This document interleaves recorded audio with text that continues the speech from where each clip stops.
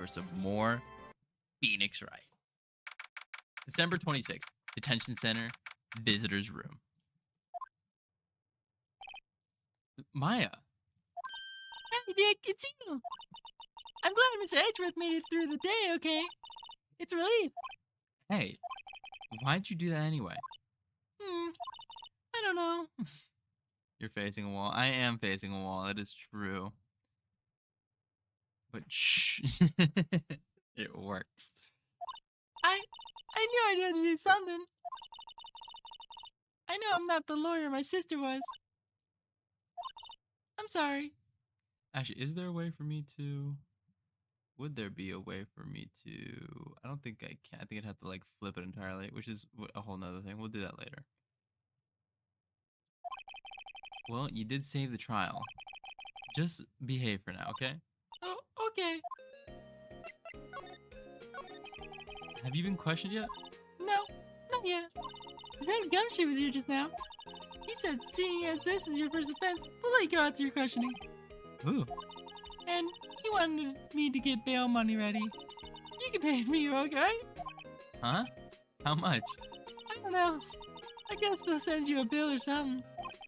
How do I picture giant bales of money every time I hear the word bail? He's accusing the wall like it's a serial killer. That's goddamn right I am. Your Honor, this wall is a witness. Your Honor, this wall right here committed the murders. Any luck with Mia? None. I can't get through her at all. I tried. I really did. I don't know what's gonna do. I think I probably shouldn't have stopped my training. I don't think she really did her best. I should check and see if there are any waterfalls in the local area. I wonder if I'll ever see my sister again.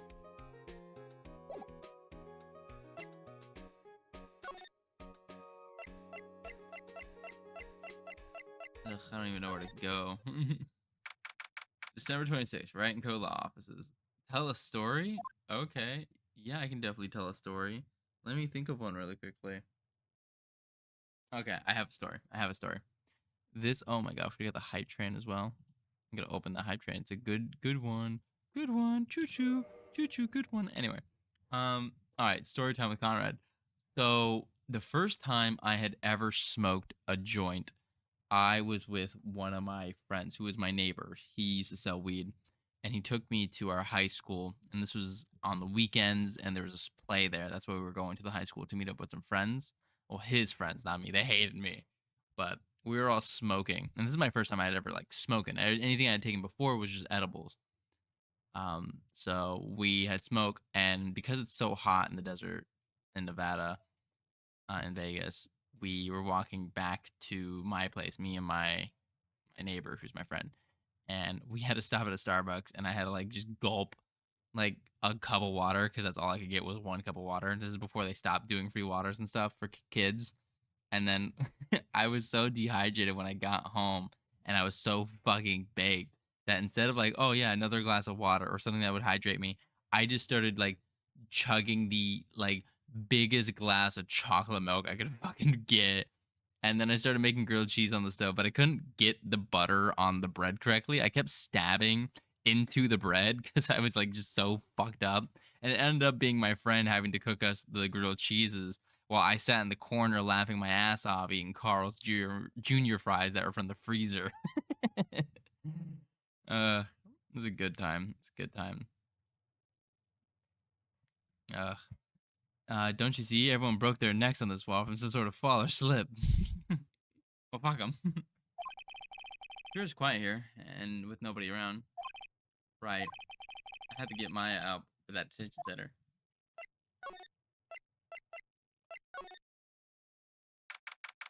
December 26th, Police Department. Criminal Affairs. You put fries in the freezer? No, it was like the fridge. Did I say freezer? I meant fridge, but they were cold. They were definitely cold as shit fries. Gumshoe's at the scene again today. Huh? Oh, really? Yeah, he's a live wire, that one. Got into a fight with the chief for not following protocol. Not following protocol? Your switch is working? I'm glad your switch is working. I bet he wouldn't help them build this case against Edgeworth. Alright. December 26th, Gourd Lake Park entrance. There are fewer than they were yesterday, but the cops are still all around the park. My bad, I was on a personal sub train. You're good, you're good. I wonder if Detective Gumshoe is here today.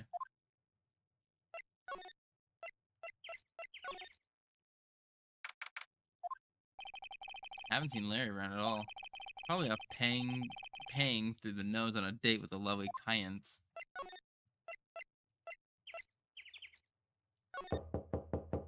I hate that. I hate the knocking on the door. I hate it. Looks like the boat rental shop is closed today, too. When I was little, I would make my...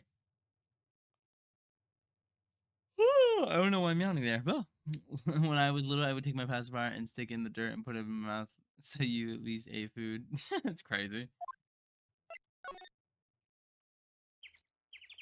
I got contempt of course. I was put in jail because of it. It was to help Wright. Yeah. You only hit 5 places?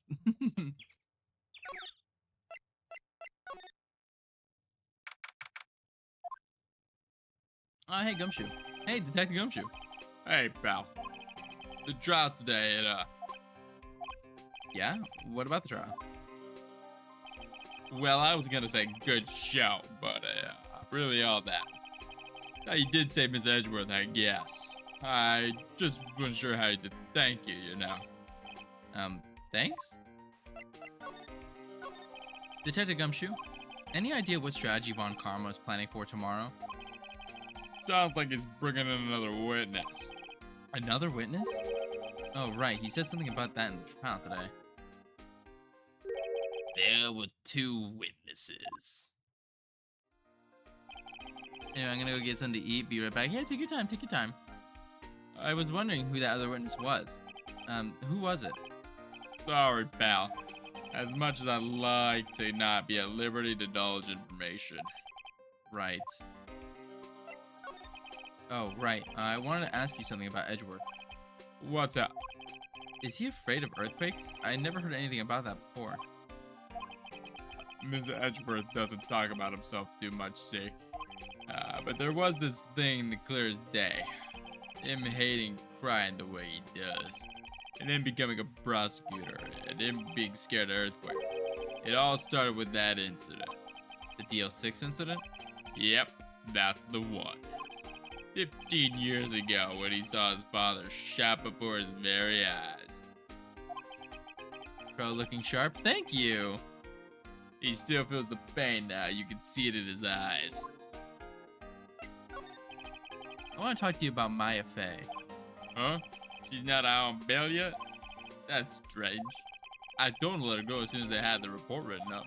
Man, I don't know what would have happened in courtroom day if it weren't for her. Seeing her getting dragged out by the bailiff, I'll be honest with you, pal, I shed a tear too. Miss Edgeworth, he was so moved I saw his lip trembling. really? Hold his eyes, Edgeworth? He was really grateful for what you did, you know. I'm gonna head back to the station. I'll get the report on Maya and get it out of there as soon as I can. Thank you. Oh, wait. I was wondering, how much is bail going to be? Don't worry about that. Miss Edgeworth is posting the whole amount.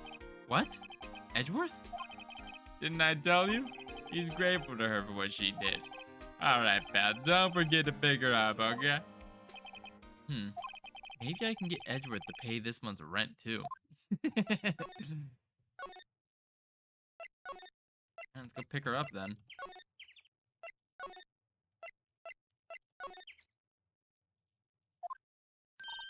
Hey, Nick, you finally came. They just sent us the paperwork. I'm free to go. Free at last, huh? Those interrogators were really mean. They were like, okay, what did you do this time? Like, I was some kind of criminal. Can you believe it? Well, they let you out in the end, didn't they? Oh, that reminds me. Thanks for the bail. Thank Edgeworth. Huh? He posted bail for you. Said he was grateful for what you did. Mr. Edgeworth did that? I had to make it up to him. We gotta go win this case, Nick. Have you noticed anything lately? You know, I did notice one thing while I was here in detention. It's really pretty comfortable here. Hydrate? I will hydrate. Let me get that hydrate for you, Titus. Thank you so much for the hydrate.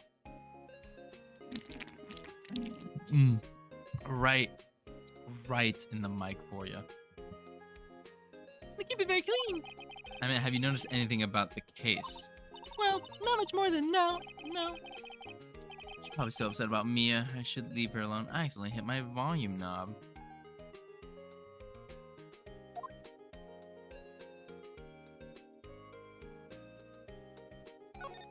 I fucked it. What do you think we should do next? We're kind of like in the police department. We can go to the park and look for Grody. I was kidding. Still, if there are any clues out there, the park's as good as any bet. What do you say? Shall we head down there? Sure. Alright, well, down to the park we go then.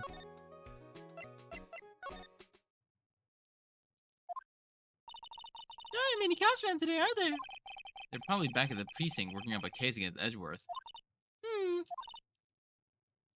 Oh, God. Hey, y'all. Hey, it's Lotta. Hey, it's Lotta. Y'all really did today? I've risen. How is everyone? Everyone is great, Calamity. How are you doing today? What did we do now? No, I'm not complaining. See, I did a little thinking, and a little self-reflecting, you might say. I realized that being a witness is my big responsibility, but I ain't being up there being starting blabbering the whole thing I can't mind. Lotta, So, you see, I want to make it out of y'all. make it up? What do you think of today's trial? To be honest, I was doing it how to say I'd been winning, even though I didn't really see anything. I kind of convinced myself I had, though. I'm sorry, I knew I caused y'all a lot of trouble. Well, memory is a tricky, vague little thing. Yeah, I sure know that now. I'll be fine the next time, though, I witness a murder. Right. You mean the first time you witnessed a murder? What about Gordy? Right. Well, the way I figured, the trial's only stroking the flames of Gordic fever. I'll get my salute photo and rocket to the sergeant. All right, Lana, you go, girl. I wish I could be an investigative photographer, too. Finish your spirit medium training first. Lotta, what do you mean by making it up to us? Well, y'all see, actually, I got a bit of information for you. What? That Von Conrad didn't want me to say nothing about it. What information? Now we're getting to the heart of it. See, I reckon we might be able to do ourselves a little exchange. Exchange? Hi, Conrad. I just heard I was gifted a sub by CJ, so I stopped by to say thanks. Aw, so nice to have you here, Travis. If you'd like to stay, we're doing some Phoenix Wright, but if not, I understand. But I'm glad you got your gifted sub. You know, no ads. You can watch without ads. You know, that's pretty cool. That's pretty base. That's pretty awesome. That's pretty peak. I thought this was to make it up to us. Right. I propose a little exchange to make it up to you. What? What? Everybody don't come cheap, my friend. Hey, I see you thinking how my unsophisticated these southern folks are. It's written all over your face. Let me tell you what southern is more sophisticated than you. I'll just tell you the exception, okay? Well, I'll be. We gonna deal or not? What do we do, Nick? Deal. Fuck it. We don't have any other leads, so I don't think we have a choice here. Okay, how much? Huh? You complete off your rocker? I may not be sophisticated, but I ain't trying to rob the poor. Huh? The only fair exchange for information is information. Listen good. What I need from you is information about Gordy. Whoa, Gordy? But Gordy doesn't mean, Gordy might not exist. Then bring me proof of the show you don't. I'll be keeping watch from the car, okay? You see something, y'all come to me first, got it? Okay. Right, see y'all later. Okay, Nick, let's go hunting. Hunting? You don't seriously mean Gordy? I sure do. What about Edgeworth? We're searching for Gordy for him, Nick. Don't you get it? Okay. How exactly do we search for a make-believe monster? Maybe we can find a monster myth specialist?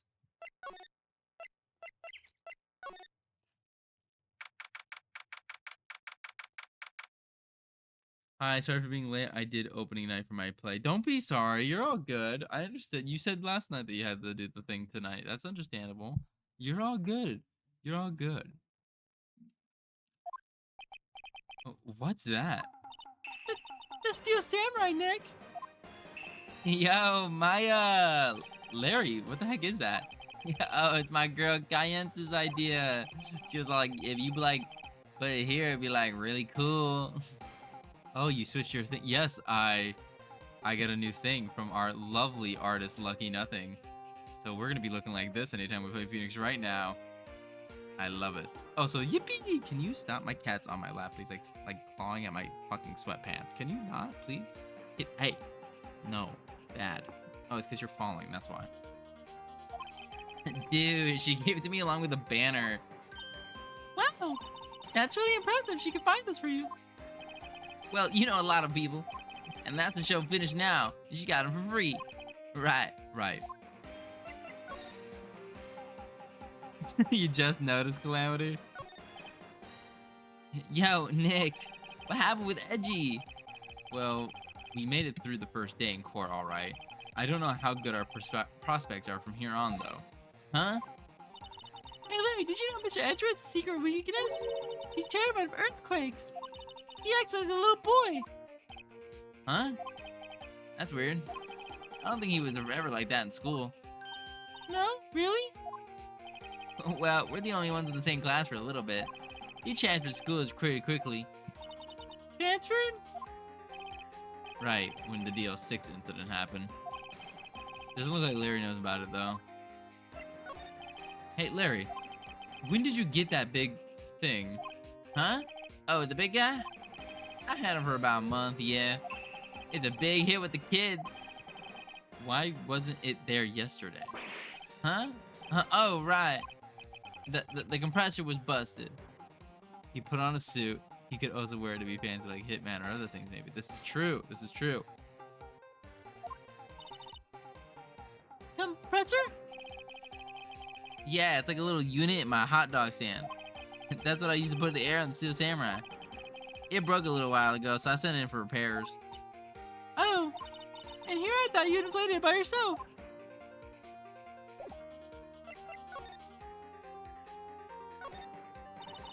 What's that machine? That's a compressor. I use it to fill up that balloon there with air. Neat. It just got repaired yesterday, man. What a drag that was. Doesn't the Steel Samurai look a little out of place? I mean, it's so huge. I guess it's good advertising. Something about the Steel Samurai just doesn't work for me. Huh? Really? It looks pretty well made to me. You're a novice, aren't you, Nick? Really? Really? True connoisseurs like Cody and me don't fall for this kind of stuff. Steel Samurai fans are obviously in a league of their own.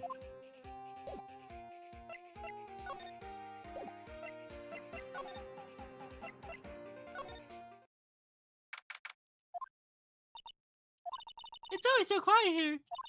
I wonder if the boat shop is closed for good. Well, with the murder on the lake and all, they're probably just taking a vacation till it blows over. I get it. Small boat rental shop. Doesn't look like anyone's around. They're probably closed because of the murder.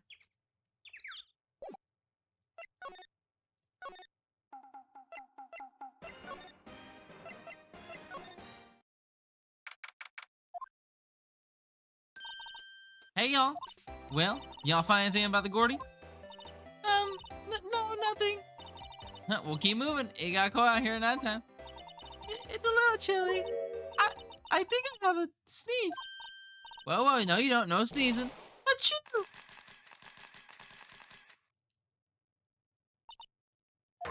I told you no sneezing. See, now I gotta set the camera to respond to things out like something and a bang. I triggered one of those Von Kruger snap things now.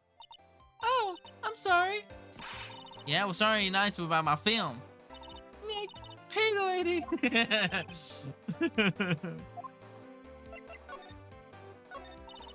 I learned something about it in today's trial, that's for sure. Testifying is a serious business. That's why I decided not to talk about that case anymore. Huh? Well, didn't you say you had information about the case? Tell us that at least. Like I said, I traded for the dirt of the Gordy. What are you going to do if Gordy doesn't exist? I'll quit being an investigative photographer. What? After all, I only had one foot on my name so far. Was it a good one? You bet. A UFO. A UFO? Anyway, if I can't get a career making a photo this time around, then that's it. I quit. I'll go back to school. Huh? So you really are a university student? Yeah, well, I'm taking a break for a bit. Right. What are you gonna do? Okay.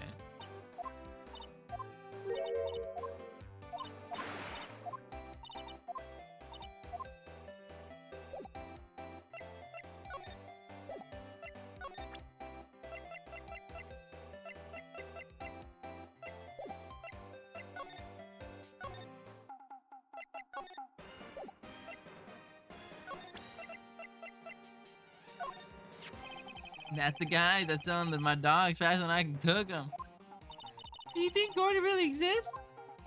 Nah, I think somebody probably just saw something else that they just thought was Gordy. But I'll keep selling samurai dog until the truth's out.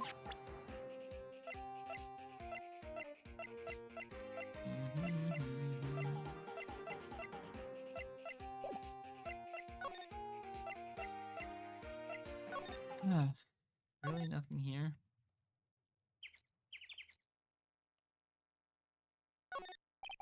There's some boats floating on the docks. The murder took place in a boat from this dock. Apparently, the police took away the actual boat that was used that night. Indeed, there's space for one more boat in the dock.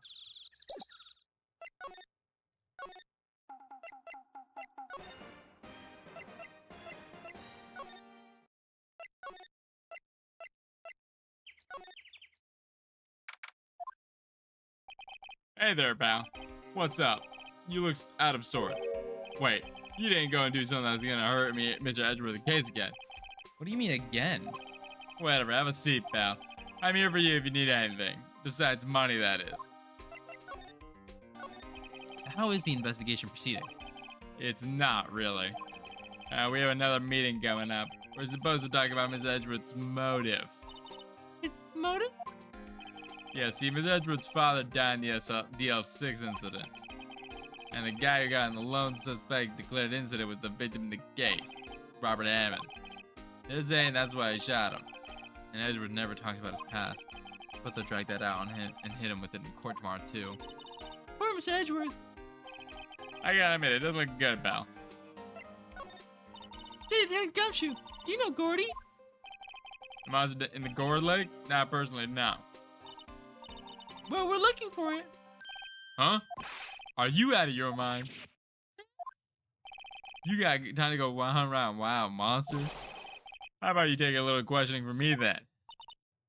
Is money going to be the focus joke in this episode? That's interesting, but I sure don't care.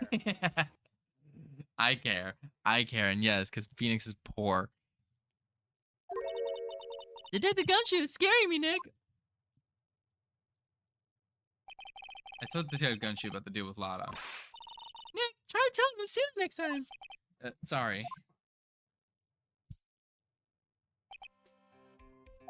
I see. Well, sorry for shouting at you. Okay.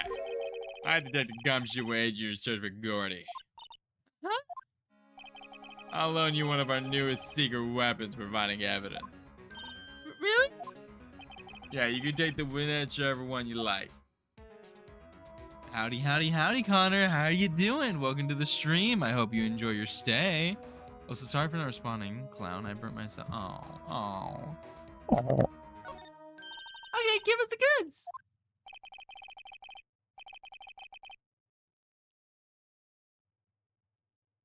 Hold on now, everything in due time. First, let me show him to you.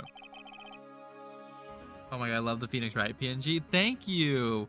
It was made by our lovely artist, Lucky Nothing. They're the one that makes all my PNGs and makes all the emotes you see.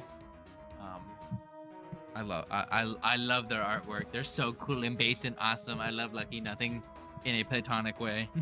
They're so cool. These are our best and brightest. Introducing secret weapon number 1, Missile. Missile? Yeah, he's a canine police dog still in training. Missile. Here, boy. Woof. Whoa. There he is. Hey, he's cute. Look, Nick, cute dog. Cute dog. And this will help us. How? Gotta go work on stuff, but I'm gonna be lurking. Yeah, have fun lurking. Get your lurk on. Whoa. Next, secret number 2, fishing pole. Here, this is my own personal pole. Detective Gumshoe, we're looking for a monster. Yeah. How are we supposed to catch a whole sea monster with a fishing pole? You never know until you try, pal. Okay, this next one is the last one. No, please, I'm already overwhelmed by our choices. Secret weapon number 3, a metal detector. Here. Detective Gumshoe, we're looking for something alive. Right. How are we supposed to find something in the metal detector? Hey, you never know. He might have been eating soda cans. Well, which will it be? I can't make up my mind, Nick. They all seem so perfect. I can't make up my mind either, so for a totally opposite reason. Oh, well, I suppose it can't be hard to borrow one of them.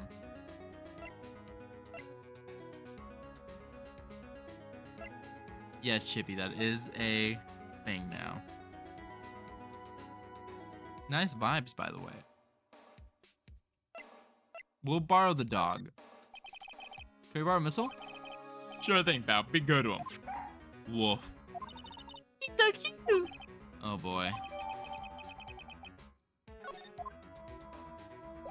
Alright, well, we have a dog now.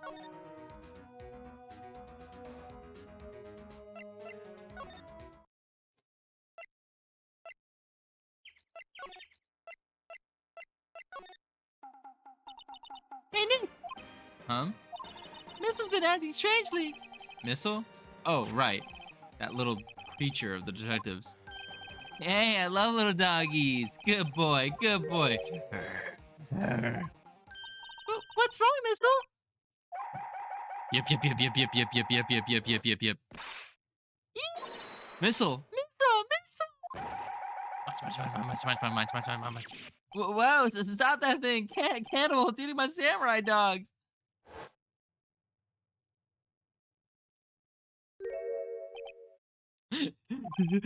my samurai dog, yo. Wow, he ate every single one. I'm so sorry, Larry. Sorry, don't pay my bills, Nick. It's going to have to do this time.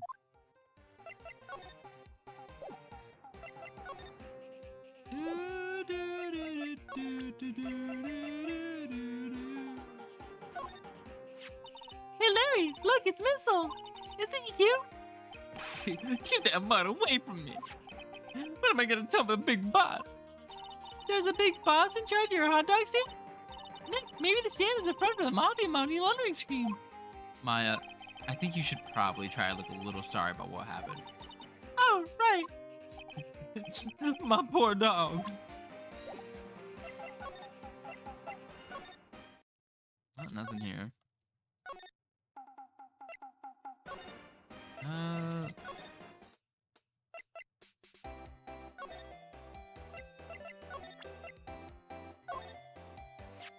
Hey, Lana. Oh, cute. He yours? He's a canine police dog. His name's Missile. Huh. Canines are the ones that usually sniff for things, right? I wonder what Gory smell like. I hadn't thought about that.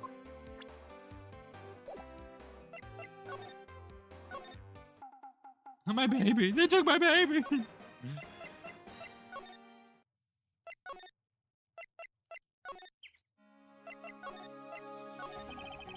Detective Country, can we borrow one of the other things? Huh? Yeah, sure, pal.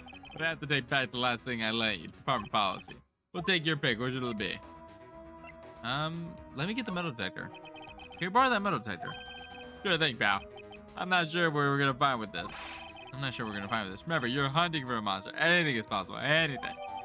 Metal detector borrowed from Detective Gumshoe.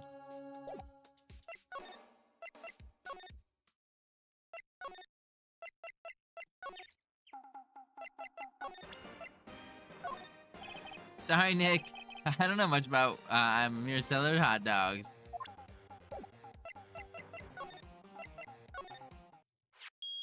Oh, shit. Nick! It's beeping! The metal detector found something! Sure is loud enough about it. Whatever it is, it must be in those bushes. Go check it out, Maya. Why do I have to check it out? Nick, Look! Huh? An air tank? Huh? The valve looks broken. I thought it was Gordy! Maya, first of all, why would Gordy be in the bushes? And second of all, why would a metal detector react to a sea monster?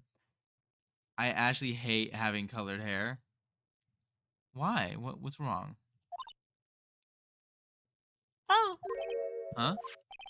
There's something wrapped around this air tank. It looks like a string of flags? Well, we might as well take a look now that we found it. It's heavy.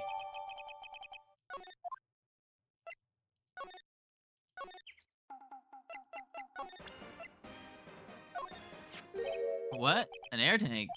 What about it? Larry, I wanted to ask you about this. Is it yours?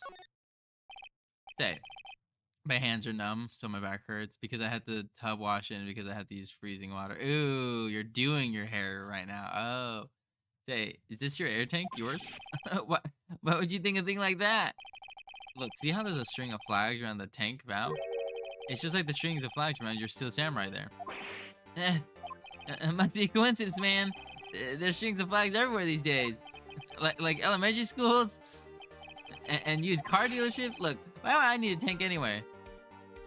To inflate something? You need to inflate that, didn't you? Inflate what? What else? That big puffy Steel Samurai. OMFG, I just logged into my work company computer. 9 work orders plus full detail. Clean here is fuck my ass and call me Steve. Oh, I'm so sorry you have to do all that. I'm so sorry work is kicking your ass. Now, why would you go ask me a question like that? Looks like I hit a nail on the head. Right. Actually, see that compressor I always was used on the Fritz. So I tried using that tank to inflate it just once, and it didn't go so well as I suspected. It didn't go off so well? No, I wash my hair in cold water because I'm scared to make the color go bye-bye. Yeah. Yeah. Do you think you could be a little more specific? Come on. Look, it's embarrassing, so I really don't want to talk about it. Tell us. Fine. Whatever. It's like I said, the compressor was busted, and I took the tank and tried to fill the Samurai Samurai up with it. And then, blam! The valve busted open and made this incredible noise, and the tank took off with a rocket, and it took my floor inflatable Steel Samurai with it. What? Up to the Cord Lake? It scared the shit out of me. It sure scared me out of the guard. That's for sure.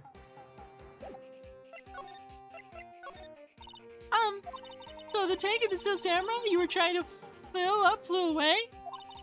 What happened next? Well, all that happened on the 20th or so. The 20th, a week ago. Now, as far as I can see, the tank went flying out into the lake. So I went out every night in my boat looking for it. I mean, Kayans gave me that Steel Samurai after all. And when did you find it? Just the night before last. I flew all the way out there, looked for me 4 whole days to find it. That night before last, the night before the murder. The night of the murder. Sorry for not telling you, Nick. Actually, I was here on the night of the murder. But you see, I went home before midnight. So you didn't know about what happened? No. That's too bad. It's not all bad. We've solved one mystery at least. A mystery? Maybe we should go tell her.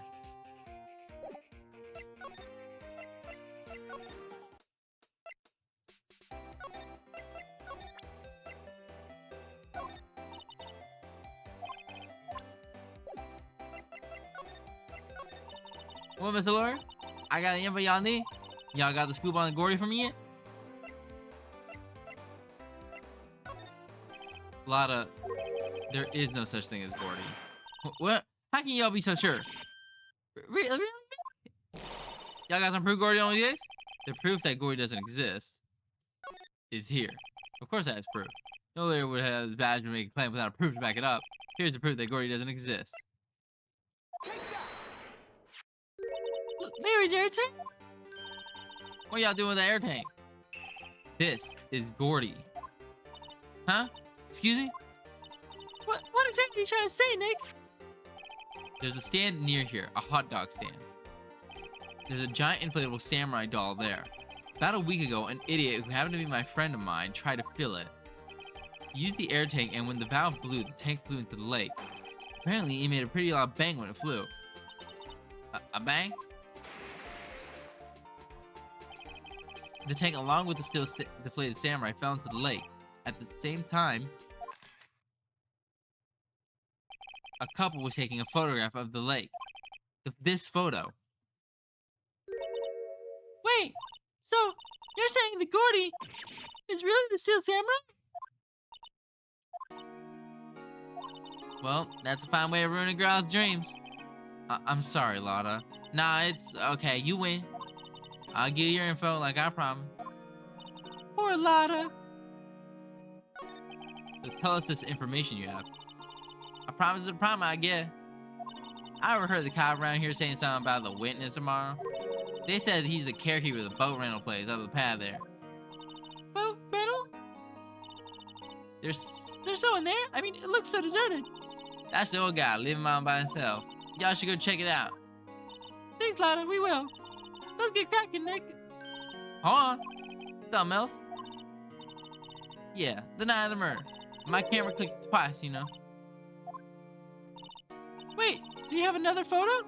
Well, yeah, but there's nothing in it all. It's just late. I figured it wouldn't be much evidence, so you can keep it yourself. Might as well be helpful and all, but here, take it. Bye now. Y'all take care. Time for me to pack on leave. Oh, poor Lotta. It's all Larry's fault. The legend still lives on, I guess. The legend? Yeah, the legend of Larry, familiar to all who know him for any length of time. When something smells, it's usually the butts. Someone should whip that butts into shape.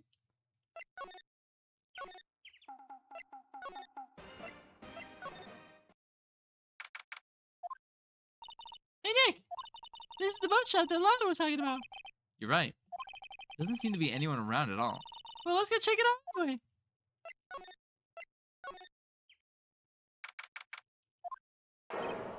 Meg, that you? Hey, is that Keith with you?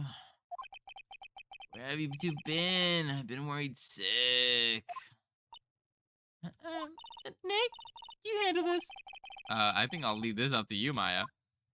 Meg! Yes? Finally made up your mind, have you? My mind?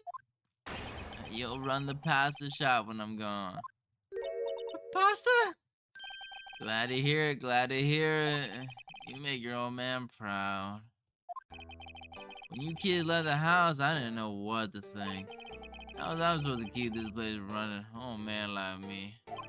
Polly, kids are home. Nick, what was that? A parrot, the one on the perch. Keith. Yes? I'll leave the wet noodle in your capable hands, Sonny. Nick, what's the wet noodle? Based on the available evidence, I say it's the name of his pasta shop. That's really in it, Polly. Hello, squad. Yup. Fell asleep. I guess he's relieved.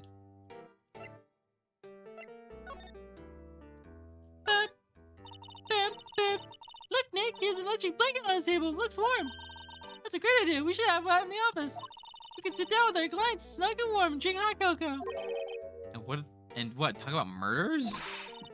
Oh, you're a party pooper, Nick. This fishing pole looks expensive. Wow, he's got a television here too. Look, a little safe. Locked. Wow, there's a lot of various fish in Gourd Lake, aren't there? Nothing's funny, Nick. All these fish are saltwater fish. That doesn't make any sense. Bum, bum. Looks like a kitchen unit. It's pretty clean. Funny, he doesn't look like the type who keeps things tidy like that. You're forgetting something, Nick. He's running a pasta shop here. Wow, what an amazing parrot that is. Good morning. Hello? It ignored me.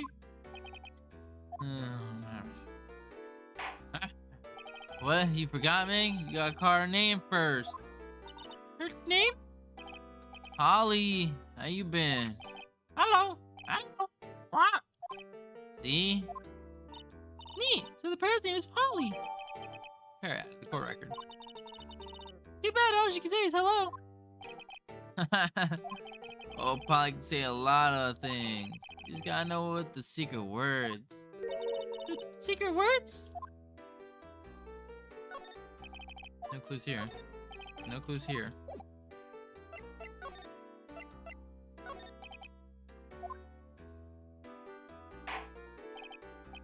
A pasta shop? Yep. To think the wet noodle will live on when I'm gone. My father started, you know, so that makes you two the third generation. Meg, Yes. tomorrow we'll start with the secrets of dough tossing.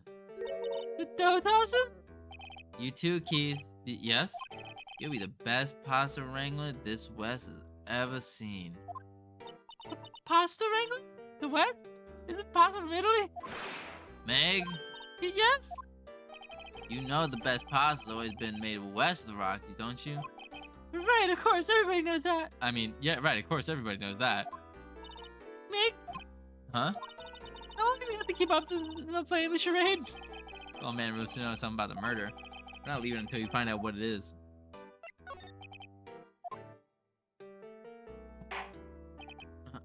This is a boat rental shop, right? What are you talking about? This here's a place of pasta, palace of pasta, the wet noodle. Now you mention it, we haven't gotten many orders for spaghetti lately. All the kids come out and say, yo dude, we want to ride one of your boats. I'm like, why? Keep them boats out there. Youngsters these days. I don't know if I understand them. I'm pretty confused myself. Nick, this isn't going anywhere. This old man is a witness tomorrow, right? We've got to find a way of getting information out of him.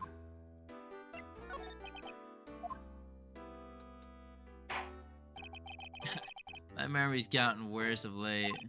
That's why I just tell everything important to Bull Polly here. Everything important? I wonder. Polly, what's the number of the safe? 1228. All right. Hey, Polly, watch it, will ya? See? All it takes here is a little clever thinking. And a criminal mind. Quick, Nick, write that number down. Hey, don't put me involved in your little heist schemes.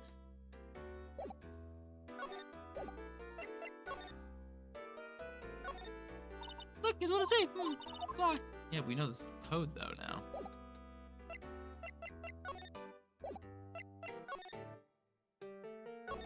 Nah, put her in cuffs now. Polly, what's your name? Polly, Lolly, Quack. Cute. I found a new friend. Alright, well, there's nothing really here to, present some things. Hold on.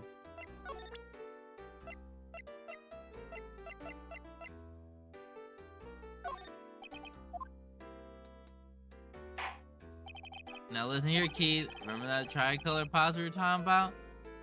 And I have a question. What is my no different saltwater fish and doesn't know what a parrot is? Our rainbow only. I figured out the last color we should use. Indigo blue. Indigo blue. That didn't seem to work the way I thought it might.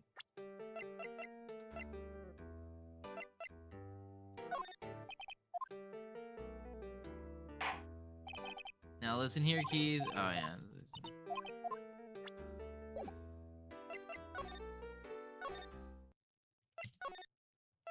That didn't really help us.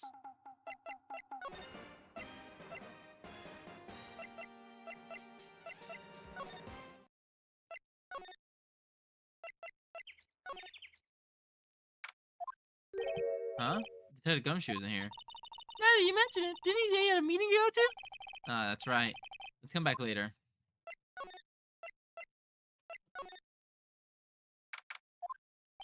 Looks like Edgeworth is in questioning. Let's come back later. Guess so.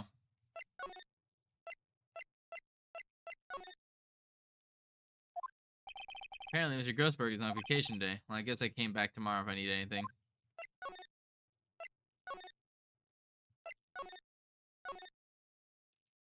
Ah, fresh air. I gotta say, freedom feels great. Behave yourself in the courtroom tomorrow, okay? Misbehaving's much more fun. It's not gonna be so fun when Edward refuses to pay your bail again. Right, I'll behave. Oh dear. Well, what should we do? I've been bitching this whole time. Any ideas? No, you don't have any ideas.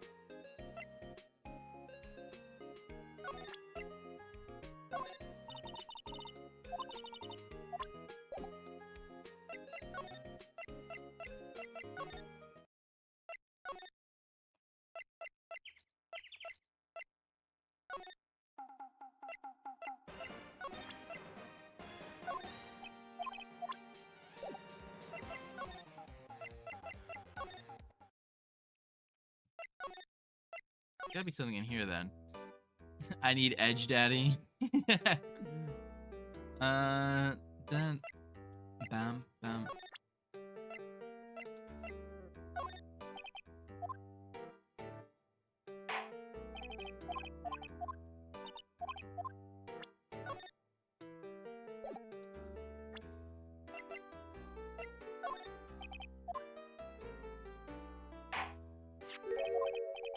That's a lawyer badge?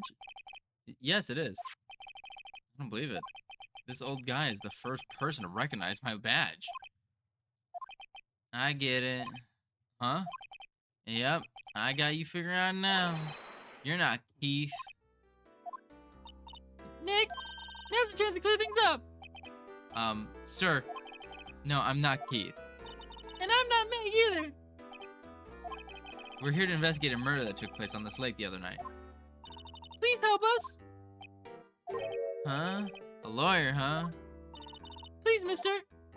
Alright, I'll help. But on one condition. What's that? When this case is over and done, you'll run the wet noodle. You know what? Fuck it, yeah. Okay, we promise. Nick, are you sure about this? Hey, anything to get the case solved. Also, who wouldn't want to eat Phoenix noodles? I guess so. That's my boy. Good for you, Keith. Wait, didn't I just say... You too, Meg. Yes?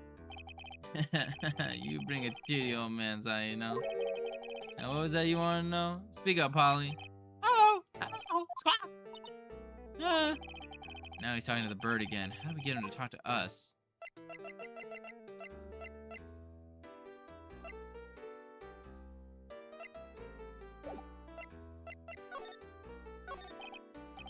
Ah, fuck, I didn't mean to do that.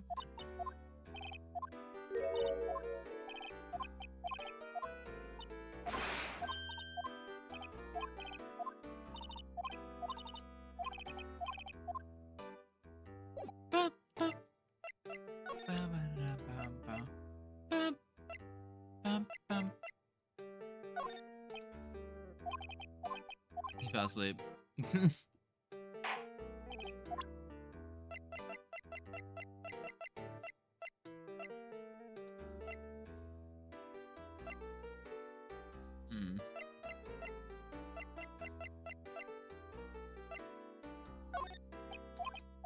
Okay, not that.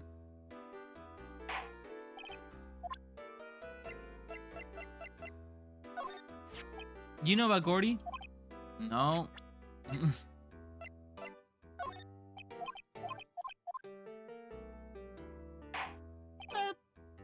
Bum, bum. No, not that either. Okay, what could it be then?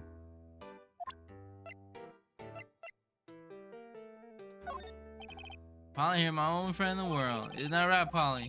Hello. Hello. Squawk. Yep.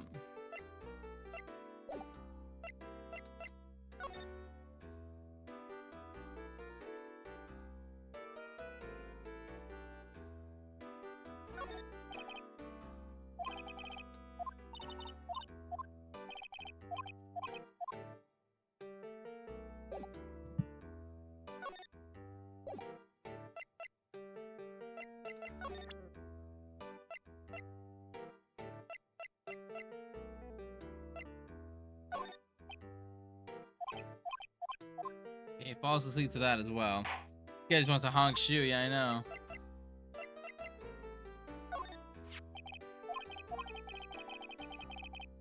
I think I'll hold on to it if you don't mind. Instead, I need to throw it out. You know, we need none of that to run a pasta shop. Toss it. I think I'll hold on to it if you don't mind.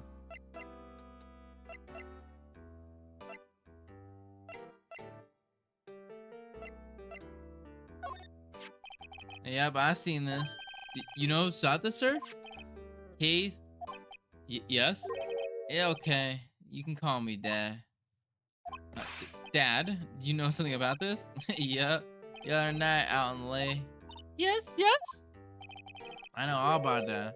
I seen it. What? Tell us what you saw. Well, I suppose. Since you're taking over the shop and all. I forgot the time, but it was pretty dark outside. Probably night. Yeah. It was midnight, but okay. Then I heard this bang. I look outside. I heard another one bang.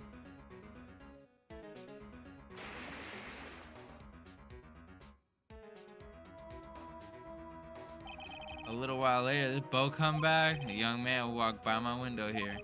He was muttering something by himself. Yep. What did he say? Yep. I forgot. I remember tomorrow by court time. Promise. We need to know earlier than that. You know what? Little Terry was just here. Terry? Yeah, that kid next door, you always used to make him cry, remember? He was wearing that tattered coat, got himself some whisker growing out of his face. You must be talking about Detective Gumshoe. Finally has some information at least, yeah. He comes out and tells me to come down in court tomorrow. Really? Somehow I don't think we're going to get much useful out of information from this guy. Maya, maybe we should be leaving. I think you're right. Oh, wait, I had one more question. Huh? Polly, have we forgotten something? Squawk. Don't forget DL6. Squawk. Huh? What did she just say, Nick? One more time, Polly? Don't forget DL6. DL6. What? What? The DO6 incident? Hey, mister, I mean, Dad. This is getting weird. Who is this old guy? Why would that bird Polly know about DL6? We have to figure out who that old boatman is. Oh, What? he locked the door from the other side. Who could that old man be? I think I need to do a little more research on this DL6 incident. Maybe I should ask Detective Gumshoe.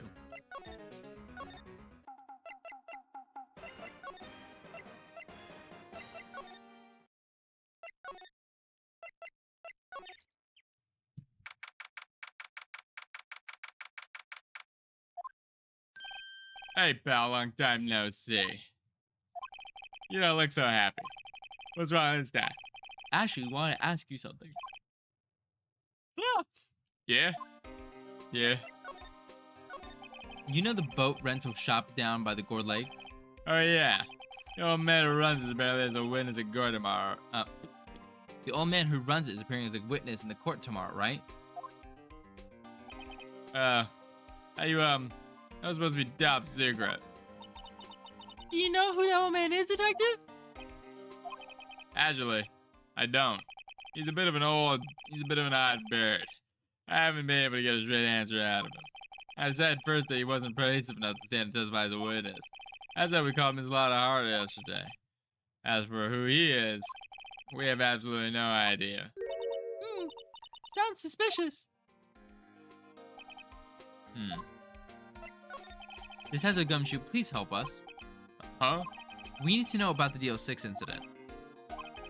That was when Edgeworth's father died. I can't help but think that it has to do something with the current case. To tell the truth, I don't know how much about DL6 either. Mr. Edgeworth forbade us from reading the file. So, I'm afraid I can't show them to you either, pal. What? However, if you can convince me somehow the DL6 incident is related to this case, well, I guess I'd consider opening the file up. Oh goddamn! I didn't mean to do that. I was trying to hit backspace. God fucking damn it.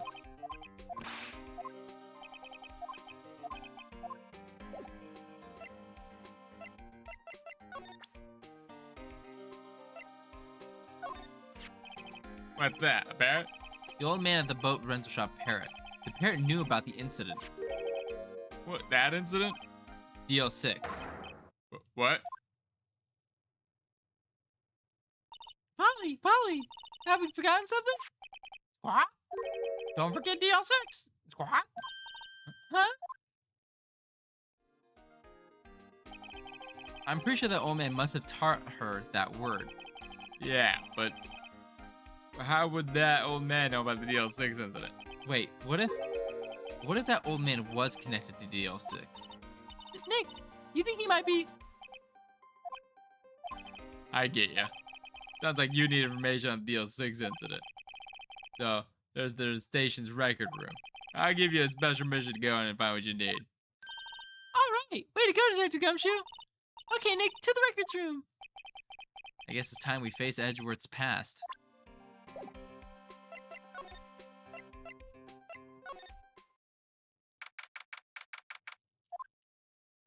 Wow, it's amazingly dusty. 10 years of files. 10 years of files and 10 years of dust, I guess. Let's find that DLC6 stuff quick. 15 years ago, both me and Edgeworth were 9 years old. We were almost through our 4th grade when he suddenly transferred. Because of DL6? Nick, I found out where the file is. Oh, thanks. It's not what we want to know about the DL6 incident. I'll go get the right file. Well, first I had to get the handle on the main facts, like a summary. Right. Summary. Summary, found it. Here you go. December. December 28th, 2001. That's exactly 15 years ago from the day before after tomorrow. So in 2 days, the case is closed. The incident took place in the elevator of the district whorehouse. What? In the same district courthouse where we're holding the trial tomorrow? Looks like it. There was a large earthquake at 2 p.m. on that day. Part of the court building collapsed and all of the lights went out.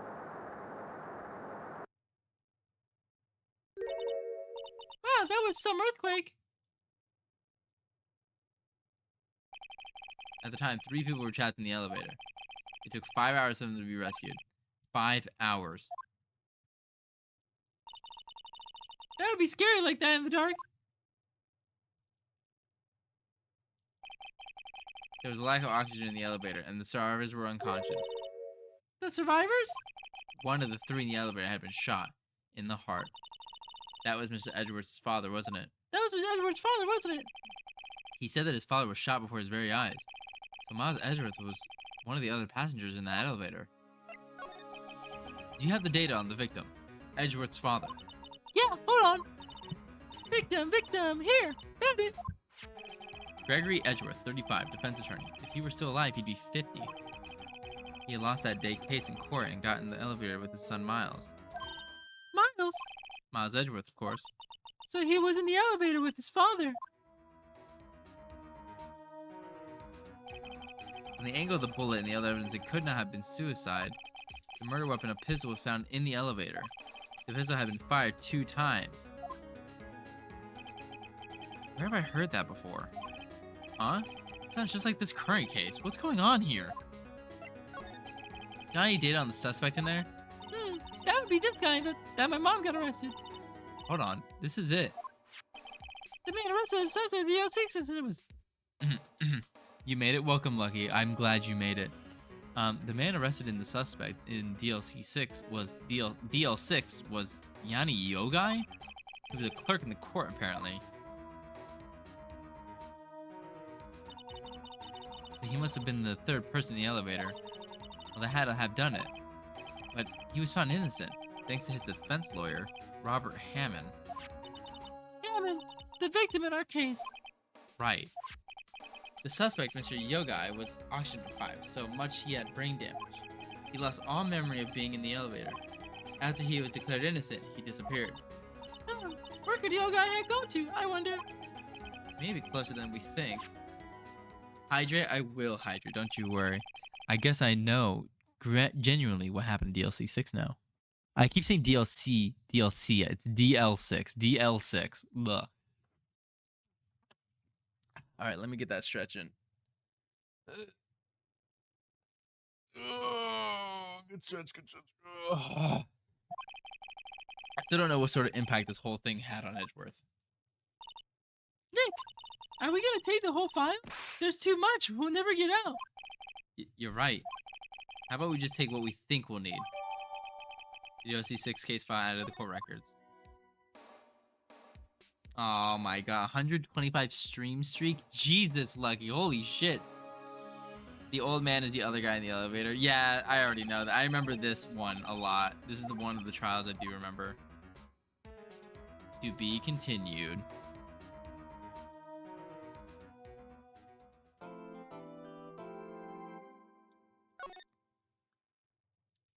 How you doing, Lucky? Are you doing good? I hope you had a lovely day.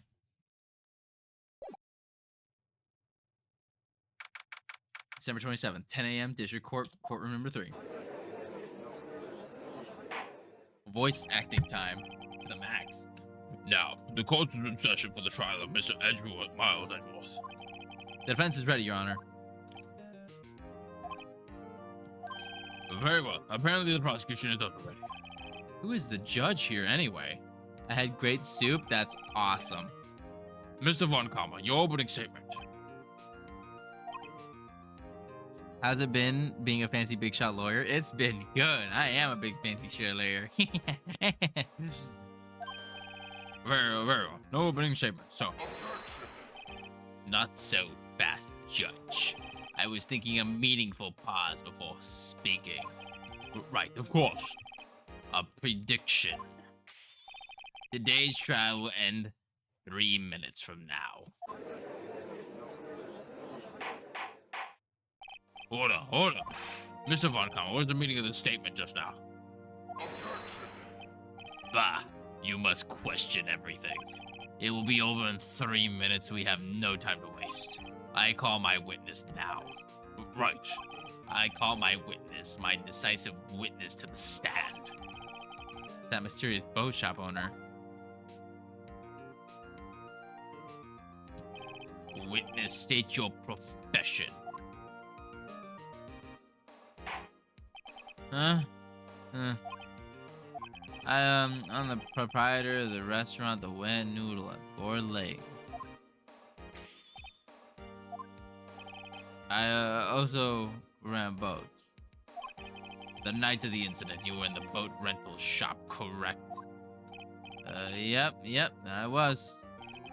Please testify. Wait a second. We still haven't heard who this old guy is. Wait a minute. The witness hasn't stated his name yet.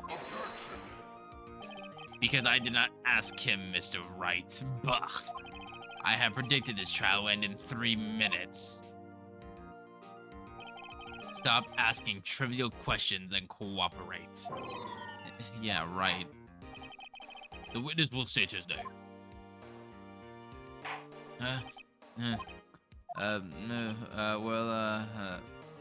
I'm not really sure. What do you mean? My, memories... Your Honor, the witness does not remember anything beyond the last several years. Ergo, he cannot recall his own name. He can't recall who you say. Yes, but the incident in question took place 3 days ago. He can testify. Very well. Let's hear the testimony and we'll witness. Itchy. Night of the murder. It was like the night of the 24th, just after midnight. Yeah. It was in the restaurant where I rent boats as usual. Then I heard a bang. Yeah. Then I looked out the window and saw a boat just float on the lake. Then I heard another bang. Just about then, the boat comes back to shore and a man walks by my window. Very well. I'd like to begin the cross-examination. There is nothing to question in my witness's testimony.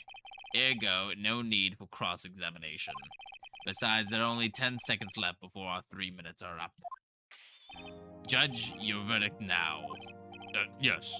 Mr. Wright? What are you saying? Of course I'll cross-examine the witness. Very well, you may begin. Ah! Excuse me, Mr. Von Karma. 3 minutes just passed. I see. Well then, let's just take our time. You may cross-examine the witness. Yeah, fuck you and your 3 minutes, asshole.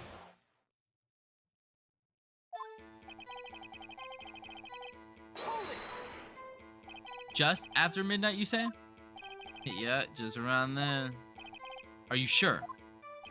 Pretty sure, yeah. I'm gonna go to bed now, Conrad. Love you. Have a good stream. Thank you, Titus. I thank you for hanging out with us, and I hope you have a lovely rest. Hi, Erico. How are you doing? Bro, it doesn't last long in 3 minutes at all. It takes us. Pretty sure, yeah. When I talked to you yesterday, you were rather vague about the time. I'm surprised you seem so sure about it today. I asked him and he remembered. Isn't that right?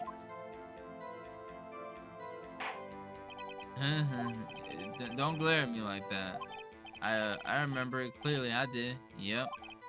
You see, continue. Feeling but really sleepy right now. I might stay for a half an hour or so. Yeah, if you gotta get your EPs on, get your EPs on. Go sleepies.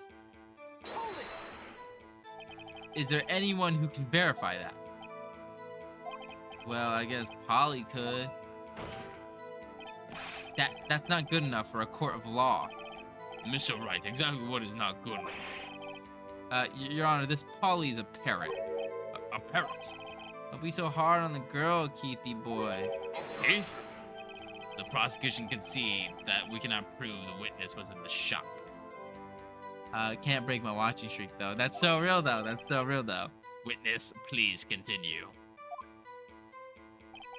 Then I heard a loud bang. And where did the bang seem to come from?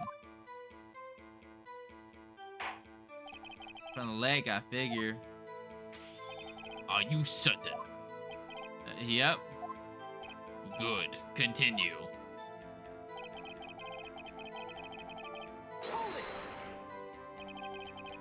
Was there someone in the boat?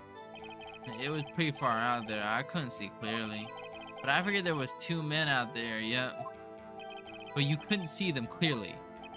Yeah, at the time, that is. At the time? Then I heard another bang. So you heard 2 gunshots total. Yep. That's what Lotta said in her testimony yesterday. It's about then the boat. Oh, yeah, I don't have to read this. By your window. Yep, by my window, right outside the window of my little shack.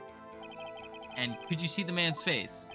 Well, the fog was pretty darn thick, but he was right there in front of me. I saw him.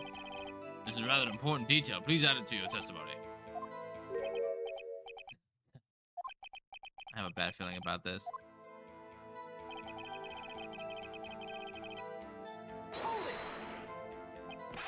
Are you sure? Uh-oh. Dad. Dead certain, Keith. He said, I can't believe he's dead, as he walked by too. Witness, are you sure that the person you saw was Miles Edgeworth? It was him, that Edgeworth boy.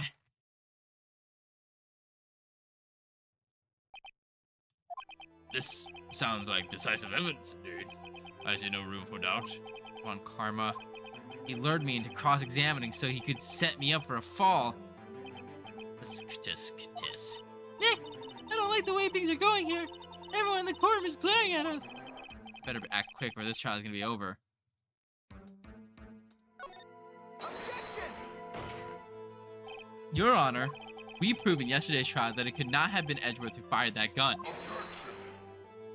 Mr. Wright, are you referring to the fingerprints formed Edgeworth's right hand found on the gun, and the protogram showing the man firing with his left hand?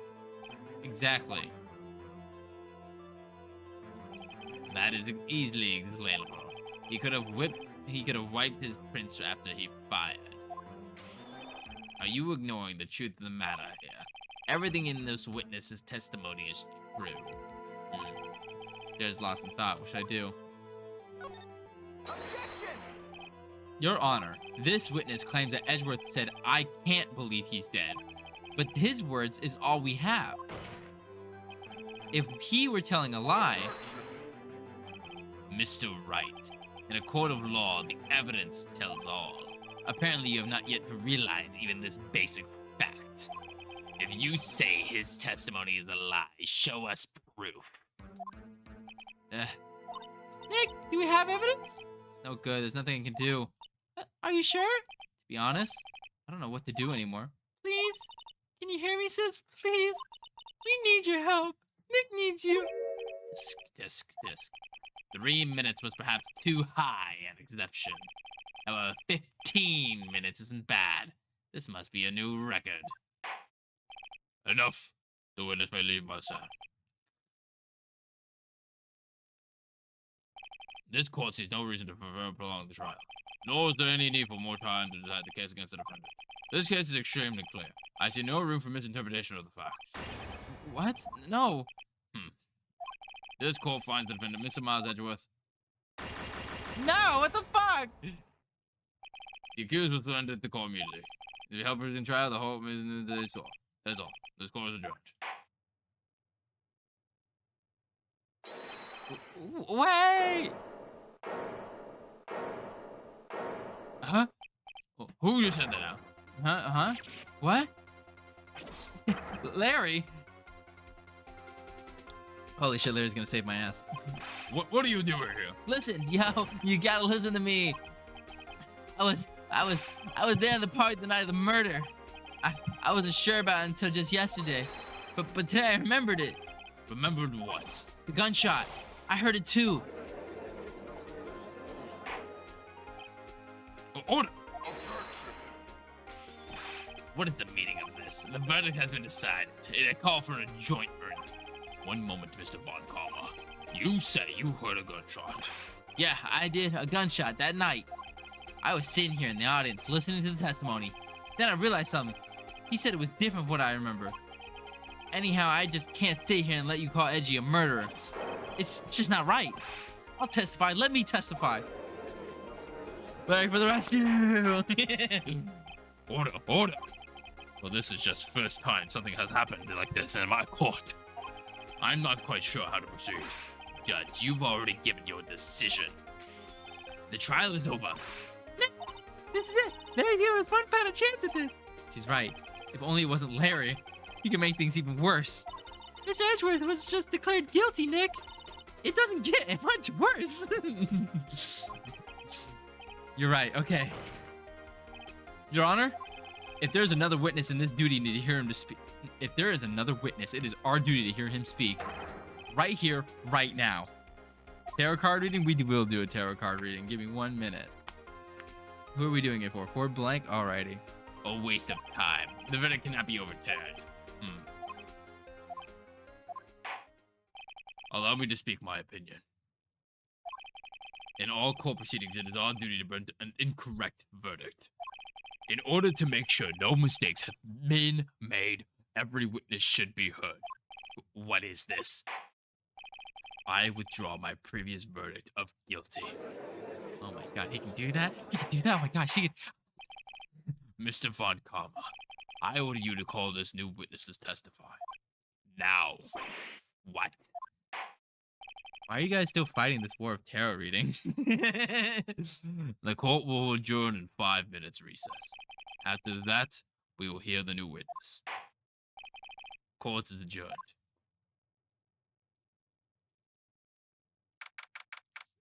Alright. Before we continue on, let me do that tarot reading really quickly for y'all. Let me. I'm a pretty boy living on the west side. I don't know why I'm singing Joji all of a sudden. I don't know. Let's see here. Get that video on, girl. Yeah. I don't know. I'm just being a little silly right now. All right, let's get this shuffle going. I'll get this shuffle going and we'll get these cards dealt out.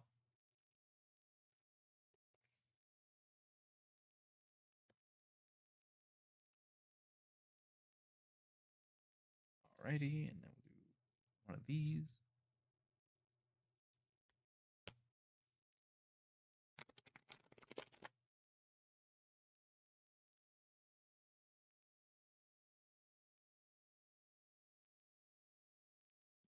Alrighty. The first card is going to be the Hanged Man. The second card is going to be Reverse Six of Pentacles. The third card is going to be Reverse Five of Swords. Tarot debt. That's what I'm saying. Alrighty. Time for the Hanged Man. The Hanged Man. The crow hangs from the blossoming cherry tree, allowing his wings to fall in complete surrender. He stays still, leaning into the position and allowing the blood to rush in and nourish his brain, away from the restless noises of the roost. He has let go and is at peace. He is in silence. He will discover the answers he needs to help move a project or desire forward. The Hanged Man asks that you put the situation or plan on pause so that you can look at it from a different angle. There may be a virtual element that you are missing, and the result may be a longer delay. The Hanged Man suggests getting away from a situation both mentally and physically, so that you can recharge your energy and approach the issue with a renowned vitality. This card may also represent a project put on hold due to an external force out of your control. The only course of action is to wait patiently. All right, not the Pentacles.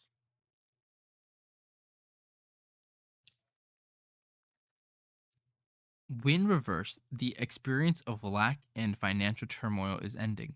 Now is an excellent time to take inventory of all the beautiful things that have entered your life and focus on gratitude.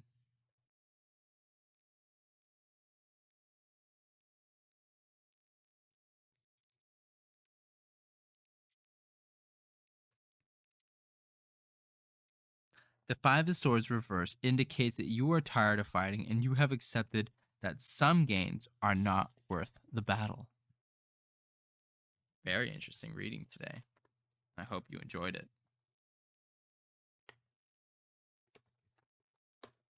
Alrighty, thank you for the reading. Back to Phoenix Wright, though.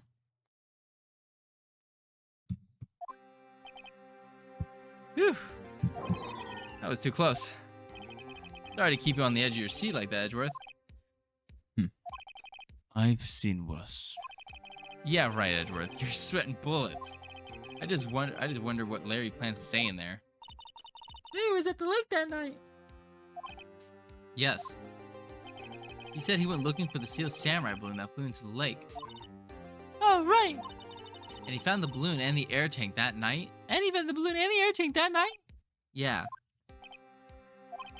Hey, Edgeworth. Huh? You say something, right? Yeah, a lot of things. You seem out of it. What's wrong? It's nothing. Mr. Edgeworth, there's something I've been meaning to ask you. What's that? Why are your fingerprints on the murder weapon? Oh.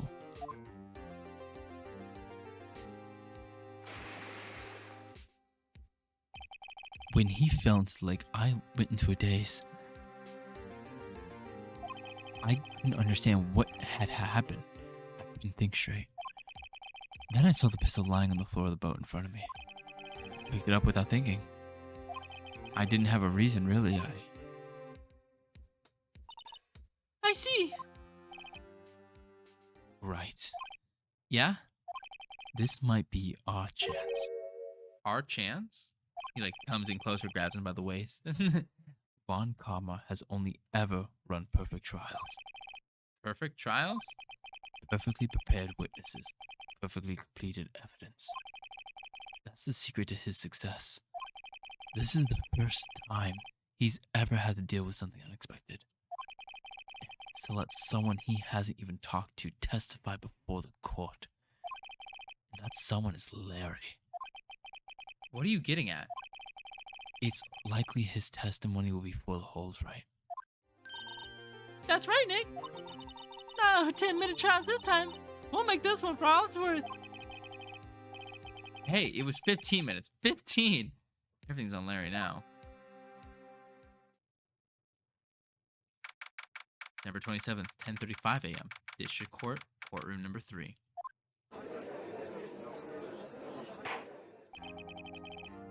Court is now back in session. Witness, please testify to the court above everything that you saw on the night of December 24th.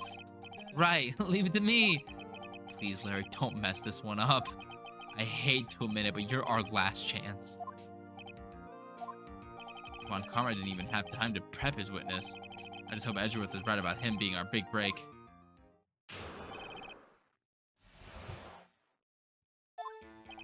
That night, I was out on the boat on the lake. I was looking for something, I found it. So I quietly slipped the boat back into the rental shop box. Then, just as I was thinking about going home, I heard that bang. I looked over the lake and I didn't see a boat. So after I heard that single gunshot, I went home. That was an unusually vague testimony, even for this court. In any case, Mr. Wright, you may begin your cross-examination. Yes, Your Honor. What's wrong, Nick? It's Larry. I have no idea what he's going to say if I press him. I'm a little scared. Well, you've come this far. There's no way out but go forward, Nick.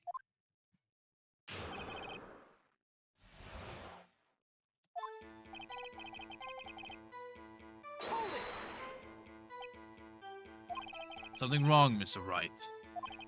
There's so many things wrong, I don't know where to begin. Well, okay. First of all, what time was it? Oh, it was after 11 when I went out to the boat. By that time, everyone had gone home for the night. So I waited until the coast was cleared, so to speak. And why were you out on the boat at such a late hour?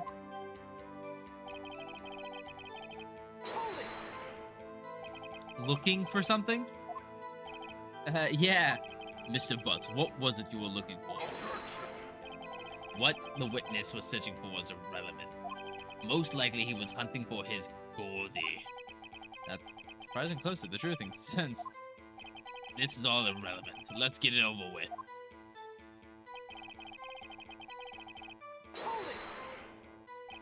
Around what time was that?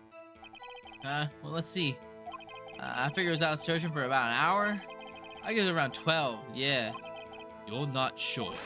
Hey, don't give me that face. I'm not sure of human sandal, okay? People use watches these days, Larry.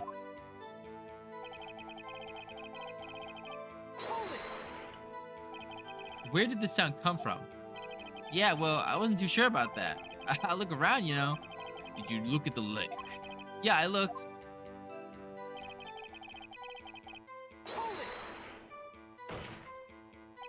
Wasn't there a boat on the lake? Order. Well, Mr. Butts, Whoa. Everybody's calm down, okay? I mean, it was real foggy that night. I'm just not sure whether that was a boat out there or not. Oh, okay, no problem. That's like the most important part of this case.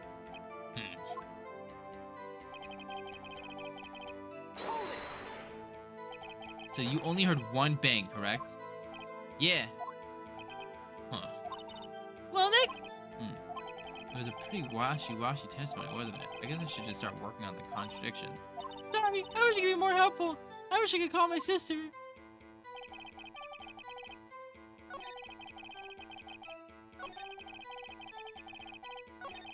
When was the first gunshot heard?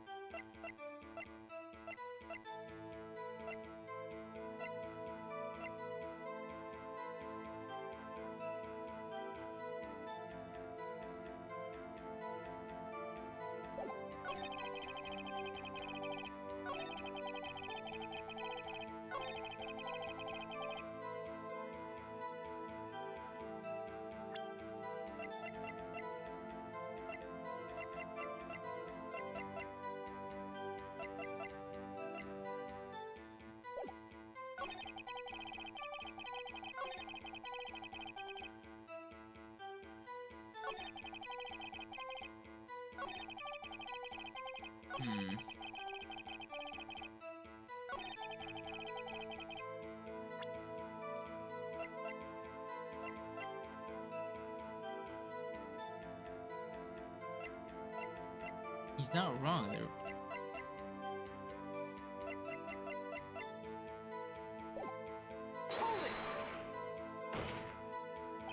Wasn't there a boat on the lake?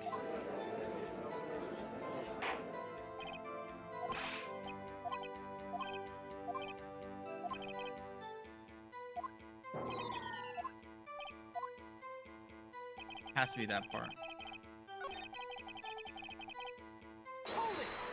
I didn't mean to hit Q. I meant to hit tab. Fuck, goddamn it. You know, autoplay.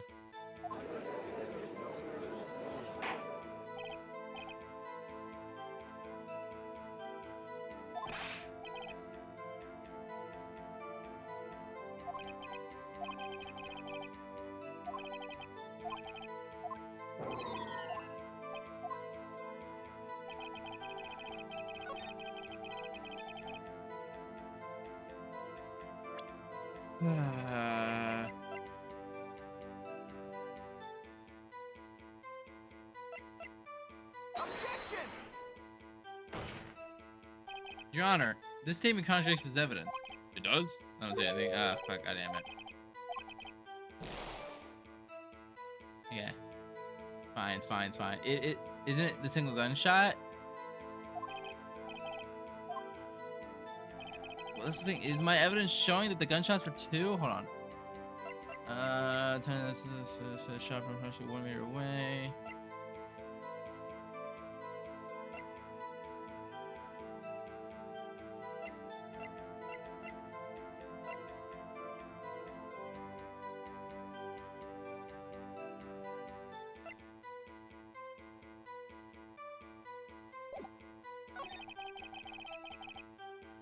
Yeah, let's try. Yeah. Objection! Wait a second, Larry. What? You only heard 1 bang. You're sure? Because the other witnesses said he, yeah, she heard 2. Yeah. And that's what I said. But Miss Lotta Hart testified yesterday she heard 2 bangs. And the old man now just said the same thing. They both heard 2 gunshots that night. Huh? Where were you even listening?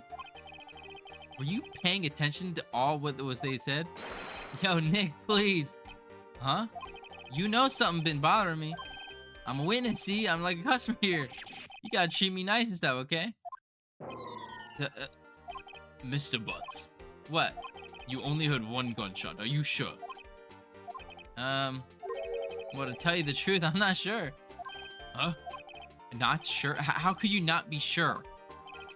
Yeah, well, I might have missed the other gunshot. I was listening to something else. Something else? My radio, dude, with my headphones. What? Order. Stop that booing. Mr. Butts, you were listening to the radio with your headphones. Yeah, so what? That a crime? I listen to my radio. Everybody listens to the radio. What's the big deal? Mr. Von Karma, your opinion? Waste of time. I do not accept this witness, nor his shoddy testimony. Well, Mr. Wright, should how he continue his testimony? Yes, continue. Your Honor, please allow the witness to continue his testimony. Bah! Nothing is more pitiful than a lawyer who doesn't know when he's lost. Very well, Mr. Butts. Please give your testimony and be sure to include details like your radio. Right, leave it to me. I wouldn't if there were any other way out of this, believe me.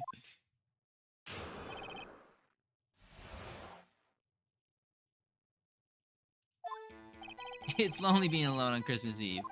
That's why I was listening to an all-request show on the radio, see? I was listening to it real booming loud like. But I'm sure I heard that gunshot. I remember exactly what the DJ was saying when I heard it too. You were listening to your radio at a high volume. Yeah, what's the problem? Can't a man listen to his radio in peace? Isn't this a free country? I truly believe Larry has no idea what the problem here is. Judge, can you believe a word this witness says? What he heard was probably nothing more than a drum beat from the radio. True enough, this is difficult to believe the testimony. Objection! Wait, Your Honor. The witness said he remembers exactly what the DJ said when he heard the gunshot. Excuse me? DJ? An announcer. The guy who says things on the radio. Anyway. What this means is when he heard the sounds, no music was playing. The DJ only talks between songs, so he couldn't have heard the gunshots from the lake. I'd like to cross-examine the witness, Your Honor. Very well, Mr. Wright. I can't believe I'm continuing the charade. I can't believe it.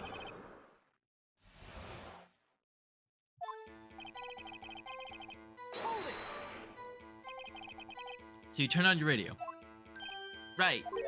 I just wanted to hear someone's voice, you know? You don't know what it's like to be out here alone on Christmas Eve. Alone. I shouldn't have said anything.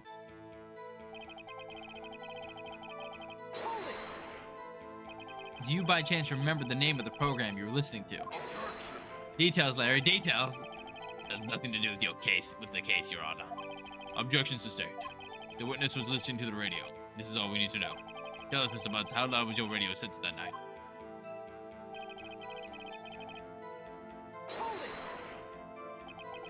Real booming loud? I did something correct, bro. Yeah, you know. And you heard the headphones, on. Yeah. I wouldn't think you could hear anything going on outside at all. Can you prove that? No, of course you can't. Nah, I can't prove it. But I remember the moment real clear. I mean, while I was talking about it, it came back real clear to me, you know?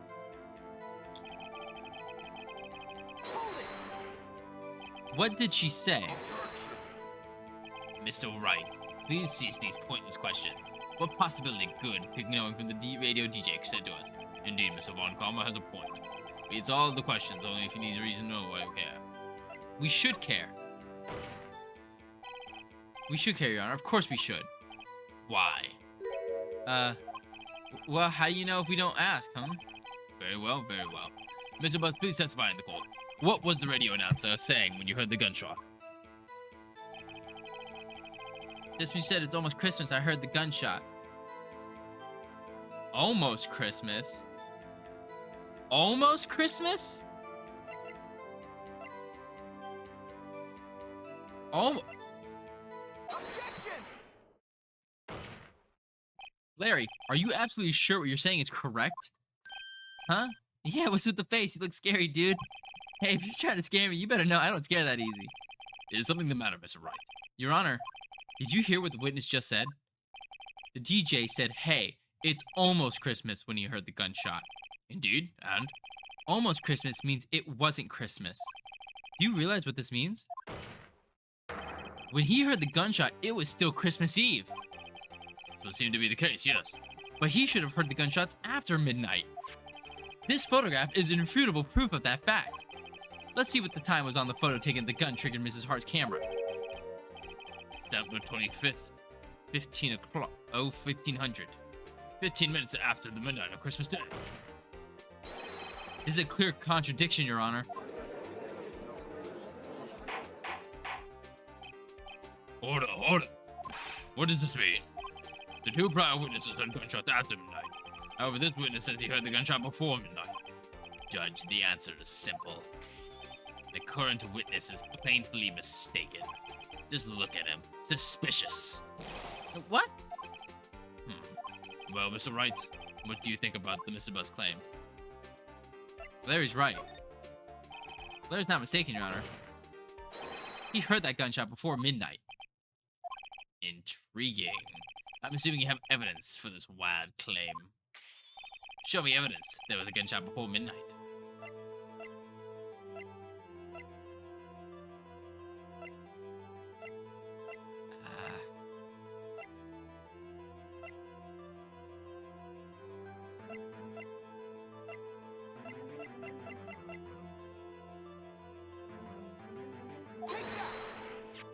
This is my evidence. The murder weapon. Something about this pistol was bothering me, Your Honor. Both of the witnesses who testified heard 2 gunshots.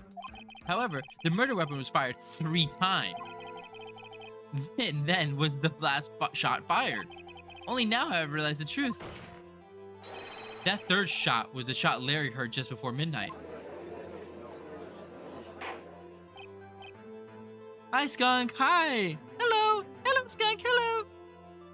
I hope you enjoy your stay here. I see you're a first-time chatter. If you would like to know, I'm Conrad the Crow. I'm a punk plague doctor. I do a lot of single-player games, and today we're doing Phoenix Wright. I hope you enjoy your stay. If you do stay. Order.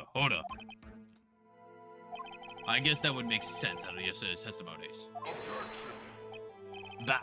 You waste our time again with your empty statements. Yes, the pistol was fired 3 times. But do you have any proof that it was fired before midnight? Do you have any proof that the witness didn't just think he heard something? Thank you so much for the follow, Skunk. Thank you, thank you, thank you, thank you. Indeed. Well, Mr. Wright, there's no turning back now. Do you have evidence that proves that there was a gunshot before midnight? Do you have any evidence that proves Mr. Butt wasn't just hearing things? Quack, quack, quack, quack, quack, quack, quack, quack, quack, quack, quack, quack, quack, quack, quack, wah, wah. Wah, wah. Let's see here.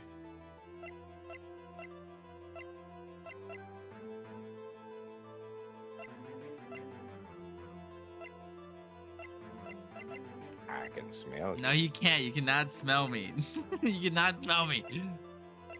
I proved this was before.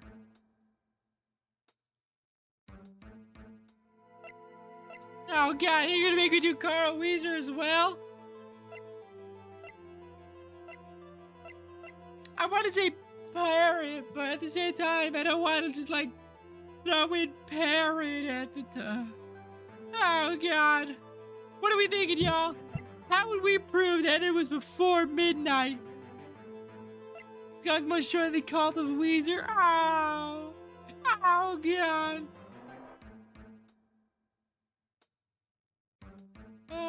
'Cause 3 shots. This is the only thing showing before, but it's an empty lake, so that wouldn't prove anything.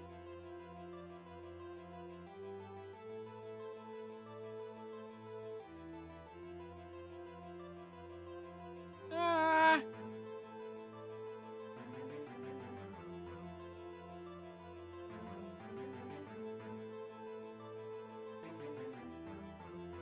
Ah. Ah.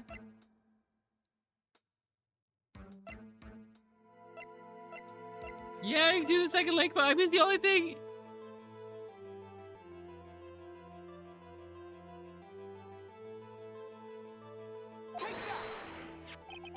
Look at this photograph. This was taken by our witness yesterday, Miss Lotta Hart, with her automatic camera.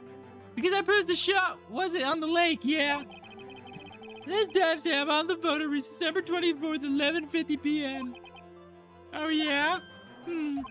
But there is nothing on the lake in this picture. Your Honor, the real issue here is not why nothing's shown in this photograph. It's why the photograph exists at all. What do you mean? Your Honor, this photograph was taken by an automatic camera.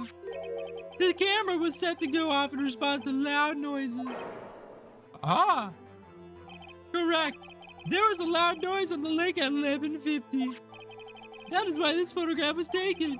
In other words, there was a gunshot at the time that Larry claims. Order! That would make sense on the evidence we've seen so far. However, this leaves me wondering exactly what did happen the night of the lake. Exactly. If this is true, there were 2 sets of gunshots, approximately 25, separated by 25 minutes. One at 11:50, another at 15 minutes after midnight. you should hire me because you were right. I'm such a good lawyer. Why, I ask you, why? Oh, I better think of something quick. Wait a second. Gunshots separated by 25 minutes. Oh. What's wrong, Nick? I have it. Huh? Remember the case with the Steel Samurai? Yeah, of course I remember. The murderer in the case had the same idea as the murderer in this case. What do you mean? Maya? Yeah? If we don't figure this out now, we'll never return Edward's guilty verdict. I've got a hunch and I'm gonna run with it. Right, I mean, is that safe? Safe? We've already got a guilty verdict. We have nothing to lose. You just watch and let me know if I say anything that sounds fishy, okay? Right, Nick? Your Honor. Yes, Mr. Wright. The testimony just now has cleared up the entire case. What do you mean, Mr. Wright? Tisk, tisk, tisk. So you finally realize the truth? There can be no other murderer here than Miles Edgeworth himself. Wrong, Von Karma. A man shot that night, but it wasn't Edgeworth who did the shooting. Listen, rookie. Take a deep breath and consider the facts. At the time of the murder, one boat was on that lake. And was shown a witness photograph. The defendant Edgeworth and the victim Robert Hammer on that boat.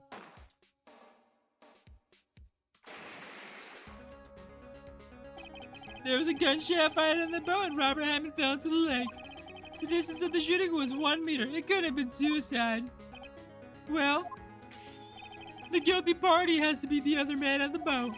I admit it is hard to imagine any other possibility. Yes, but that assumes that the victim was shot at 15 minutes after midnight. What do you mean by that, Mr. Wright? We have a photograph evidence at the time of the shooting. The timestamp on this photograph says 01:15. Well, Larry heard gunshots 25 minutes before that. Has it been 5 minutes yet? No, it's only been 4. Robert Hammond was killed then, 25 minutes before the shot on the lake. That's the only way Edgeworth could be innocent. Mr. Wright, are you quite... We can stop that. Mr. Wright, are you quite mad? Explain then who the two men on the boat were. Edgeworth and the murderer.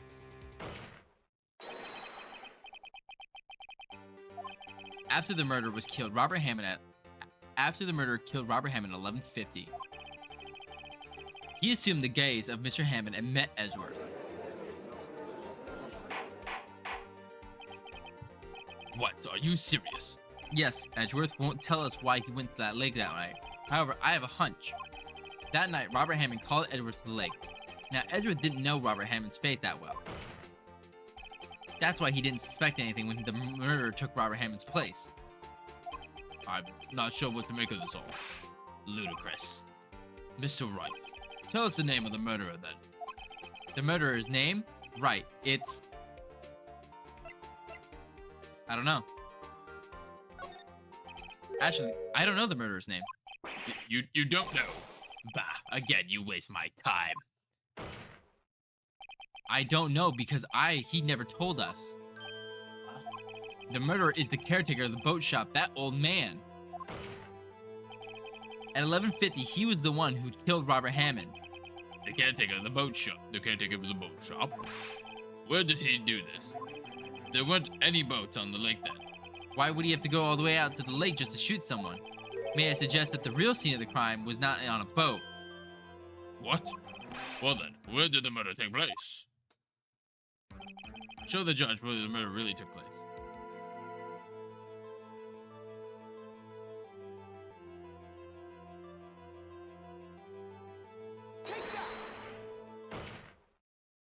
Here, of course, the boat shop where he lives. That way, he could meet with the victim without anyone seeing. Do you have proof that the boat shop was the scene of the crime? Recall Larry's testimony, if you will.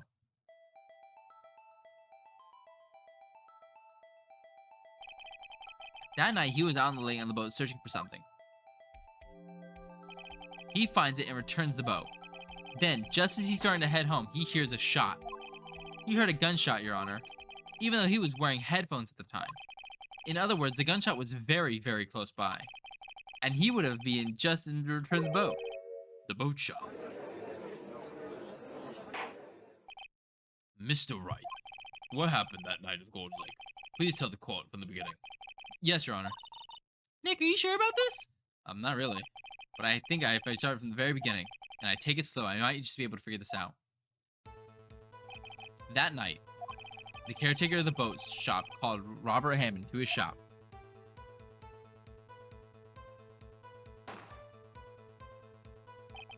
This was around 11:50. That was when the gunshots and Larry heard were fired. After that, the caretaker put Robert Hammond's coat. He became Robert Hammond. Then he got on the boat with Edgeworth and went out into the middle of the lake. Then who fired the pistol on the boat, Mr. Wright? The boat shopkeeper. Of course, it was the murderer who shot the pistol. He shot twice. Both missed Edgeworth on purpose.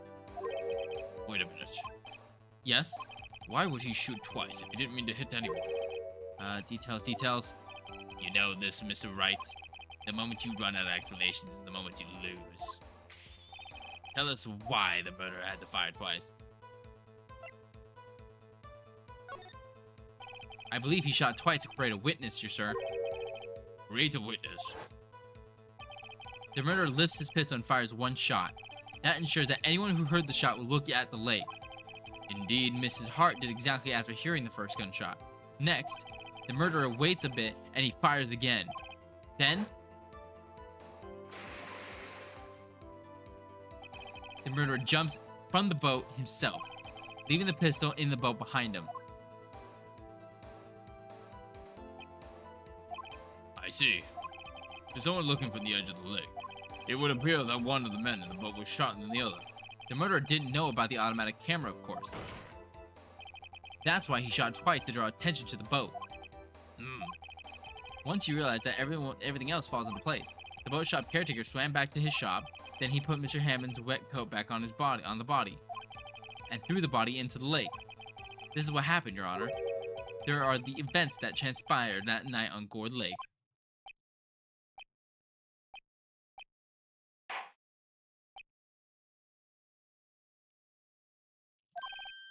Bailiff, bring out the witness from before. The boat shop caretaker, quickly. He's gone, or some shit.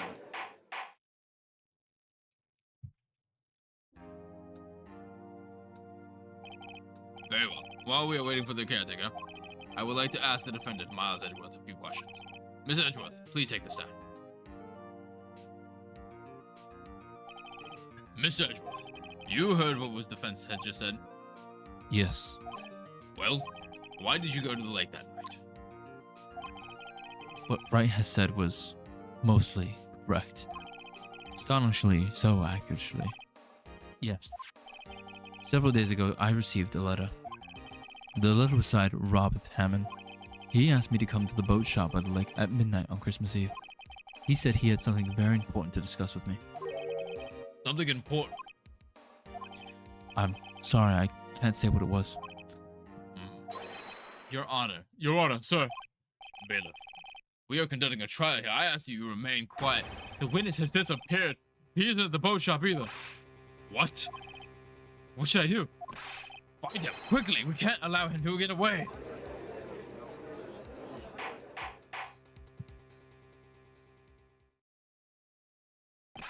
Mr. Von Karma, your witness has disappeared. A search warrant has already been issued. It goes without saying that I cannot declare a verdict on these circumstances. I will extend the trial until tomorrow, the final day allowed. I request that the police department utilize all its forces to find the witness. Am I understood? One more thing. Just who is the boat shop caretaker? I think his identity has become very important to this trial. I want him, and I want to know who he is. Very well. Court is adjourned.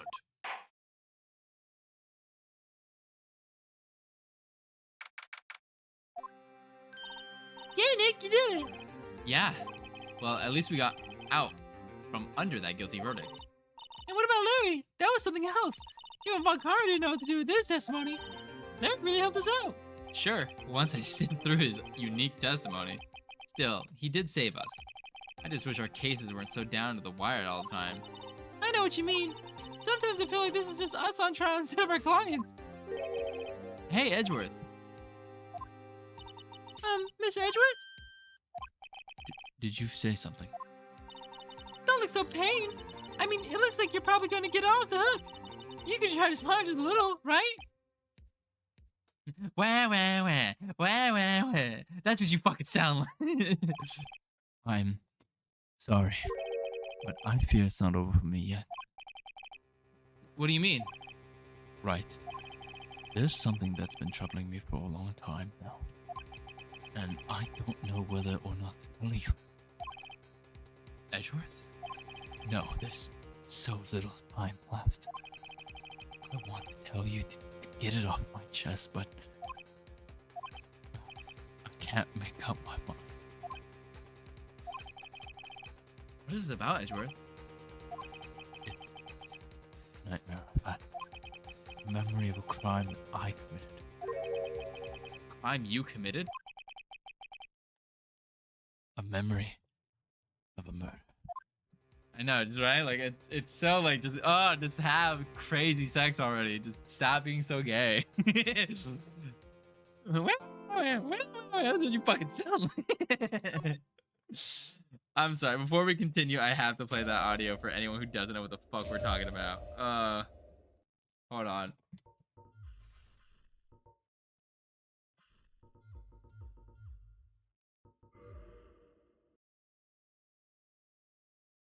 You act like you're so fucking tough. Like, look, I'm just trying.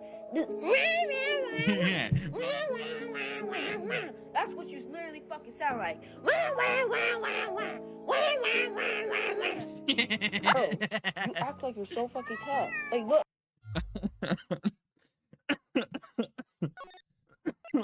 Oh, it's so good. Oh, it's so good. It makes me giggle every time. I love the hand thing too. Oh, it's so good.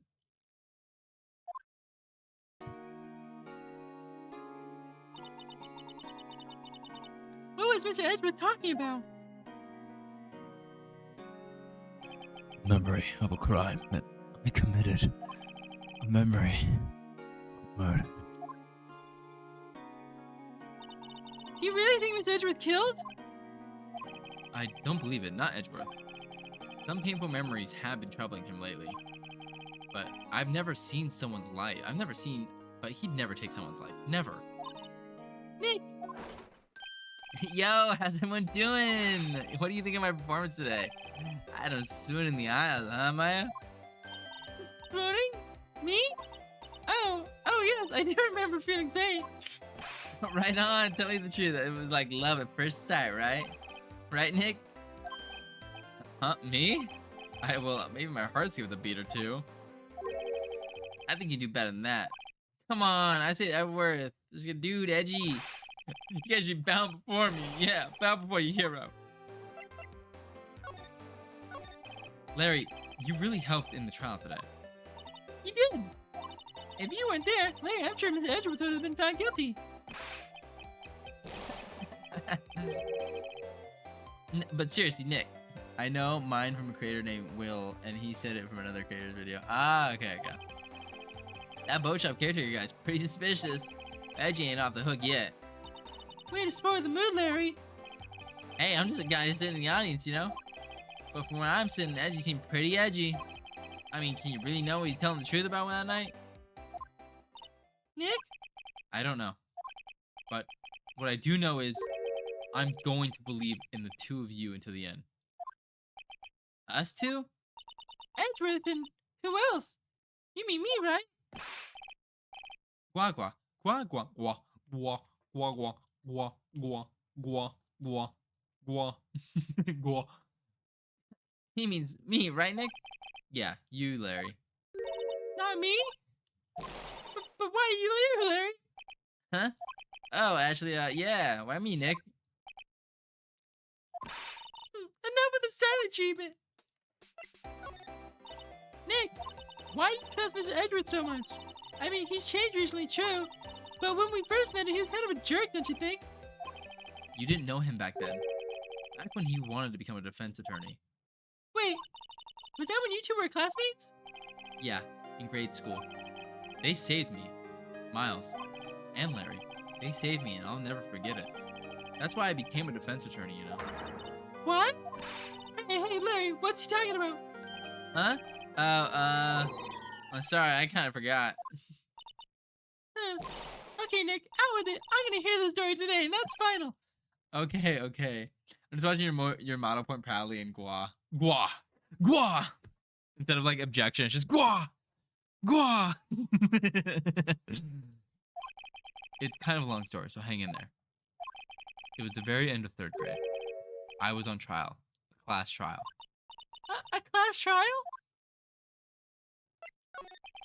You remember, Larry? Spring end of 3rd grade? A kid in our class got his lunch money stolen. Lunch money? Our school is really small. Every month, kids would bring in an envelope with money for lunch from home. I see. Anyways, this kid's envelope disappeared with $38 still inside. Oh, yeah, now you mention it, I do remember that. I can see why you'd forget though. You were out of school that day. Anyway, the envelope had been stolen during PE class. I was coming down with a cold, so I'd skip PE that day. I was the only one not in class. So, they thought you did it. Yeah, the kids in class said I should be put on trial. Trial? So the next day, we held a classroom trial with me as the defendant.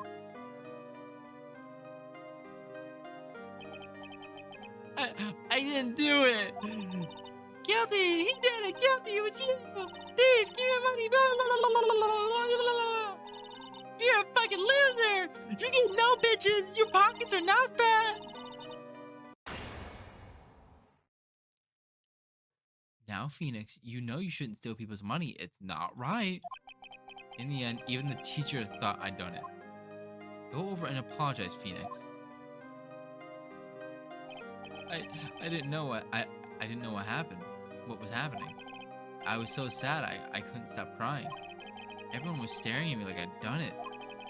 I tried apologizing. I went to where the boys whose money had been stolen was sitting. That's when it happened. Objection! He shouldn't have to apologize. The only thing that belongs in this trial is evidence. Anything else has no place. You should all be ashamed. Amateurs. Hi, Bon Bon. Welcome back. Miles? It wasn't you who stole the money, was it? No? Then you shouldn't apologize. Everyone's been shouting you did it, but no one has any proof. That is why, Your Honor, the boy is innocent. But Miles, it was your money that was... Oh, it was Oh, what? It was Miles' money that was stolen? Hi, Bon Bon, hi. Yeah, he did. He's the one. We don't need proof. Make him say he's sorry. Why don't you all just shut up? Why don't y'all just shut up? It's always out there. Everyone getting out and picking on one person.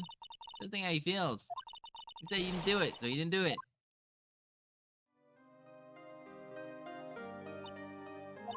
Very well. I will replace the money myself. This class trial is over. That's how it happened. After that, the three of us were the best of friends. Wow, I had no idea. Yeah, I had no idea either. I mean, I forgot. That's when I learned what it meant to be alone. Totally alone, without a friend in the world. You did a good thing, Larry. Yeah, well, I was just lucky that I took the day off from school. I had been there, they would have thought I would have done it. So I took it kind of personally, see? When something smells, it's usually the butts. Anyway, Edgeworth and I talked after that class. That's when I heard his father was a defense attorney. I remembered his eyes would shine when he talked about his father. I'm going to be a defense attorney just like my father. A famous defense attorney. Then a few months later, he suddenly transferred to another school. The DO6 incident. Right. I'm not sure, but that transfer probably had to do with his father's death. That's so sad. It was several years later when I heard Edgeworth's name again.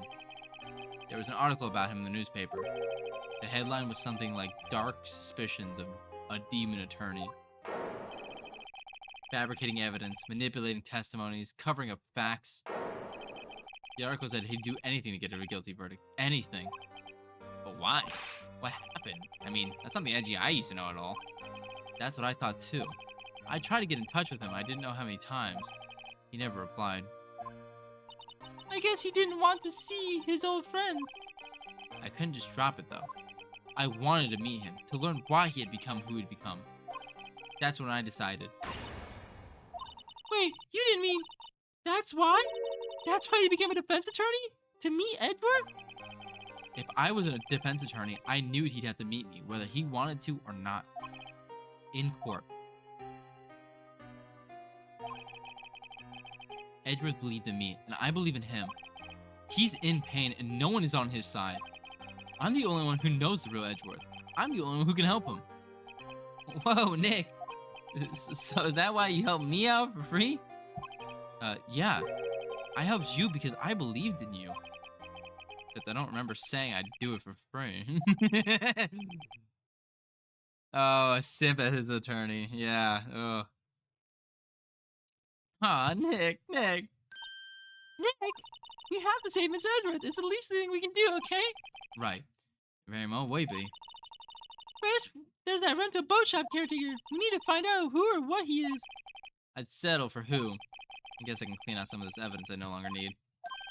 Okay, let's go. Anyway. Fuck.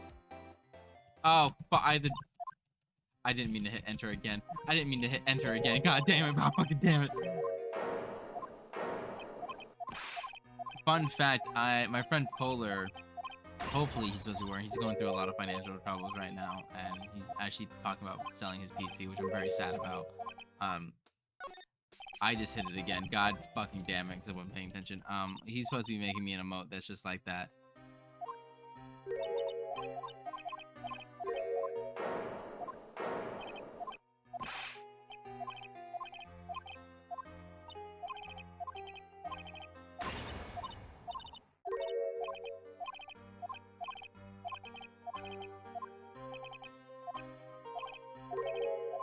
Come on. Okay. There we go. Fucking hell. Let's go. Hey, pal, long time no see. Oh, Detective Gumshoe. Close one today, eh? Conrad, pay attention. I am paying attention. My calling. Close one today, eh? I got so worked up I snapped my dying out. Sorry about that. No problem, pal. Thanks to you, we now know who really did it. You mean the boat shopkeeper? Look, I'll make you a promise. I'll have that scoundrel in my custody by child time tomorrow. Come what may. It's my duty to you as a police officer. Now I'm up to catch me a criminal. Detective Gumshoe sure is active today. Oh, one more thing. No one can go into the woods today. The woods? Rolado was camping? The woods are off limit to camping, and apparently the park ranger found out. He got pretty mad. No one can go in for a while. Well, zonk soup. I guess Lada's in a lot of trouble. Anyway, I'll be seeing you tomorrow.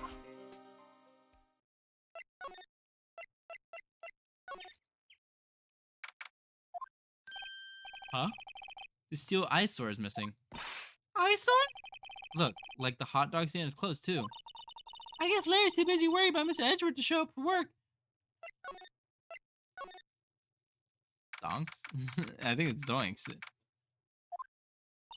That old caretaker got away. Yep. I never imagined he might be the real murderer. I know that clearing of the throat anywhere.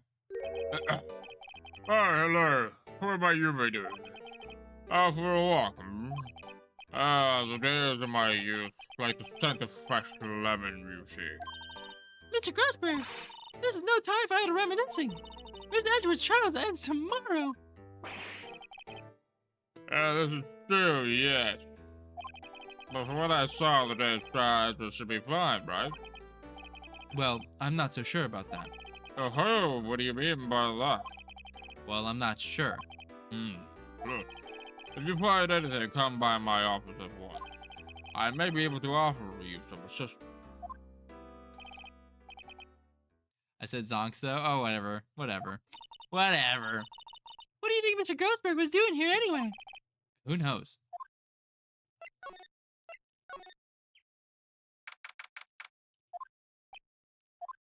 Nobody's home. Hello, squawk. Hey, it's Polly. I wonder where your owner's gone, Polly. Hello, squawk. I can't believe he'd run off and leave this poor parrot of Findorso. Hello, squawk. Well, we can open the safe now. That reminds me, Nick. Polly here knows the number to the safe, right? Yeah, that's right.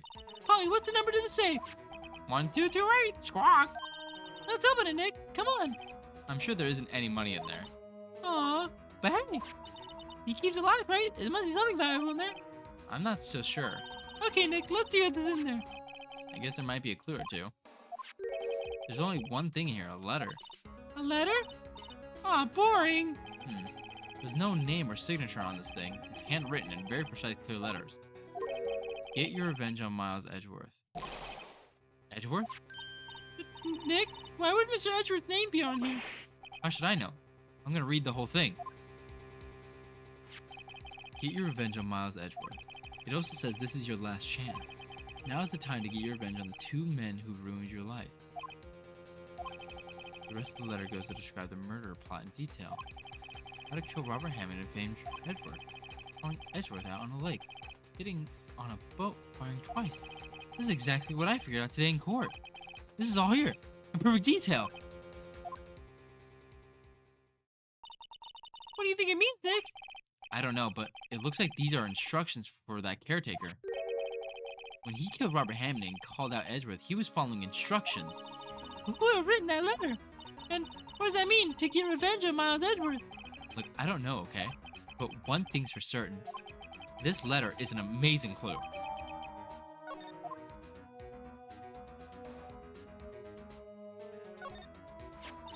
Maybe I should take care of Polly, Nick. You probably shouldn't just kidnap her. The police know about her anyway. I'm sure they'll do something. Well, okay. Sorry, Polly. He says I can't take you. Great, now the bird's gonna hate me.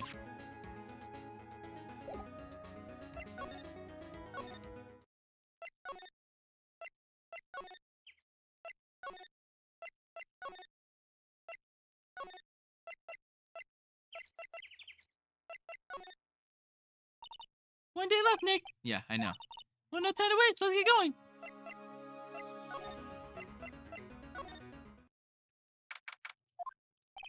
He's out again. When does he work anyway? Now, don't be harsh. He'll have to come back later.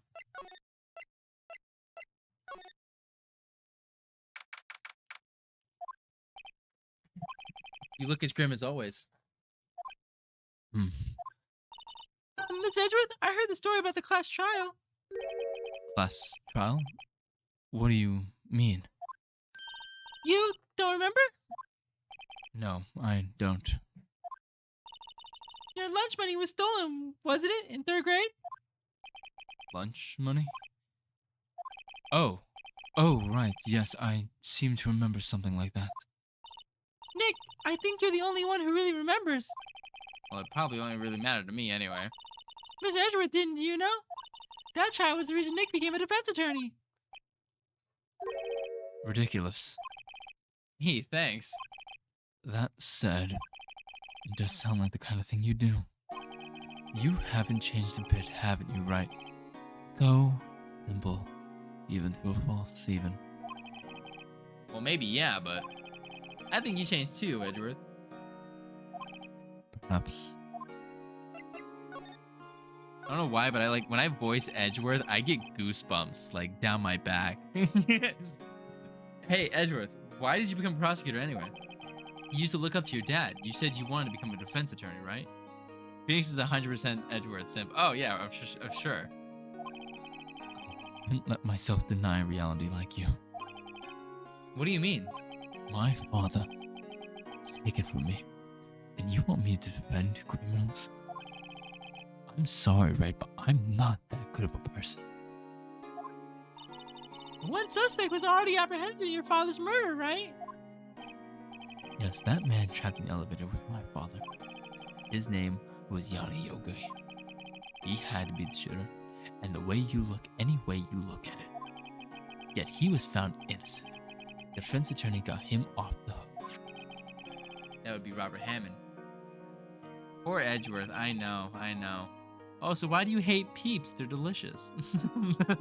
Why you hating Peeps? I fucking love a Peep. I can only have like 2 Peeps before I like start wanting to like vomit. On that day, 15 years ago, the 3 of us were trapped in that elevator for 5 hours. When we were rescued, we all suffered oxygen deprivation. I lost all memory of the murder. Lost your memory?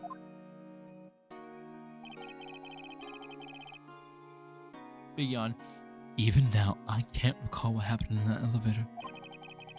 That was the crux of Yogi's attorney argument in court. He claimed Yanni Yogi had been not of sound mind due to the oxygen deprivation. Yogi was released due to lack of evidence.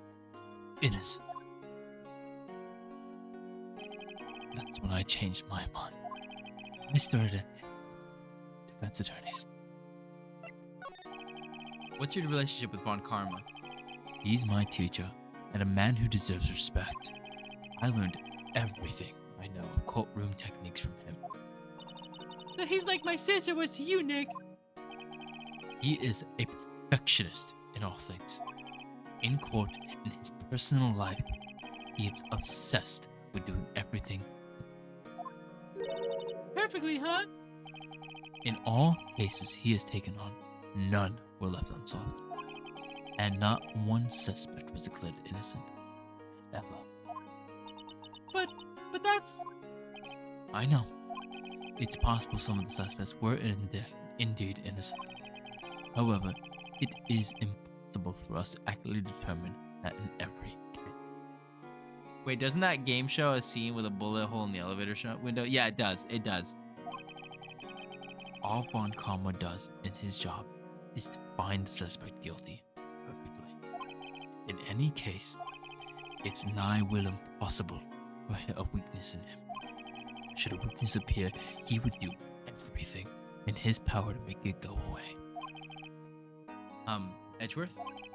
If what you're saying is true, you're heading for a guilty sentence tomorrow. He's right. Now's no time to praise the enemies, Mr. Edgeworth. It's a strange situation in which I find myself, I'll admit. No kidding.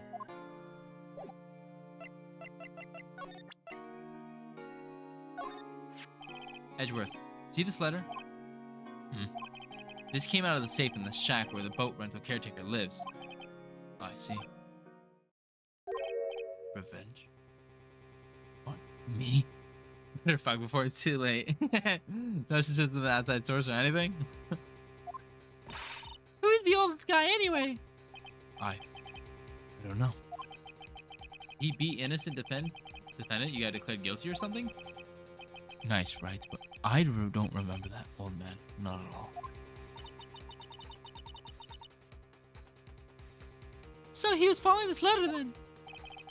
Which means there was someone else behind it. Now's the time to get revenge on the two men who ruined your life. Two men, meaning myself and Robert Hammond. It also says this is your last chance. Last chance. Wait, maybe he's talking about the statute of limitations on the DL6 incident. Wait, that old man. Wait, what is it? Do you know who he is? Yogi. Could it be Yogi? Yogi? That suspect in DL6 incident. The one who was found innocent.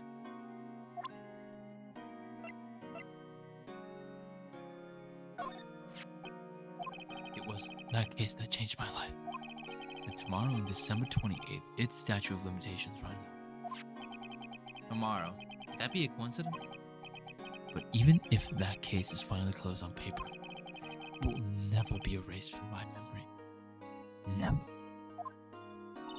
Poor Mr. Edgeworth.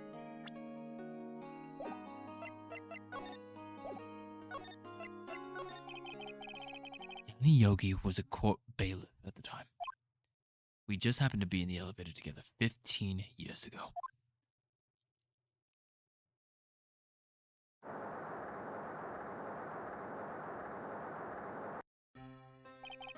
The quake was incredibly strong. Before I knew it, everything was dark. We were there for so long, it felt like forever. Yes, and the darkness closed in that little box. We became unsettled. Help! Help! I can't breathe! Quiet, quiet, I said. You're not making this any easier. I want to get out. Help! Get us out! Don't shout, you'll use up the more of oxygen.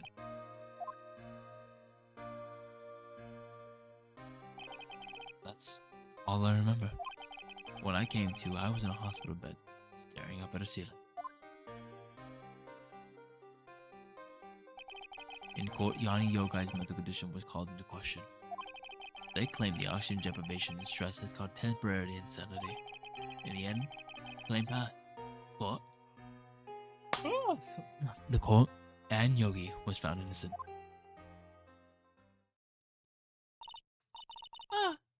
But isn't that strange? This letter tells him to get revenge on Edgeworth. Why would he want to take revenge on you? Yeah? There's something that's been troubling me these last few days. I didn't know whether or not I should tell you. You mean the nightmare? It's a nightmare I've had. A memory of a crime that I committed. Crime you committed? A memory of a murder.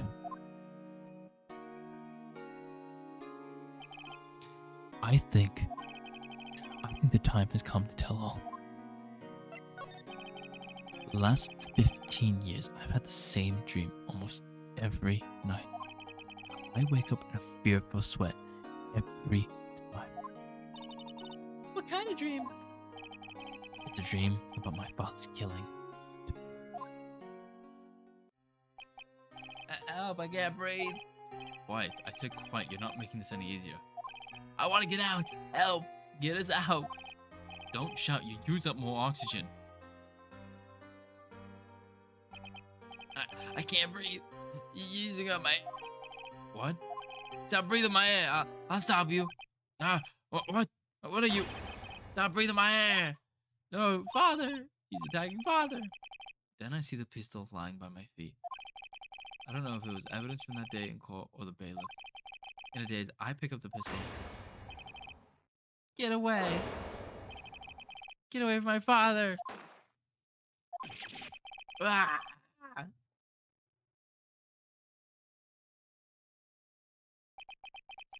with that scream, I wake. The bone-chilling scream. A scream that had rung in my ears for the past 15 years. But that's just a dream, right? Right? That thought is the only thing that keeps me sane for the last 15 years. What if I'm wrong? What if it's real? They say that sometimes people shut out memories in self-defense. Maybe it was I who killed my father. What? If you think about it this way, the letter makes sense. Get revenge on Miles Edgeworth. Think about it. Yogi was really innocent. That's why he wanted revenge against me. Wait, Edgeworth, you mean... It was me. I was the true criminal of DL6. I shot my father. Edgy shot his own father? Damn, that's actually... Plot twist. Don't keep that in your head, but don't. This is bad. What are we gonna do, Nick? What are we gonna do? I don't know.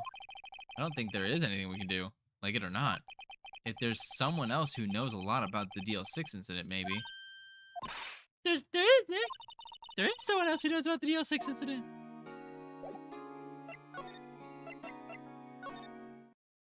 One fat man. Mr. Grossberg. Oh, I love it. What's wrong? You look troubled. No kidding. I can't believe you're not. My. Just calm down and tell me what happened. It's Mr. Edgeworth. I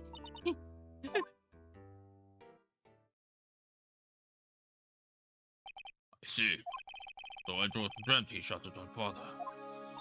It's only a dream. Only a dream. I wonder.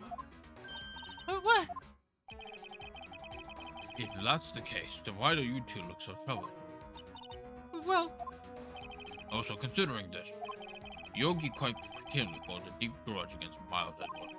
So deep, he'd want to frame him for murder. This leads me to concern that Miles says the dream was not a dream, but it was real, as you imagine. Miles Edgeworth threw the pistol to save his son. The pistol fired, and the deed was done. no. I don't believe it. Yogi was suspected for murder, and his career as a bailiff was irrevocably wrapped. Thus, he sought revenge on Miles Edgeworth. This was his last chance, of course, with the statute of limitations so close. What do you know about Edgeworth's father? He was the defense attorney, without fear.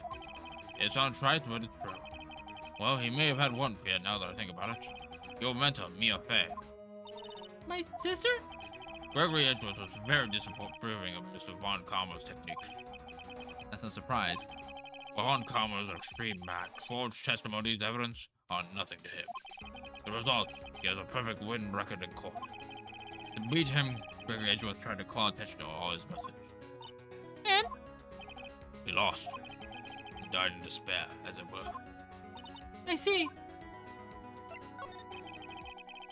When Gregory killed Edgeworth, when Gregory Edgeworth was killed, the police called on a spirit meeting. That was your mother, Mr. Fay. I am Gregory Edgeworth. I have been killed. The one who shot me was the bailiff, Yanni Yogi. Yeah, Yogi was found innocent. That's where my mother left us. Everyone called her a fraud. That's right. Everyone thought she was. Yet, now that I think about it, it seems the one who lied was Gregory Edgeworth's ghost. Gregory Edgeworth must have known who shot him. I don't believe it. So you're saying he falsified his testimony? That's Edgeworth's dad lied to protect his son? It's only a possibility, mind you. But a possibility nonetheless.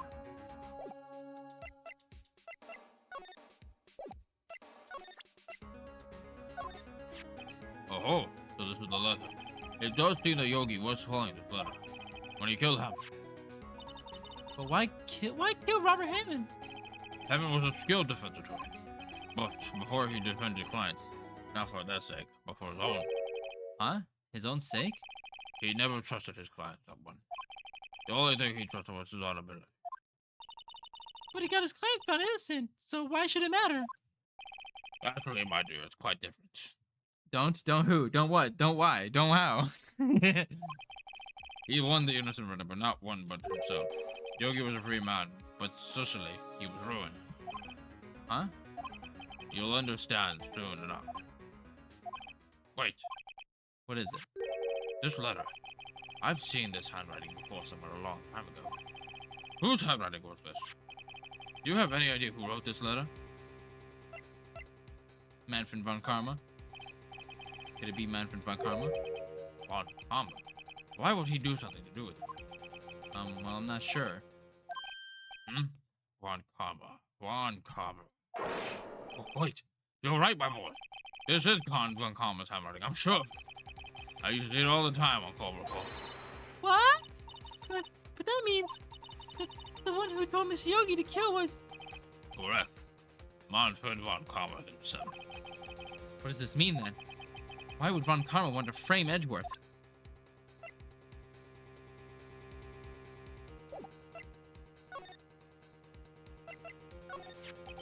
If it truly was von Karma who wrote this letter, then he would know the truth. He would know what Miles Edgeworth had accidentally killed his own father. He'll say as much tomorrow in court, I should think. He'll press the point that the court finds Miles Edgeworth guilty. Oh no. Oh no. But how could Von Karma know about Edgeworth's past like that? Even Mr. Edgeworth thought it was just a nightmare. That I do not know. Yet I do know that von Karma is present, persistent, and a perfection. He may be seeking to satisfy a grudge against Gregory Edgeworth by hurting his son. What do you mean? It was 15 years ago. Von Karma met Gregory Edgeworth in court, and von Karma did win. But he didn't make it through the trial unscarred. What happened in the trial between Edgeworth's dad and von Karma? Von Karma got the guilty verdict he wanted. He won the trial. But Gregory Edgeworth accused von Karma of faulty evidence. And though he lost the trial, Miss Edgeworth's accusation stood. Faulty evidence? It was the only medal von Karma had ever received in his career as a prosecutor. Gregory Edgeworth dealt the blow to his police regional record. Wow. It must have been quite the shock for von Karma. He took a vacation for several months after that injury. A vacation? Yes, an unusual event for them. That was the first and the last vacation he'd taken in many years of prosecuting. Really? He doesn't take any vacations? Like go to the sea or go to the mountains? Don't tell me he's been in Europe. You have strange ideas about vacation, Maya. Okay. That was the only time he took a vacation for work. I believe the penalty upset him quite a lot. Odd. If you wanted to keep it forever so badly, why would he take such a long vacation? What will we do, Nick? Von Karma's gonna bring the DL6 incident, you can't bet on it. What if Mr. Edgeworth pleads guilty in DLC 6? I won't let him. Yes, Mr. Wright. I hate to say this, Or even accidental murder. Murder, you know. I know that.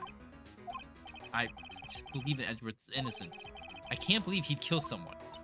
But Nick, it's Edgeworth admits it himself. His father must have lied to protect him from beyond the grave. I don't care. I know he's not guilty. Mr. Wright, if you say so, I suppose I should go check again. The police files might hold something on mysteries. Mr. Grossberg, thank you. I can't promise anything. In fact, I think the chances of finding something else slim. I understand. The police materials. The police materials,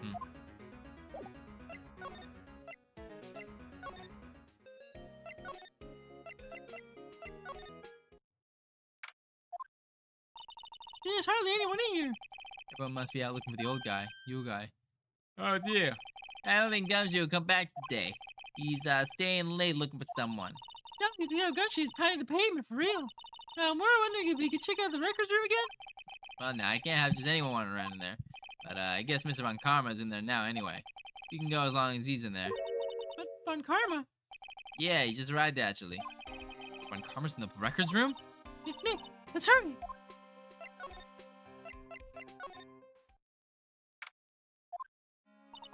Dusty as always. They were only here just yesterday. I'm not sure they haven't just had time to clean. What's wrong, Nick? Nothing. I just noticed that he isn't here. Von Karma. Huh? One of the drawers here is open. Someone must have been looking at it recently. The label says unsolved cases evidence. Unsolved cases. Nick, the file for DL6. It's completely missing. What? What are you doing in here? Von Karma. You. How do you know my name? Huh? Have we met? What are you saying? We see each other every day, don't we? We're Miles Edgeworth's defense team? Defense team? I beg your pardon. You see, I rarely remember defense attorneys. They are like bugs to me, needless things to be crushed. I can see how this guy was Edgeworth's mentor. Mr. Edgeworth is your student, right? A romanticist who still can't shed the veneer of amateurism. Just like his father, always second-rate. Mr. Von Karma, you had an axe to grind with Mr. Gregor Avery, didn't you? Me? Grudging as a mere defense attorney. Why? Because he dealt a blow to your otherwise perfect trial record. So you did. What I don't get is, why did you take his son under your wing afterwards? The son of your most bitter rival. That, my dear attorney, is none of your business. Tomorrow will be the last day of this trial. It's been a while since I've had a defense attorney last this long. Still, you will lose in the end. Miles Edgeworth will admit his own guilt. His guilt of 15 years ago, you mean? You're quite the researcher. If you've done your homework so well, then certainly you must understand. You know what Miles Edgeworth will tell you to court tomorrow. You were right. The Von Karma is going to bring up DL6 in court tomorrow.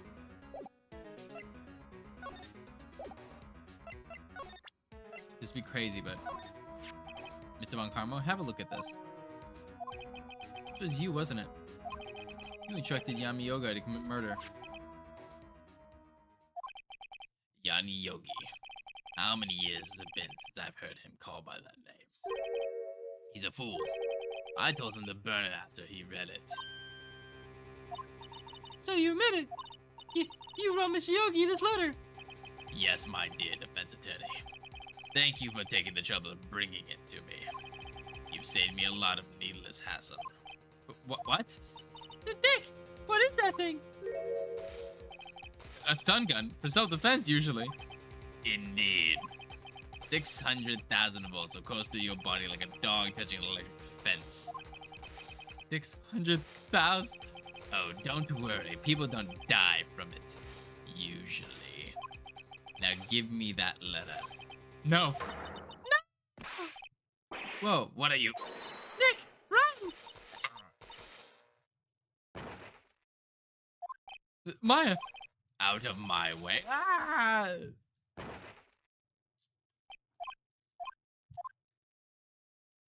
Nick, you gotta stop presenting the bad guys the evidence against them before court. This is never. He got us. The letter's gone, of course. And he took the DL6 evidence, all of it. Back to having no clues. Wait, Maya jumped first. Maya, is she okay? Maya? Maya, open your eyes. Maya? The letter, did he take it? Huh? Oh, yeah, are you okay? I couldn't stop him. I did the best I could, but one shot from that thing knocked me out cold. I'm useless. I'm no good as a lawyer or a medium. I can't even call my sister. Not even now, but we need her most. I wish I hadn't woken up at all. Oh, God, Maya, whoa. Maya! Maybe some way I can help her. I had her do something about her self-confidence first. Huh? Maya. She's holding something. Is that a bullet?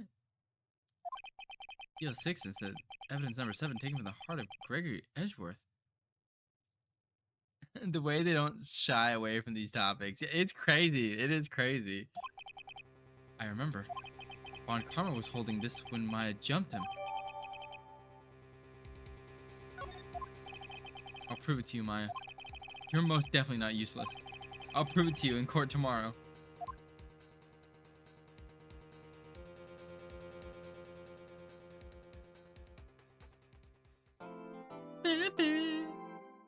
The last day of trial.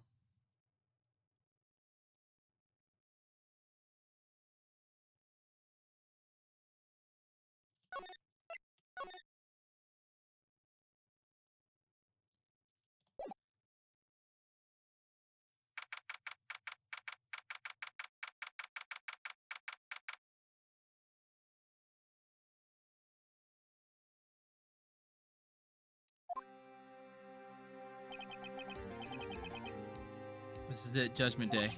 Today's things are going to get settled at last. A lot of things. Wow. What's the big deal? Sorry, Nick. I only touched your shoulder. I guess the shock hasn't worn off from my run-ins with the stun gun yesterday. Anyway, today's the last day of the trial. Good luck, Nick. Yeah, thanks, Maya. Edgeworth's looking gloom as always. I hope Von Karma doesn't push him too hard. Whoa. What are you doing? I'm sorry. I just thought I'd cheer you up with a pat on the back.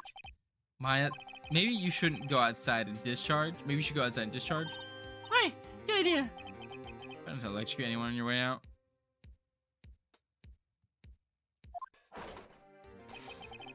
Wow, pal!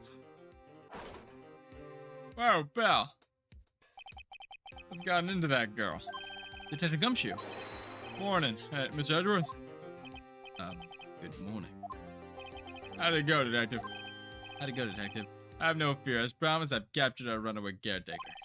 I brought him in. Take a long night, pal. Thanks, Detective Gumshoe. You must be tired. Actually, after that shock I got on the way in, I feel pretty good. The guy says he's forgotten his own name. But it has to be a lie. Why would he want revenge on Edgeworth if he couldn't remember his past? He does remember, and I'm going to prove it.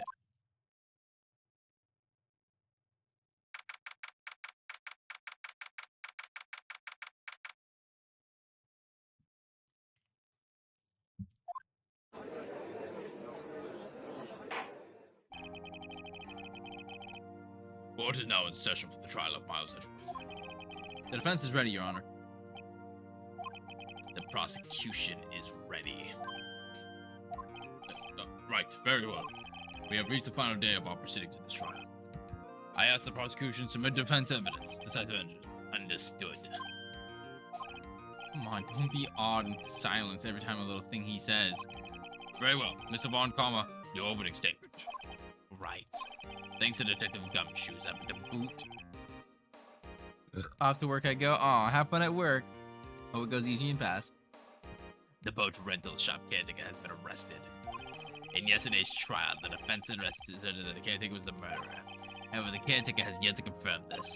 I would like to ask the defense to cross-examine him as much as necessary. Very well. Please bring the witness into the courtroom.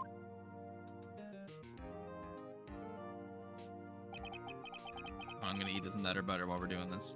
Ladies and gentlemen of the court, I believe you all remember our witness. He lives in the boat rental shop on the lake, where he rented the incident. In addition, he has currently lost memory of his name and identity. Oh, I'm staying in the stream. Oh, then yeah, fuck yeah, awesome. Witness, why did you run away yesterday? The witness was not running away, as he will now testify. I see. Very well, please begin your testimony. Uh-huh. Yeah. I'm really sorry about that. I was leaving yesterday like I did. But I wasn't running away or nothing. I just went to buy some food for Polly, see? I figured I got nothing to do with this incident anyhow. And I mean, I need one of the motive things, right? I don't got one. So my testimony yesterday stands as is. Very well. Let's begin the cross-examination, shall we? He has to know his name. Yanni Yogi. You're Yanni Yogi, and I'm gonna prove it.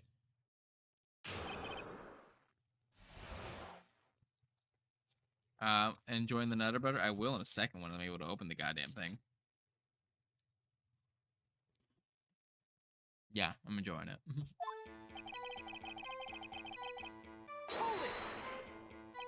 I did call that you did running away and not just leaving. You heard Larry's testimony and realized you were in danger. Now, Mr. Wright, there's no need to rush to conclusions. As I said, the witness was not running away. Listen to the rest of the testimony. Sure seems relaxed. In fact, they both do. Von Karma and Yanni Yogi.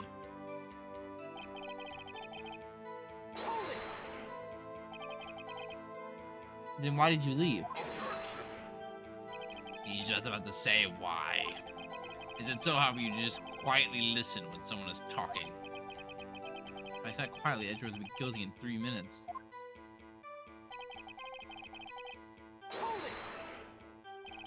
Food? Well, Polly's a bit of a gourmand, you see. She only eats these high-quality bird pellets from France. Only have them in the big pet shop downtown. But you weren't arrested until this morning. Why didn't you go back to the caretaker shack? Well, I kind of got lost, you see. The witness has trouble remembering things sometimes. When the police apprehended him, he was on his way back to the shack. Yeah, right. Nice try, Von Karma. No one's going to believe that. I see. So he was lost. Please, Your Honor, come to your senses.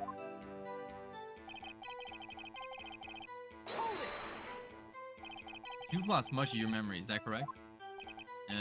Yep, seems like it. Then how could you know that you didn't have anything to do with this incident? Or maybe you're lying about not having your memory. You know exactly who you are. The witness has testified quite clearly that he has no memory of who he is. If you claim he's lying, then show the court proof. Ugh. How am I supposed to prove what he's going on in that old cougar's head? Is it possible? I'm glad you come to your senses, Mr. Wright. Very well. Witness, please continue.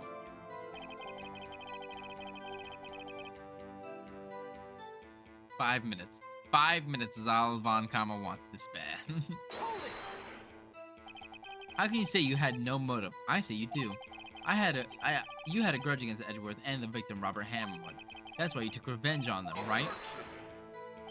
Please don't make me repeat myself, Mr. Wright. This witness has no memory of anything beyond several years ago. He can't hold a grudge. It's impossible. I have to prove he's lying about his memory. Otherwise, it's going to be the same thing over and over until the trial ends. Might I say something, Mr. Wright? Yes. Yes, Your Honor? You've been saying the same thing now over and over. You've been calling the witness memory of the past a lack therefore to questioning. But does this really have anything to do with the current case? Of course, Your Honor. The witness has said he had nothing to do with this case, and no motive. Both of these statements are lies. Yes, Wesker reference. Yes. Order. Mr. Wright, there is a serious problem with your claim. What are you saying? Are you saying you know who the witness is? Of course, Your Honor. Oh, now this is interesting. I would like to know myself. So, who is he? Don't play dumb on Karma. Mr. Wright, please tell the witness's name. His name is Yanni Yogi, a former court bailiff. Yogi? That name seems familiar. Oh, Yanni Yogi, from the DL6 incident. It figures the judge would have heard of it. It was such a famous case. What does this mean? Your Honor, if this man is Mr. Yogi, then he has a clear motive. Tisk, tisk, tisk. Jumping to conclusions again, Mr. Wright.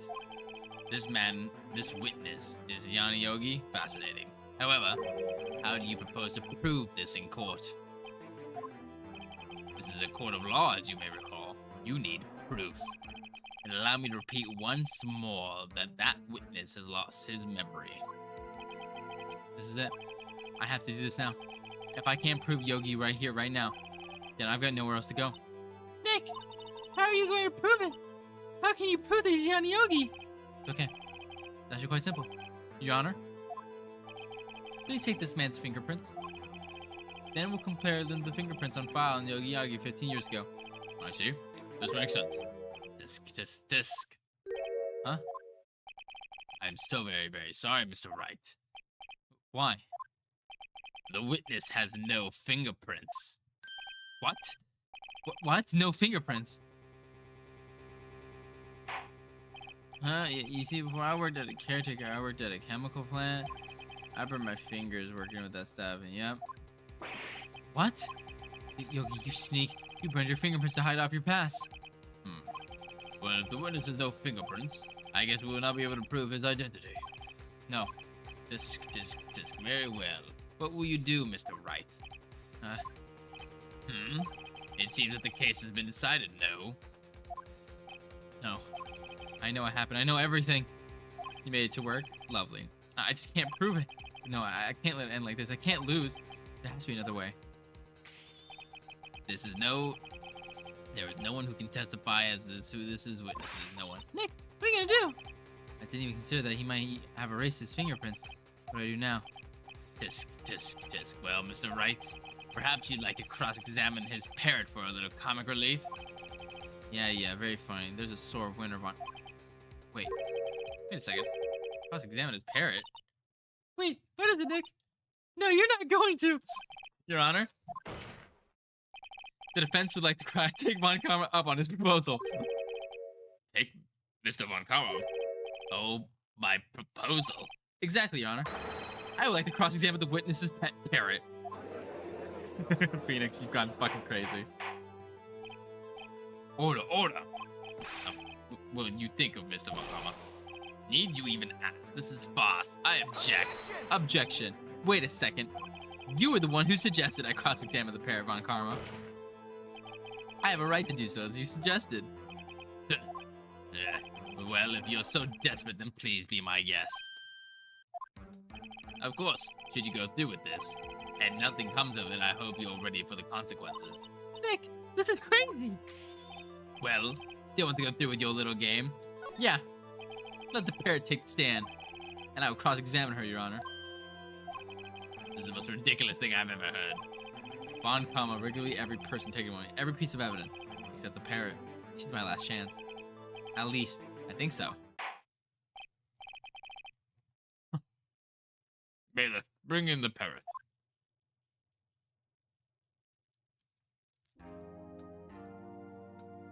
Such a pretty bird. That's quite a bird.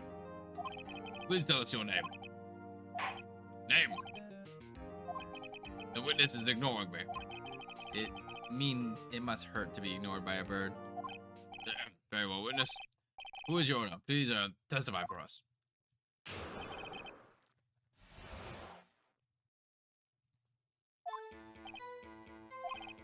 Hello.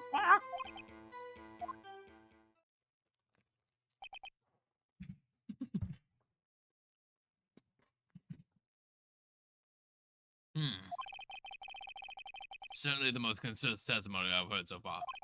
Very well, begin your cross-examination. Right. What are you gonna do, Nick?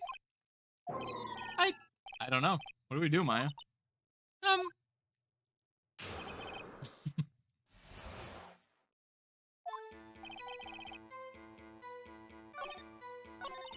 Well, I guess we should try to get some information on her. What do we need? The judge to know her name is just Yogi.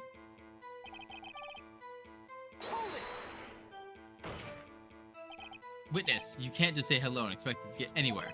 You want us to test. We want you to testify. Maya, you talk to her. Right. What do I say?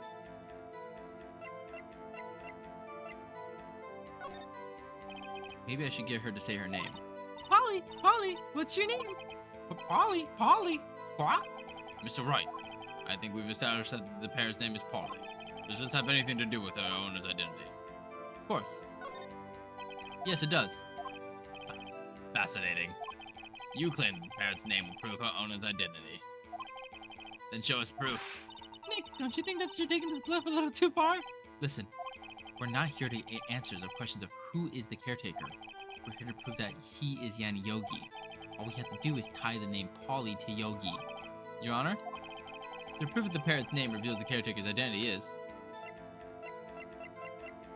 Yes. I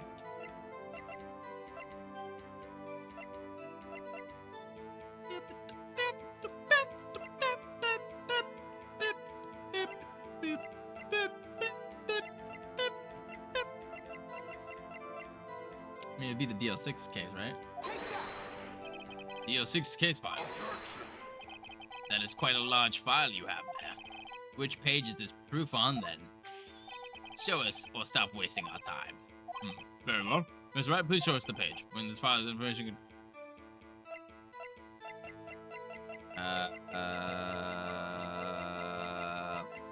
Fuck. Do the parrot, please. Conrad is a Disney princess confirmed. Me? Did I talk to birds?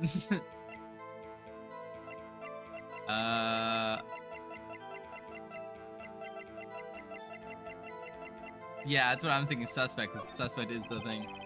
It's on the suspect page. This page has all the information about Yanni Yogi. Right after he was arrested, his fiancée committed suicide. See? Indeed, it does say that, yes. What was the fiancé's surname? Polly Jenkins. Polly! Exactly, Your Honor. He wanted to remember the name of his fiancée who had committed suicide. That's why he named his parrot after her. I see. I guess it is possible. A mere coincidence, that's all. My granddaughter has a dog she calls Phoenix.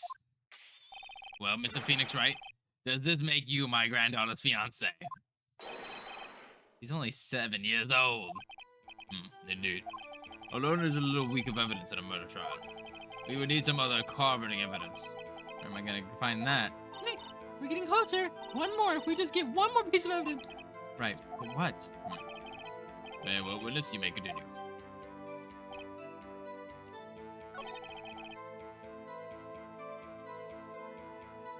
Okay. What if I present... Because I already...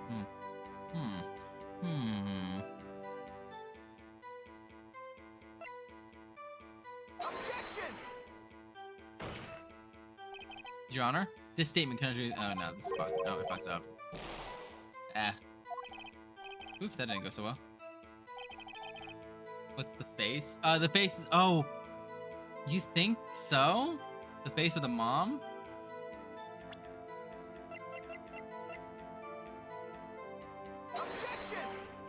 No, I don't think so. Yeah, no. I'm gonna do the DL6 files.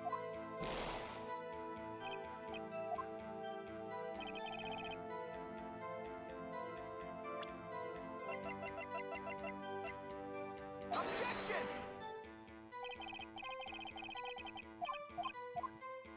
No, okay, I'm burning through this shit fast. This is not good.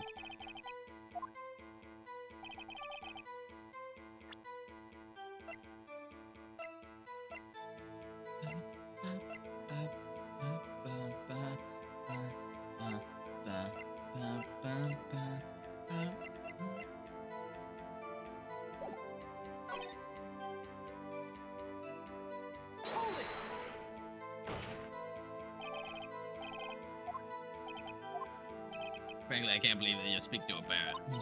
Well, I guess we should try to we should show her the judge that...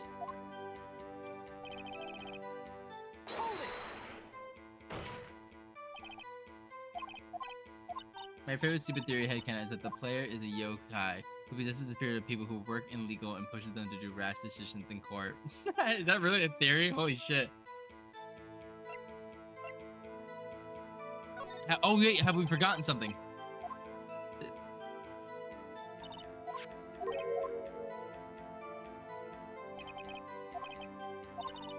Polly, have you forgotten something? Hello, Squawk. That's not what you're supposed to say. Forgot something we forgot. Hello, Squawk. Oh, it's not working, Nick. She won't say it. It's ridiculous. Why won't she say it? Just something the matter, Mr. Wright. Wait, don't tell me Von Karma expected this. He couldn't have retrained the parrot, could he? Did he train her not to respond when we asked if we've forgotten anything?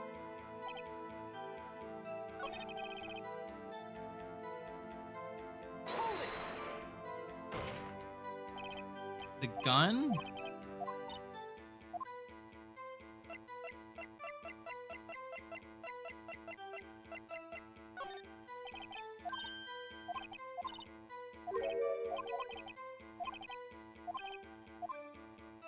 Actually, it does. Ah, ridiculous. How can the number in the safe tell us the caretaker is? Show us their proof. What could possibly link the number of the caretaker to his true identity?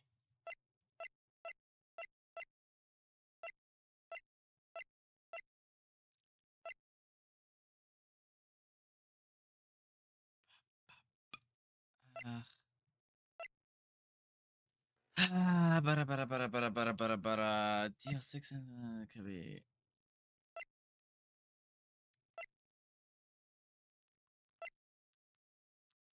Murder weapon, device, cash over Polly.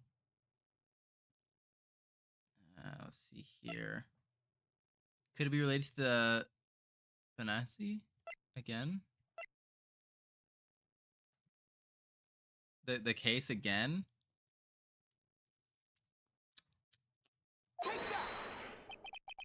The DL6 case file. What is this obsession you have with that case? Mr. Wright, where in this file is something relating to the safe number?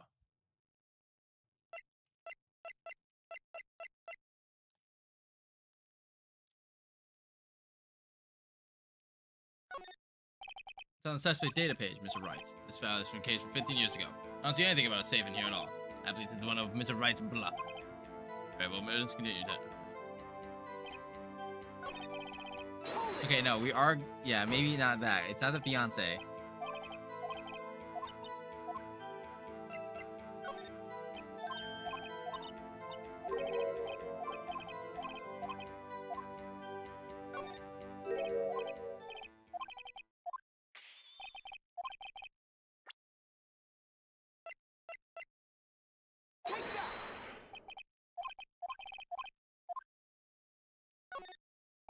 It's on the case summary page.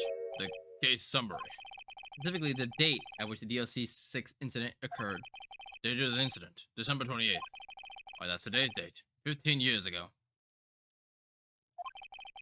And the number on that safe is 1228. You used the date of the DLC incident to remember the safe, Your Honor. That's how important the date was to him. I see. It certainly is an interesting coincidence. People often do set their secret numbers to dates. Bah, this is not tangible proof. I set my ATM card number to 0001 because I'm number 1. This has nothing to do with a date. Nothing. That's enough. I think we've reached a conclusion here. This is a mere coincidence, that is all. True, that is a possibility. However, two coincidences at the same time do seem more like a pattern to me. What are you saying? Summon the caretaker to the boat shop immediately. Rob him. Everyone in the court just runs to the nearest ATM to cash.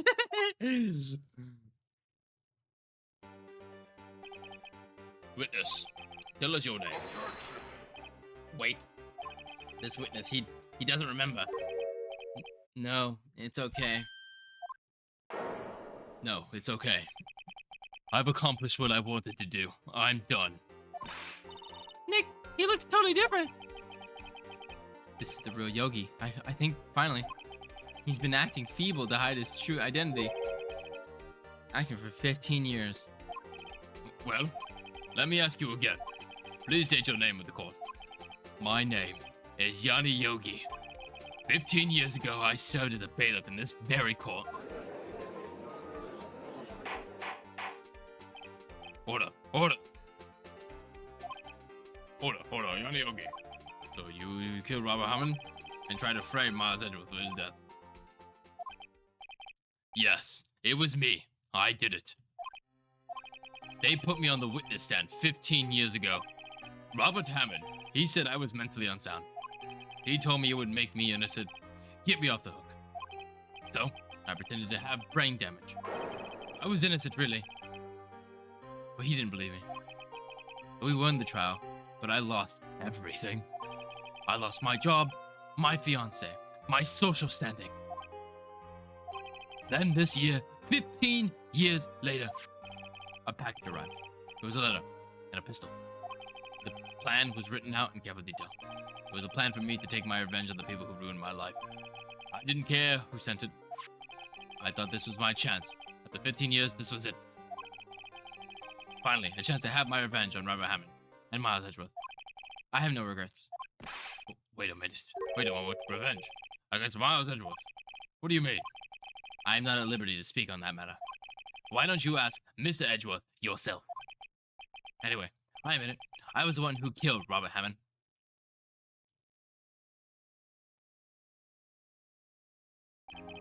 What, comma? Where's Mr. Yogi? Under arrest, Your Honor. I saw no room for error in his confession. Then the defendant, Miles Edgeworth, is innocent, in this case at least. Very well. Will the defendant please take the stand? There are a few mysteries left unsolved. Still, you are cleared of suspicion for this particular case. So I would like to pass judgment on the murder of Mr. Robert Hammond. Any objections?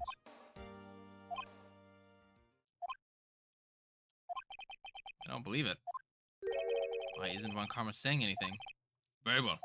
This court finds the defendant, Miles Edgeworth, not guilty.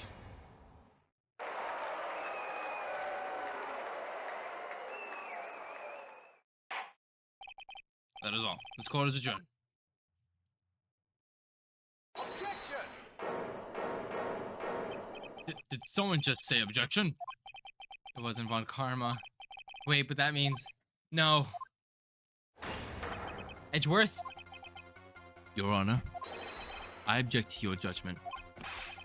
What do you mean? I am not innocent at all. As we have learned, Yami Yogi killed Robert Hammond in revenge. But revenge for what? Nick! Edgeworth is trying to confess! He's going to say he's guilty! He's going to tell them he was the murderer in the DL6 incident! He's going to tell them he killed his own dad! What do I do? Edgeworth owes his ass to you. I know. Objection! The judgment has already passed. I object to this Edgeworth outburst. Didn't something like this happen yesterday, too? I believe a certain witness raised an objection after a guilty verdict was passed. That would be Larry. We must hear this new statement. We must hear Miles Edgeworth. He's right. We have a duty to hear Edgeworth out. Back Edgeworth? For 15 years, I have had a recurring dream. A nightmare. It's only a nightmare. That's what I told myself. But now I know it wasn't a dream. Yanni Yogi wasn't the killer. You mean in the incident where your father died? From the distance of the shot, it wasn't suicide either. Everything was as clear as day. The murderer, the criminal in the DLC 6 incident. It was me. Your Honor, I confess my guilt. I am guilty for DL6, the statute of limitations of which ends today. The culprit is me.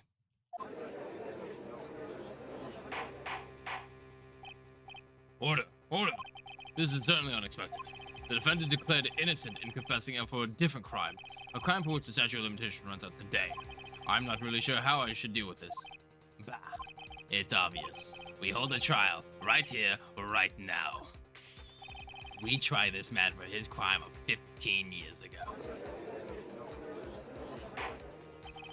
I think we'll like to have a 5-minute recess. During this time, I will consider the course of action to take. Court is adjourned. December 28th, 2:24 p.m. District Court, defendant lobby number 2. Nick is deaf getting that Edgeworth ass after this trial. So real. So real. I'm sorry, Wright. I've just wasted all of your effort. Miss Edgeworth, I don't believe it, sir. I mean, you killed your dad? I didn't want to believe it myself, Detective. But it's the truth. It deserves to be punished. I deserve to be punished. Murder is murder, no matter the circumstances. This is crazy. This is crazy. Huh? Nick, what are you doing? Huh? Oh. I was just reading through the court record once more. I'm gonna get my case ready. Your case for what? Huh? Isn't it obvious? I'm gonna prove that Miles Edgeworth is innocent. What are you talking about, pal? You just admitted to it. He confessed that he did it in court. I'm sorry, Edgeworth, but I don't believe your nightmare. What? It's just a dream. It's not real. The truth is right here in this court record. In any case, tighten your belts. The real fight is just beginning. I'll prove you're innocent. Trust me. Right.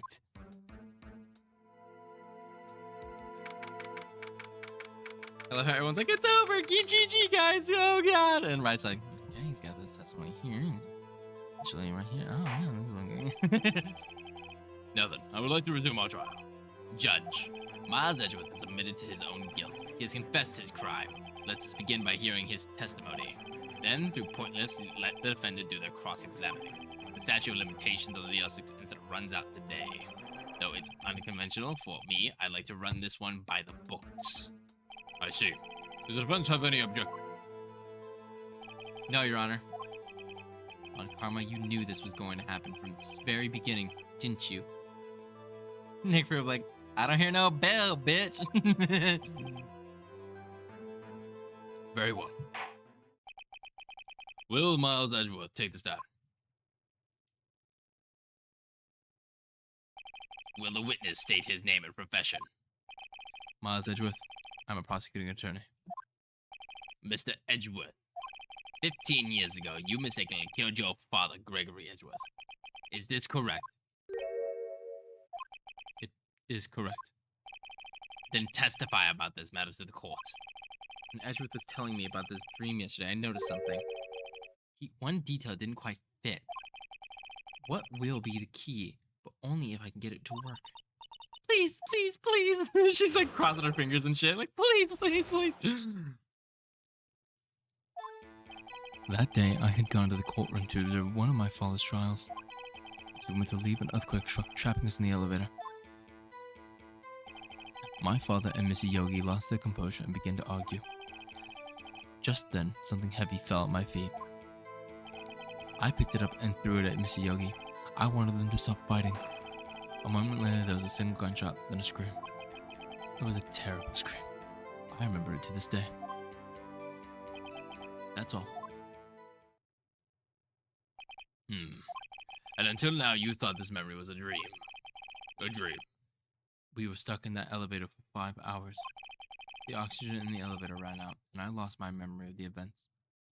So a gun just dropped from the ceiling? Bullshit. No, not dropped from the ceiling. It dropped from like the holster of the bailiff. It was the bailiff's gun. Bah, the same claim Mr. Yogi has made. Very well. Mr. Wright, your cross-examination, please. Yes, Your Honor. I call bullshit. I still call bullshit.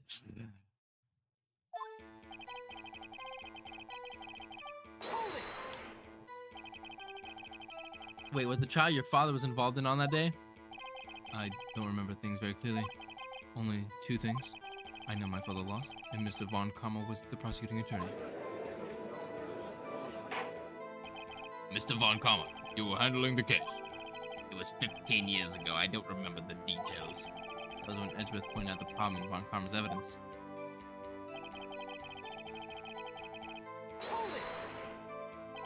So there was 3 people, including yourself, trapped in the elevator? Yes, myself, my father, and Yan Yogi. We were fine at first, but then as time passed and no one came to help.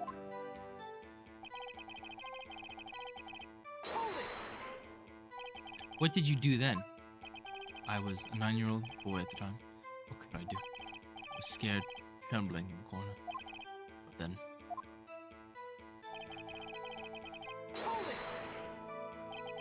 what was it? A pistol. I assumed it was the bailiff's, Yogi's. The safety must have come off when it fell from his holster. And you picked it up, and what happened next?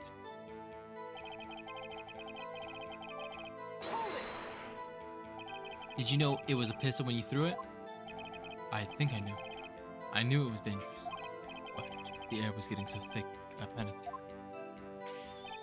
So you're saying that you threw the pistol at Mr. Yogi? I was in a daze.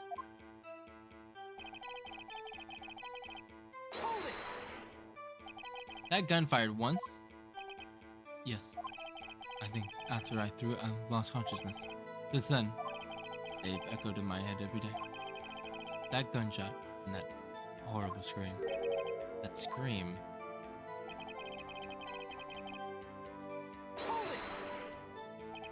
To this day? Yes, I can practically hear it now. I doubt I will ever forget that scream as long as I live. There it is. One part of that testimony clearly contradicts the evidence. I don't know what it means. Better find out quick.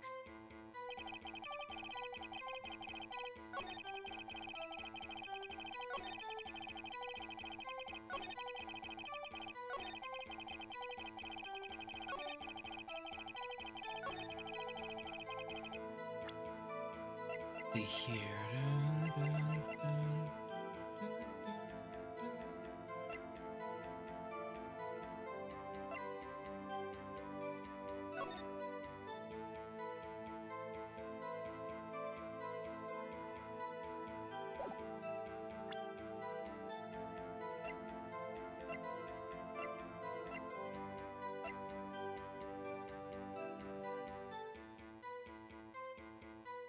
Objection! No, I fucked up. Ah, God, this is like the closest case I've ever gotten to losing. Fuck.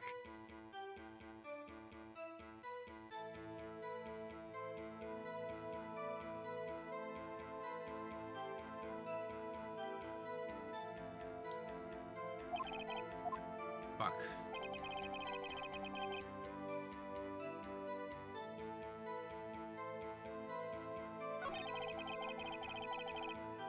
Gunshot and then a scream.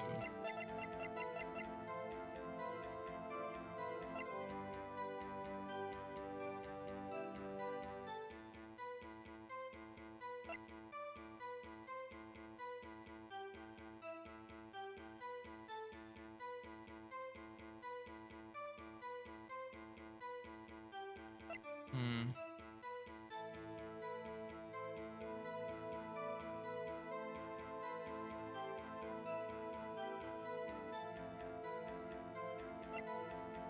It's clear he threw the gun, so how could he also pull the trigger? Well, it's not even the fact of that, but it's I know some guns can go off without pulling the trigger, like guns have. Especially if the safety's out, there's a chance a gun can go off.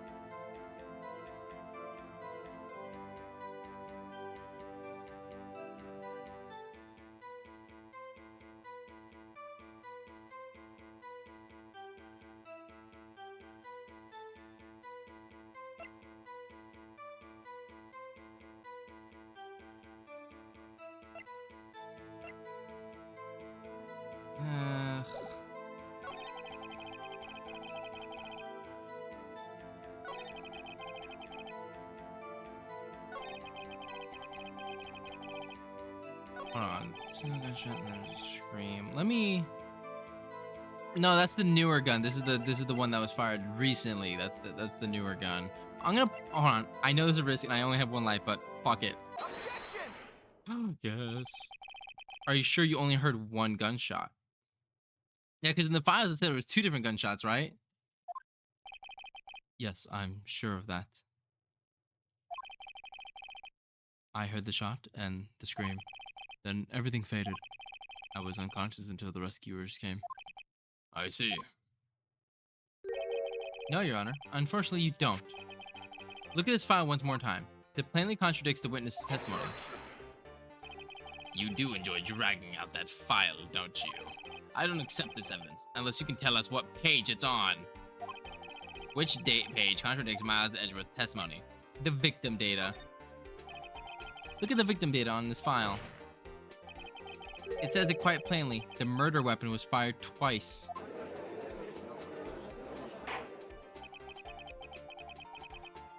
Miles Edgeworth only heard one gunshot, yet the murder weapon was fired twice. The first shot was the accidental fire when the pistol was thrown. So who fired the remaining shot?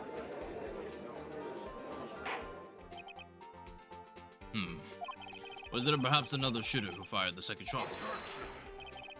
Your Honor, I'm sure you're aware this incident occurred 15 years ago. The evidence is dated. The pistol did fire twice. However, we do not know when that second shot was fired. It might have been fired the day before the incident. There is no proof that the second shot had anything to do with this incident. What?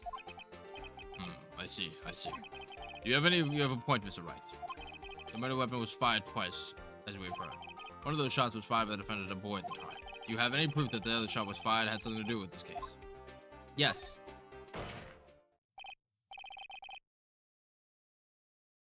Yes, Your Honor. I think I will be able to show you the proof. What? Impossible. Now, Mr. Montgomery. Save your suspense for after you've seen the evidence. Very well, Mr. Wright. Show us your proof. Do you have any evidence that the second firing pistol? Yeah, the photo. Look at this photograph. This is a photograph of the scene of the crime, 15 years ago. I can see that the victim is lying there in Gregory Edgeworth. This proves the murder weapon was fired twice at the time of the incident. The photo proves it.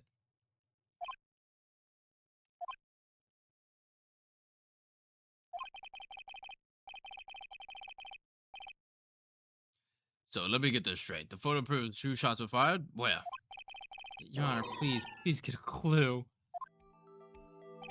Show the judge on the contradiction of the photo. It'll be right here.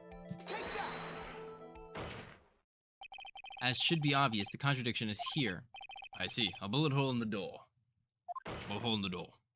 Your Honor, Gregory Edgeworth was killed by a shot with a pistol. Yet, there's also a bullet hole in the elevator door. Who also knew that the murder weapon was fired twice? Thus, someone other than Edgeworth fired the second shot.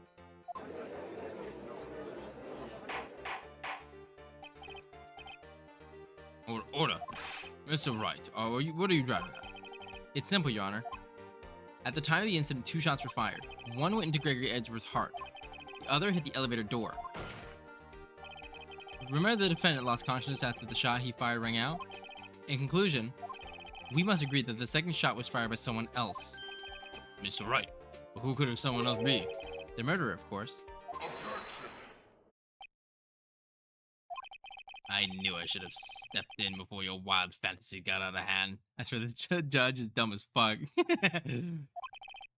Mr. Wright, look once more at the DL6 incident case files. Look closely. Try the case summary page. The case summary. It's on page 1. Look what it's written there. Not a single clue was found on the scene. If the pistol had indeed been fired 2 times, then the other bullet would have been discovered on the scene. He does have a point. The second bullet has never been found. Why? Because the second bullet does not exist.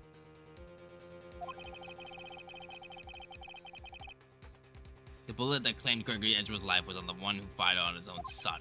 That is the truth of this matter. The whole truth. And it was out that someone else that made the bullet hole in the door.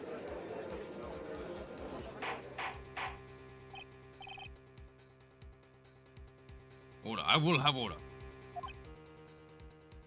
Mr. Wright has proven one thing to us quite clearly. That the murder weapon was fired twice at the time of the incident. However, as Mr. Von Commerce says, the second bullet fired was not found. It is highly unlikely that the police merely overlooked this second bullet. So we shall have the signal bullet fired. I'm afraid I'll have to discount the defense's claim. Disc. I praise the judge for his wisdom in this matter. I don't believe the second bullet didn't exist. Was I wrong? Have I been wrong about this whole incident? What are you doing, Nick? Why aren't you raising an objection? I'm sorry, Maya. Maya? I don't know why I'm thinking Maya. Yeah, it is Maya. No, Mia, Maya. Maya. It looks like I was wrong. Nick! If the second bullet wasn't there, then there aren't any objections for nothing. No! But you said you'd do it, Nick! You said you'd get Edgeworth to declare it innocent! I'm sorry. When I saw the photograph, I thought that 2 shots had been fired. I was so certain of it, I thought I won. I thought there was another person, someone else who fired at the shot killing, but now, I was wrong to think I could ever be that simple. This case has stood out unsolved for 15 years. Nick! Well, it seems that we have finally cleared up this incident. Only 1 bullet was found at the scene of the crime. That shot was fired by Miles Edgeworth. Precisely. So we'd like to ask one thing of Miles Edgeworth before passing my verdict. How have you been paying attention to the trial so far? Yes, Your Honor. Do you have any objections? No. No, I do not. Maya Nasi. So you killed your father, thought that it was not your intention. Yes, I did. Oh no! He's accepted the guilt! Very well. The statute of limitations of the murder of Gregory Edgeworth runs out today. Therefore, I must pronounce the verdict of the defendant right here. Right now. Indeed. Does anyone have any objections? Been here before. Just like my first day in court. There's so many things I know I should be saying, but my mind going blank. I can't find the words. Mr. Wright? I have an objection. Objection! Your Honor. Your Honor, I object. Tisk, tisk, tisk.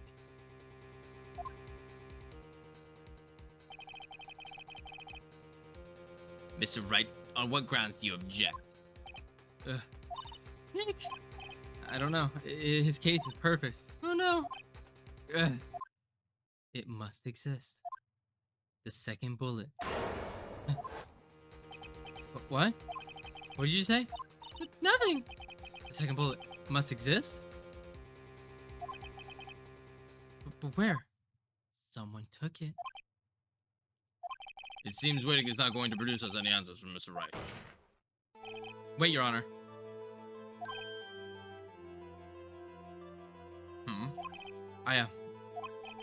The second bullet. It existed. What? Well, we've just heard proof that it did not exist. I realize that, Your Honor. Well, not really. I'm really grasping here. It's just someone took it from the scene of the crime. That's what happened. But who? The murderer. The murderer. Then tell us, who is the murderer? I'm still thinking about that one. So the criminal took the second bullet, but why? Huh? First of all, how would they have found it? That's not easy to find, a stray bullet, Mr. Wright.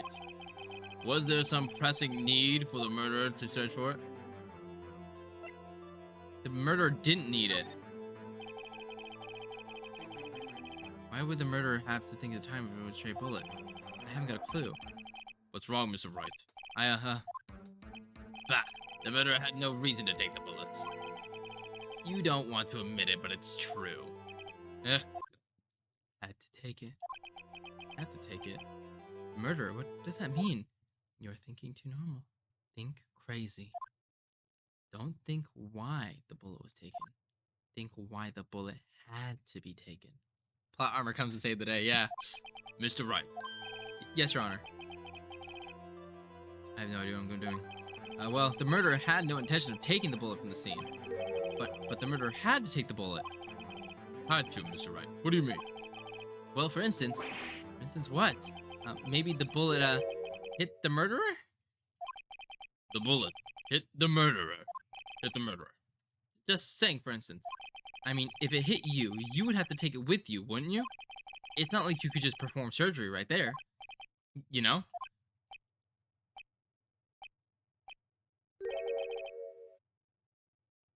Wait a second. I was just talking off the top of my head, but what if that's really what happened? Let me get this straight. So at the time of the murderer themselves was shot, and they left with the second bullet still inside of them, thus leaving the one and only bullet at the scene of the crime. Yes. I guess that's how it would work, yes. But there's a problem with that. The other two people rescued from the elevator, Miles Edgeworth and Yanni Yogi, were both unharmed. So that would mean The murderer came from outside, yes.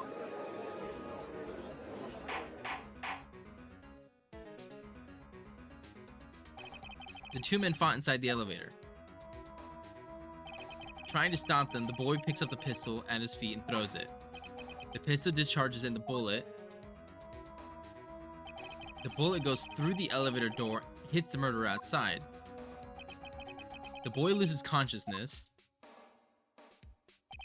Then the murderer opens the elevator door and sees the men inside.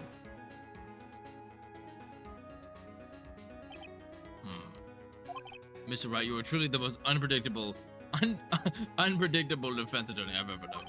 I can tell you're grasping, yet I cannot deny the possibility of what you're saying. He's like, I know you're bluffing, but you're cooking. What are you saying? Deny it. Deny it. No one involved with the incident was wounded. There was no murderer. Hydrate, I will hydrate, and I will do a stretch. And I will do a guap. Lawyer Conrad? Yeah, it's Lawyer Conrad here at your defense. Gua, gua, gua, gua, gua, gua. No one was wounded at the time of the incident. He's right. I can't think of anyone. Hey, Nick. Huh? I just thought of something really crazy. Crazy? Remember that Mr. Grossberg said yesterday? Gregory Edgeworth dealt a blow to his brother's rival. Wow. It must have been quite a shock at Von Karma. He took a vacation for several months after that, you see. Yes, an unusual event for the man. That was the first and the last vacation he'd taken in his many years of school. Your illusion of food is clear, but I can't ignore the tasty smell. What if Von Karma didn't take the vacation because of shock? But took it because he was injured? Which would mean... It could only mean one thing. He was the murderer in the DO6 incident. He was the man who shot Gregory Edgeworth. It was Von Karma. Oh man. Something wrong, Mr. Wright. You seem dazed. No, Your Honor. Well, you have incident and the possibility the murder came from the outside. Can you give us the name of your suspect? Uh-oh. Should I come out and say it now? Yes, say it now. Your Honor. There is the suspect. There is one suspect. One lone suspect. Well, this is certainly interesting news. Very well, Mr. Wright. Who is your suspect? My hands are shaking. What? V what? Von Karma. Von Karma?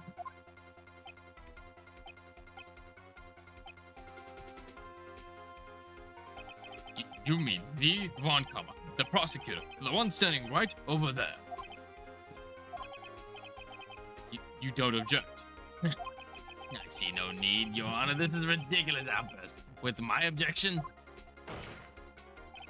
Because you took a vacation for several months starting the day after the incident. Yet you pride yourself on a perfect score. Why would you take such a long vacation without any reason? So you're claiming that I took a vacation to heal my injury from that incident. Fascinating. Prove it. I would have need surgery, no? Would I go under the knife, Mr. Wright? Bring the doctor that operated on me. Have him testify. Nick, let's find out who his doctor is. It's no use. Edgeworth? I know Von Karma, perhaps too well. He's perfect. He wouldn't leave clues. Probably didn't undergo surgery. That would leave a doctor as a witness. Nobody's that perfect. So what, Nick? Did Von Karma pull the bullet out by himself? That's insane! No, he couldn't have. You can't just pull bullets out of yourself. Wait. What does that mean? The bullet has to be somewhere. But where? This, Mr. Well, Mr. Wright. I was just gonna call it. There's a scar. Can you produce evidence to prove that I was shot?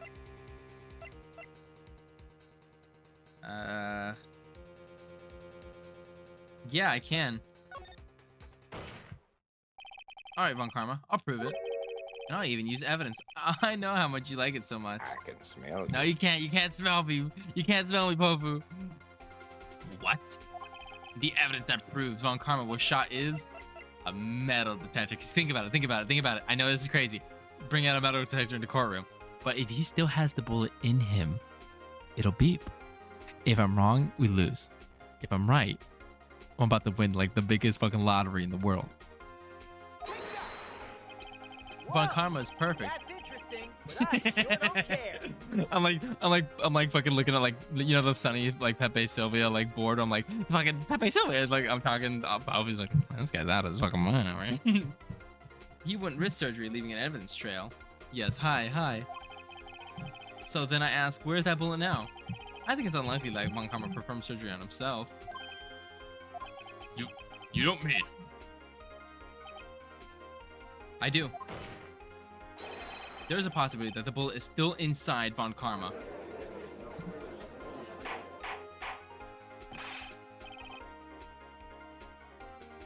Is that even possible for all these years? Well, there's only one way to find out. We use this metal detector. Von Karma, I'm going to run this over you and see what we find. I refuse. You refuse.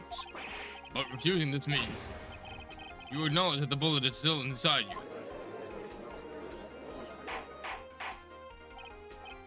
Order. Your Honor, the defense requests that we be allowed to use the metal detector.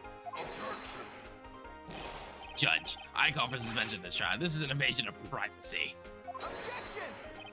Statute of limitations runs out this case today. It was you who said we had to end it right here, right now. Enough. I permit the use of the metal detector. Mr. Von Karma, you will submit yourself to testing. Nick, what does this mean? I don't know. We have to give it a shot.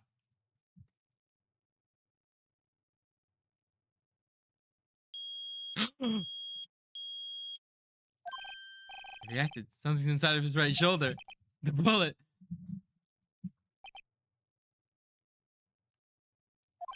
Mr. Von Karma? You. It was you. I was afraid this would happen. Seems like Karma's getting his ass ate by Karma. And so I remain silent. Huh? Indeed, there is a bullet in my shoulder. However, it was nothing to do with this incident. What? I was shot in the shoulder long before the DL6 incident. I claim the bullet in my shoulder has no relation to DL6.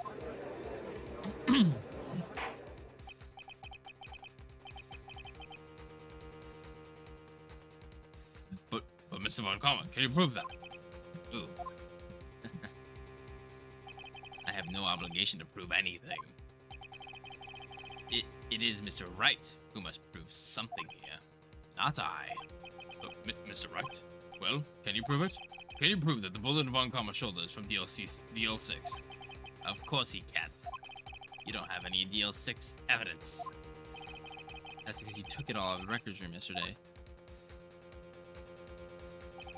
With no proof, you cannot convict me of any crime. So sorry, Mr. Wright. No, I'm not the one who's sorry, Mr. Von Karma. What? You were close. One day away from freedom. But you see, I have proof. What?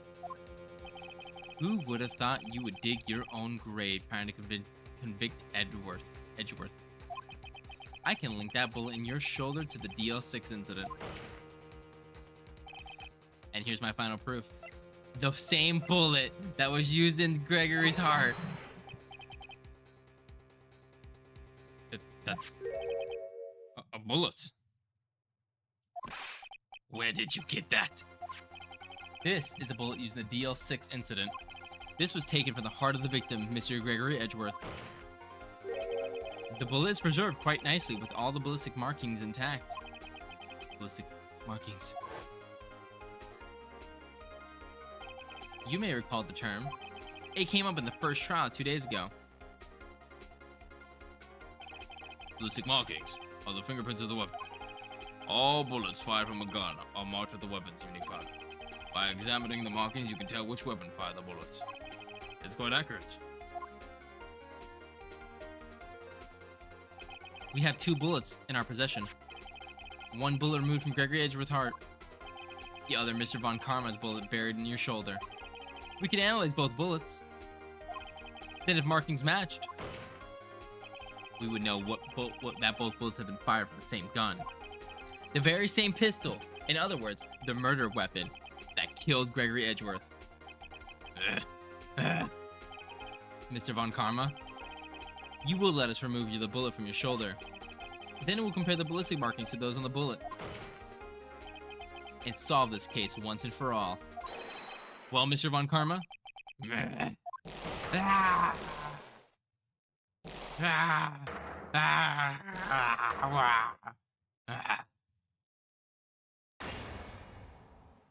scream.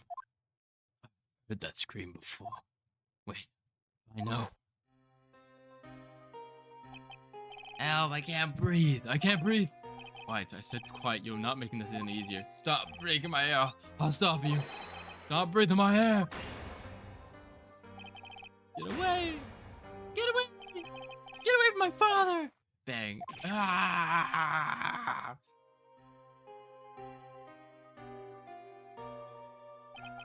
It's that scream I heard in the elevator 15 years ago. Von Karma, it was you who screamed. Mr. Von Karma. Edgeworth! Edgeworth! Only you would dare defy me. So it was you. You and your father are my curse. Your father shamed me with a penalty on my record. And you left a scar on my shoulder that would never fade. I'll bury you. I'll bury you with my best. Death. Death. 15 years earlier. Chief Prosecutor, Chief Prosecutor, I am sorry. Von Karma, it's not like you to make this kind of error. I never would have thought that Edgeworth would be the one to catch you. I was careless. I'm sorry, but you will have to be penalized. I've covered for you in the past, but not this time. I'll put him in the insane asylum.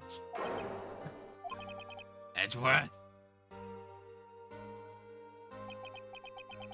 It was a shock like none I'd never known. Me? Paralyzed? It took hours for me to regain my composure. Suddenly, I found myself in the darkness. I was in the cold records room. I must have wandered in there without thinking where I was going. The room was pitch black. The lights must have gone out. I went out in the hall and felt my way to the elevator. I pressed the button, but nothing happened. Then, there was a noise. I was in pain. A horrible burning pain in my shoulder. Just then, the lights came back on. The elevator door opened before my eyes.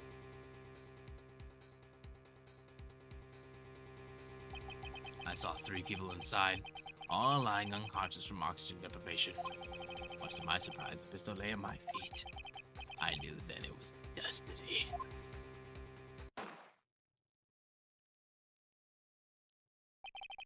In his last moments, Gregory Edgeworth was still unconscious.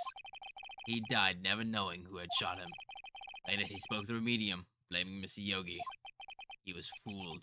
It was the perfect crime. Tisk, tisk, tisk. Who would have thought another man would have come to open that elevator door? Judge? What? What are you doing? Do your job. Bring an end to this miserable charade. Now, end it. Very well. It appears that I have come to a very long way to the end of this maze. 15 years later. Mr. Miles Edgeworth. Yes, Your Honor.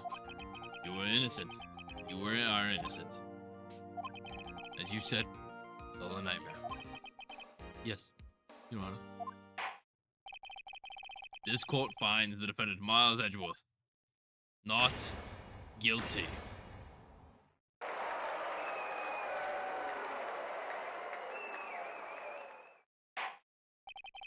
That is all.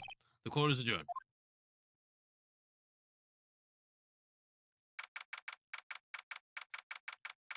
Ass now.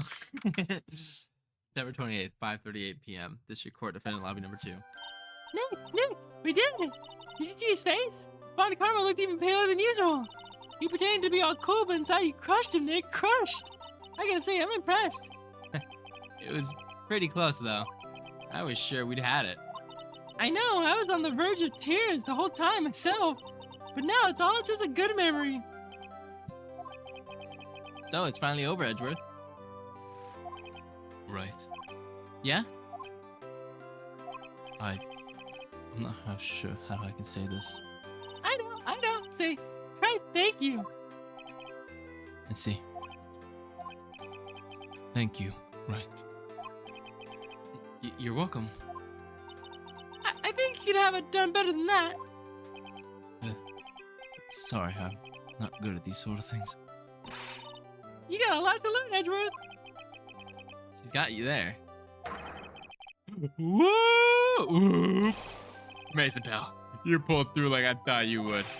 I'll never forget this, pal. I owe you one, pal. And tonight, let's party. Ditto's on me. Yeah, my salary went down a bit this month, but who cares? Mr. Edgeworth, you should take a lesson from Detective Gumshoe. That's how you say thank you. I see. Woo! I feel foolish. Don't worry. Take it a little at a time. You'll get used to it. Been 15 years since I've seen Edgeworth like this, unguarded. I unlock new emotes and I see one that doesn't look right. Oh gosh, what does that mean? Hey y'all. Lana. Y'all were great in there. Thank you. Yo, Edgeworth, congrats. Thank y'all very much. I knew you were innocent from the start, of course. Just look at you. You wouldn't stick your hand in a cookie jar even though it was there. You were the witness on the first day of the trial, weren't you? Yeah, well, bygones be bygones, eh? Speaking of which, what are you doing now, Lotta? Never mind, read it wrong. who, me? I went back to college. I gave up trying to be an investigative photographer pretty quick. Really? That's too bad. Huh? Isn't that the hot dog guy from the park? Huh? It's over, Nick. My life is over. Why the sad face, Larry? It just says Gooner. Okay. What happened? Oh, Nick, I'm not long for this world. You know, I don't look sick. Yeah, you don't look sick. It's kindness. She's gonna live in Paris. Paris, Nick. She's leaving me behind. I should have seen that one coming. Gooner. Oh, great. Yo, Edgy, there you are. Yes, here I am. Congrats, Edgy. Here, a little gift from me in celebration. Celebration? That's unusual for you. Hey, Buds, you came along tonight too. My treat, pal. Yeah, how'd you know? Huh? Well, thanks. Looking forward to it. Yo, Nick. That suit that had questioned me. When he says treat, that's not police talk for prison food, right? Right? I think you'll be fine, Larry. Right. Yeah? What's up? That envelope that Larry gave me, it's got money in it. Well, yeah, that's not strange that people give money to celebrate sometimes. It's $38, right? Huh? Oh, weird amount. I mean, it's not a little, but it's not a lot either. $38 exactly? Nick? Was that exact amount of lunch money that was stolen from Mr. Edgeworth in school? $38? No. No, Larry, it was you! What are you so surprised about, Wright? Huh? Larry was absent that day from school, right? But that doesn't automatically rule him out as a suspect. What? Think back to that day 15 years ago. Larry took the day off, but he was bored, so he came into school anyway. Then he saw the money lying there, and the rest is history. I never was good at history. Edgeworth, you didn't know, did you? I suspected. I just couldn't picture Larry protecting you like he did that day. Everyone else was saying you did it. The whole class was against you, remember? Yeah, too well. Right, you may not know this, but we used to have a saying back in school. When something smells, it's usually the butts. I know. I even got this one. Hey, you're cute. Aww. Really, right. I'm surprised you didn't figure it out. Well, this is sure an unexpected turn of events, huh? Edgeworth? You should have told me. No, Nick. It was 15 years ago. Don't you think the statute of limitations is run out, Mr. Edgeworth? I'd say so, yes. And there you have it. Just leave me. I became a defense attorney because of what you two did. Well, you always have been something of an insufferable emotionalist. Yeah, and you get worked up too easily, too. Death. The death sentence for both of you. Man, if I only had known, I would have become a prosecutor. The same goes for me, only the other way around. For the longest time, I thought I might have killed my own father. I thought I might have been a criminal. I became a prosecutor in the part to punish myself. If I had known the truth, I might have become a defense attorney after all. Edgeworth. Want to switch right? Hey, y'all, line up. I'll take a photo. Hey, fun time, let's go. After that, dinner's on me. Detective Gumshoe took us out in the town that night. We celebrate Edgeworth's newfound freedom, even though Edgeworth himself was still in determination. Even if Edgeworth himself was still in detention. If I could read. December 29th, 5:02 a.m. Wright & Co. Law Offices. Whoa, I went a little overboard yesterday. My head hurts. Huh? It's only 5 o'clock. Maybe I should go back to sleep. Huh? What's this? A letter. Good morning, Nick. You were really impressive yesterday. Seeing you, it made me think about what I'm doing here. I'm a spirit medium.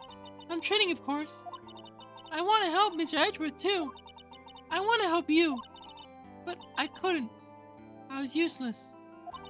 So I've decided to go back to my training. I'll become a full-fledged spirit medium for starters. I couldn't say it to your face, so I left this letter. Goodbye, Nick. Oh, Maya, no. Goodbye. What time is it?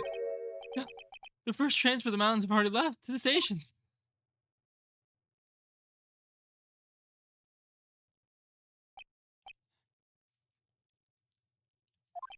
I guess I'm too late. Hey! Nick? Maya! So, you're leaving? Yeah. It's hard being a spirit medium who can't talk to spirits. And I think you'll do fine without me, Nick. Be good, okay?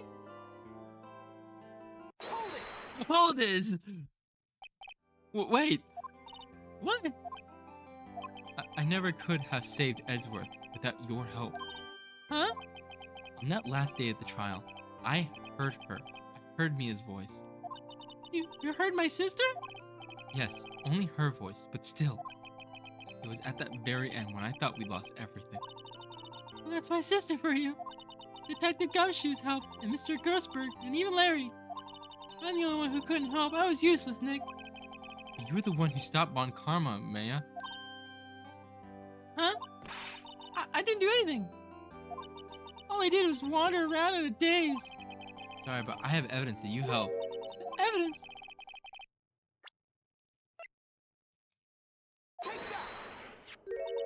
A bullet? Von Karma was convinced he had taken all the evidence pertaining to DL6.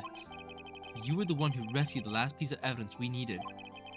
This was the bullet that put an end to Von Karma. And you were the one who gave it to me. Nick! Thanks, Maya. I couldn't have done it without you. I'll be back soon. Huh? I'm going to complete my training and come back. Okay. I'll be waiting. Of course you will. You can't run that office by yourself. You're hopeless.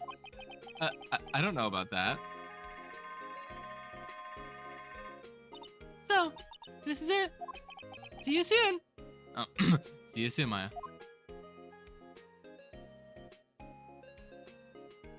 Aww. Oh. Thanks, Nick. I'm gonna fucking cry. I'm gonna fucking cry. I'm gonna fucking cry. And so my story ends. So my story ends. Time to turn a new page. Say goodbye to the novice defense attorney that I once was. Now a new story begins, with the same old crazy cast of characters. Don't think you, Mr. Wright, perhaps you'd like to rethink that claim. Yes, Your Honor. Uh-oh, I got a bad feeling about this. Objection! Aw, good game. Fuck, it was such a good game. Hey, pal. Miss Edgeworth came down to the precinct to wish me a happy new year.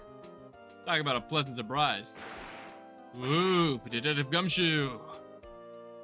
Then he hung his head low and went right back outside. Kinda like he was embarrassed or something. Strange, huh? Aw, this is so cute. Oh, the ending. Huh?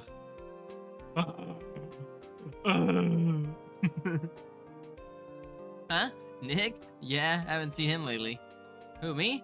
I've been working at the cheese shop. That's Missy's a nice lady, but she's not exactly what you call a cheap date. Huh? Well, she's in Hawaii right now, yeah. Fucking, butts.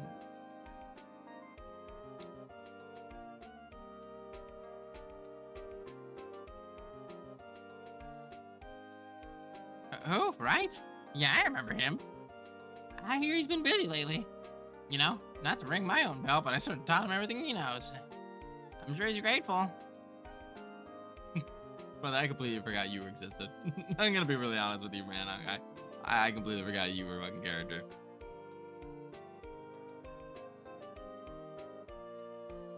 Phoenix Wright. The defense attorney who went I wrote the affairs for. Yes, you should know I've taken over management of the Gatewater Hotel recently. Should you be in the area, please stop by. Where the fuck is our Edgeworth and Phoenix sex scene? Where the hell is my gay man?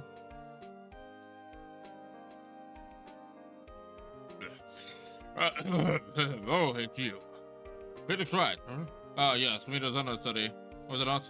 I wonder how he's doing. Haven't seen him of late. The days of my youth. Like the scent of fresh lemons, you see.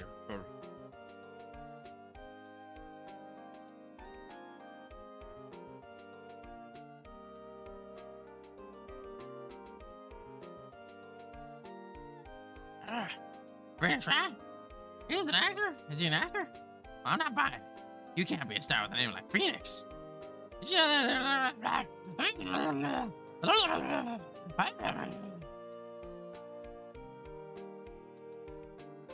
Even though Joaquin Phoenix exists? Okay. I'm pleased to announce the Pink Princess is a hit. I'm sure I owe that Mr. Wright a great deal. I can't give my face out in public eye and show over. I wouldn't want to ruin any kid's dreams, you know. Calamities.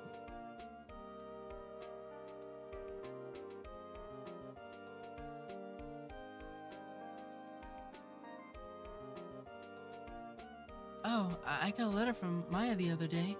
It sounds like she's caught a cold standing under a waterfall. I wanted to visit but didn't have time, so I sent her some Pink Princess trading cards. She says she can't buy them where she is. It's the kind of place she's living at anyway.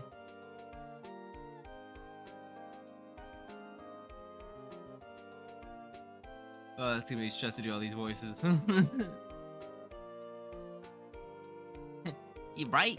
Who's that? You wanna talk? Let's talk Pink Princess, alright? But, you know, I stuck into the studio the other day. And I saw her. The one inside the Pink Princess suit. What a dog. It was kind of shocking for a boy of my tender age.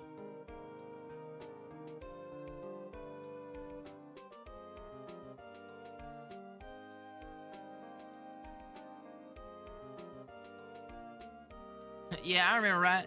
The lawyer guy? Huh, me? I'm trained to become a paranormal photographer. You know the picture I took of everyone? Well, just behind them, there are ghosts. For reals. Now that's a talent. I'm gonna be famous. Oh, was it Mia? Oh, was it Mia? It was a photo of Mia, wasn't it? Oh, it was. Oh, it was a photo of Mia. Oh. No, she was there. Oh, that should bring like a tear to my eye. Oh fuck! I don't know why I hate. Uh,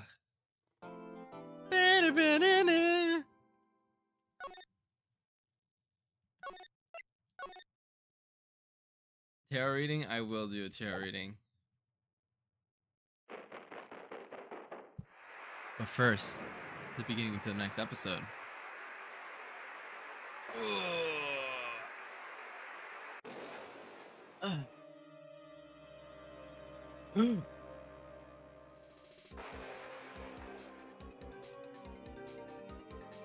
Two people, two knives, two separate buildings.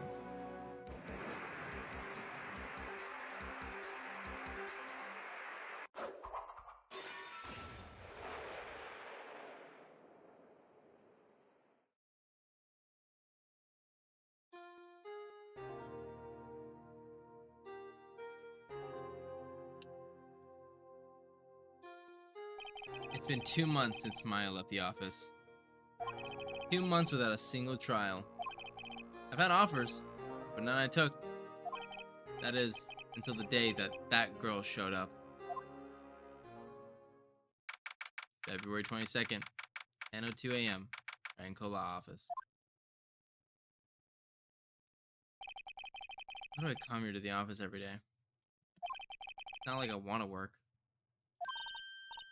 There you are, finally. Where have you been? My sister's trial is tomorrow.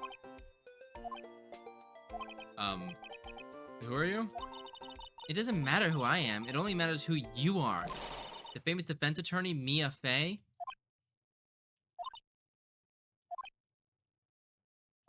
Oh, you're not Mia Fey, are you? I'm sorry, but Miss Mia Fey no longer works here. So you are the copy boy? I'm Phoenix Wright, a defense attorney. Right. Wait, you're the Phoenix Wright? The Phoenix Wright from the Edgeworth murder case? Yeah, that's correct. It wasn't Edgeworth who was the murderer, though. Ugh. That's relief, then. You're better than nobody. I'm sorry. I'm afraid I'm not taking cases right now. But you're Phoenix Wright, right? You the undefeated defense attorney? Look, I'm not accepting any new cases. I'm sorry, but you'll have to try elsewhere. Please, I'm out of time.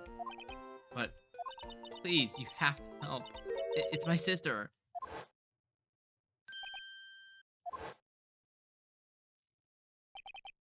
Maya? Could it be?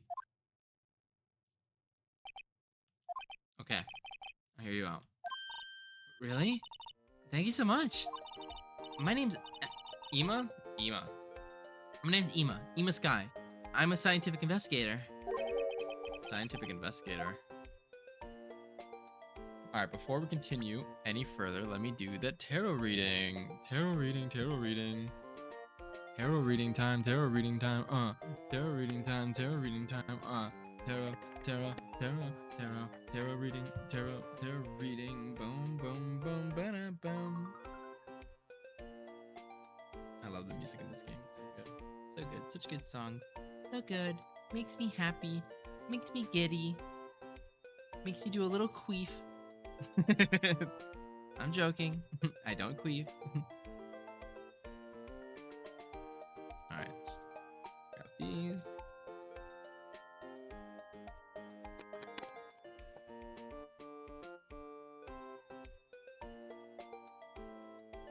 Alrighty. First card is going to be the Five of Pentacles. The second card is going to be Reverse the Chariot. Third card is going to be Reverse Six of Cups.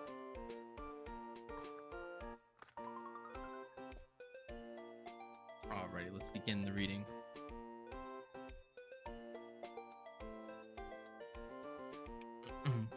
The Five of Pentacles tells the story of two different groups of crows. The first group is comfortable and warm, roosting in the tree. The second group battles a headwind as they hop along the frozen ground, unable to see that relief is just a short distance away. The crows on the ground have lost everything, but still take comfort in the fact that they still have each other. This card serves as a reminder that even though when all appears lost, there are still opportunities if we look for them. It also serves as a reminder to feed your spirit by focusing less on materialism and more on the relationship. The Chariot. The triumphant crow soaring through the stormy sky with fearlessness and strength, ride the chariot of thunderous clouds to victory. The chariot is a sign to go forward with confidence, knowing that your well executed plan will have success. However, though, when the card is reversed, the chariot could indicate a loss of control or being dragged into a situation that may not lead to the best outcome.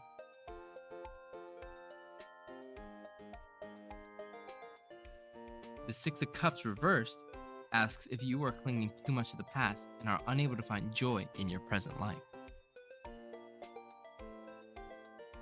Very interesting read today.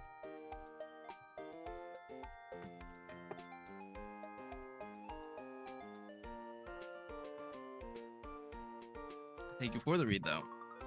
Itchy head.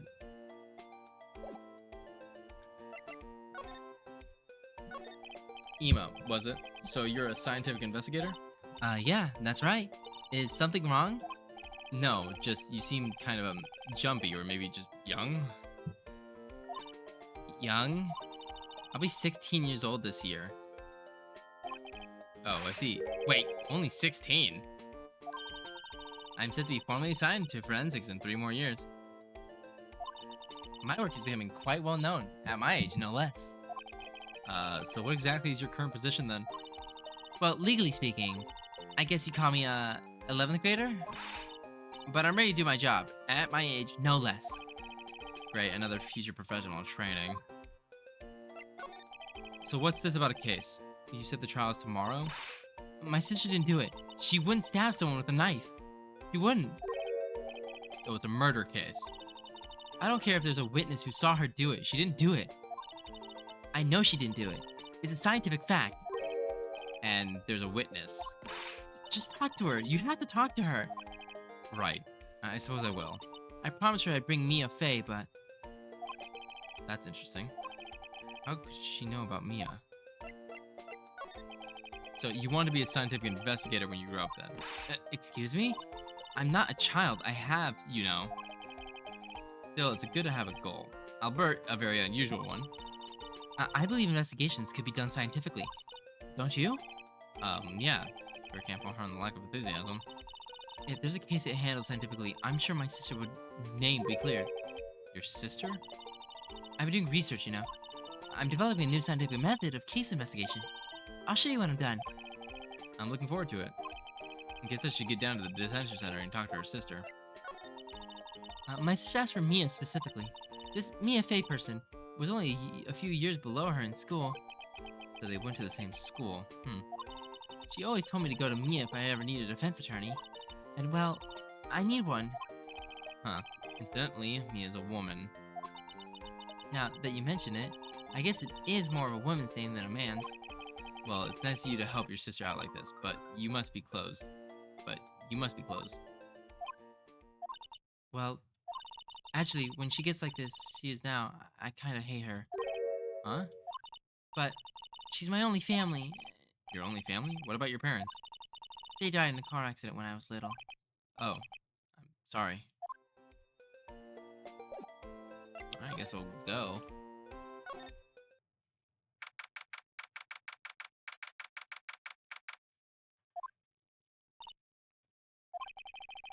I wonder what's wrong with that Ema. She got quiet all of a sudden as soon as we arrived. Guard, I thought I told you I didn't want visitors. Sorry, ma'am. It's just your sister. No excuses. Or did you not want your raise this year? Understood, ma'am. What was that all about? Hi, Lana? Funny. I seem to remember specifically telling you not to come here. Perhaps my memory's failing? Look, I didn't want to come here either, okay? But your trial starts tomorrow and you don't have a defense attorney. I'll be the one in court tomorrow. This has nothing to do with you, Ema. Isn't that right, Mr. Wright? Hey, how do you know me? Mia mentioned you. I've heard. Quite a bit. I'm sorry. What exactly is it you do? My name is Lana. Lana Sky. I'm chief prosecutor for this district. You're a prosecutor? 2 sisters, 1 a lawyer. Could this be a coincidence? Ema, Lana. I mean, they're just like... Is something wrong, Miss Wright? There's something you should know, wrote in the star.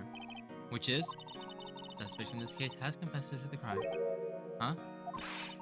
What? But the suspect is... Me. I did it. Well, Mr. Wright? Well, why don't you begin by telling me exactly what happened? Crime took place yesterday, February 21st at 5:15 p.m. That's quite specific. It was in the witness's disposition. A witness clearly saw me committing the crime. That was a bit of a bad luck, wasn't it? The crime took place in the underground parking lot of a prosecutor's office. The body was found in the trunk of a subordinate's car. Prosecutor's office. Your subordinate's car? Trunk? Classy. I was arrested on the spot, caught red-handed as it were. Well, that's just great. So who is the victim? An investigator with the police department. I suppose the correct term is detective. A detective? Death was due to loss of blood. He was stabbed once in the stomach. By you? Death wasn't immediate, but the wound was fatal. I see. Allow me to repeat myself, Mr. Wright. The victim was a detective. You know what that means, don't you? Uh-oh. What, Mr. Wright? What does that mean? Well, it means The police department will consider it a matter of pride to find me guilty. They will use any means at their disposal to do so. it gets worse and worse with everything I learn. So you're the chief prosecutor. That is correct. I am responsible for overseeing every trial handled by the prosecutors in this district. I make sure the prosecutors have what they need to do their job and manage every aspect. Those are my responsibilities in a nutshell. That's awfully large in that shell. Still, I'm a little surprised. I would think that you recognize the district chief prosecutor, Mr. Wright. Huh? In fact, it seems impossible. You wouldn't. Lana? What happened to your hand? Oh, this? I cut myself by accident when I stabbed him. That's it. Huh? I'm not very good at being a criminal, I suppose. How am I supposed to defend this? Can I change the subject? Wait, she was in the class ahead of Mia, wasn't she? You were in school with Mia, correct? A few years ahead of her? Ema told you that too, did she? Well, why not? I dragged him all the way here from his office. Although it seems there's very little in common with Mia. Hey, it was in law school. I was in my 3rd year and she was adulting in the class. She was different than the other students. Different? She was strong. She'd do anything to become a defense attorney. Anything. That was probably why she was attracted to me. Excuse me? Initially attracted. Luna was the top of her class in school. I was the best there was. Oh. I'm doing perfectly good in school too, by the way. Sounds a bit difficult when Ema says it. Well, Mr. Wright? Excuse me? As you can plainly see, I'm admitting my guilt. I think it's safe to say there's no way you can take this case. None. But Lana... Why are you doing this to me? Never think of anyone but yourself. I know you didn't do it, Lana. I know. So you can say you did. If I lose you, I'll be alone. I hate you, Lana. Mr. Wright? Yes? I believe our discussion here is ended. The rest, I leave to you. You mean you're requesting my services as your defense? Don't lose any sleep over it. Your client has confessed after all. The case is over. Right. I'll do what I can to get to the bottom of this. Lana has confessed to the crime, yes, but something doesn't fit. That look in Ema's eyes. There's something else going on here. I'm going to find out what. I'm sorry, Mr. Wright. Huh? About what? My sister. She's not always like this, you know. Poop, that is all. That's so real bone. I just never expected to be defending against another prosecutor again. She's changed a lot. She used to be so gentle, always smiling. Everybody liked her. I see. Sorry, but I'm having a trouble time imagining that. What happened to her? I don't know for certain myself. I think maybe she, well, maybe not. Sounds like there's something that, sounds like there's something there that defies a simple scientific explanation. Let's go check out this underground parking lot at the prosecutor's office, shall we? Okay.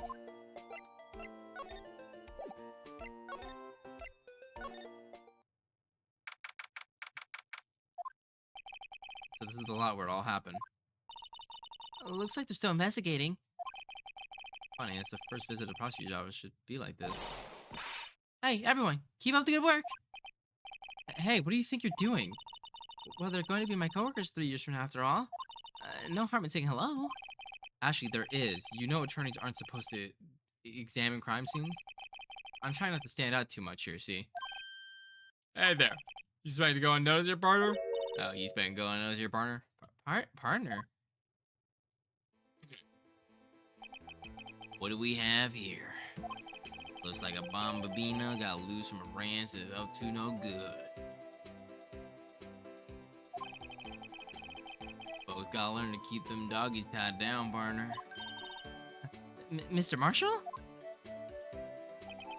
Marshall? Looks more like a sheriff to me. Looky here, Bombina. I know how you feel. But this is my gang Gold Streak, see? Strike? Or Gold Strike. Strike? This is our claim, our territory, with a motherload of evidence. If you're fixing to mess with what's ours, you'll regret it, partner. Who knows what dreams a cacti out in the desert dream? You want to? What's this guy talking about? You head on along home now. Happy trails, Bombadina. Bombina. Was that a hombre, a friend of yours? Kind of, sort of. Yeah, he's a detective. Who thinks he's a sheriff in the Wild West, it seems. I already see something on the ground. What's this? A wallet? Excuse me, officer. Wait, what are you doing, Mr. Wright? What am I doing? I just found this wallet, so I'm handing it over to the police. I don't believe it.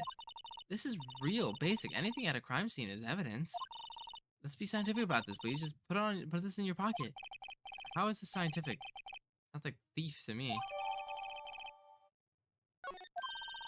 Oh, duty, alrighty. Look at my tender age. Here, look, I'll teach you how to check examining evidence in detail, okay? Why their eyes are sparkling, I can tell she's been waiting for this. Okay, now, look at the court records.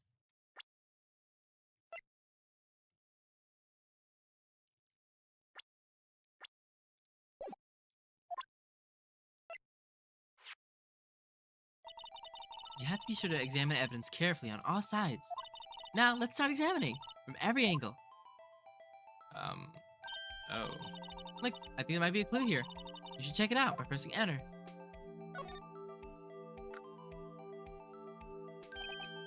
This is the ID card.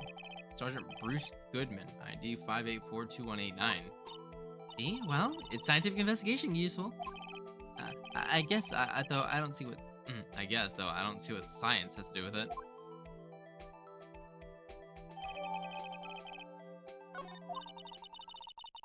See, let's make sure to examine every piece of evidence we find. I guess I gotta be on my toes from now on.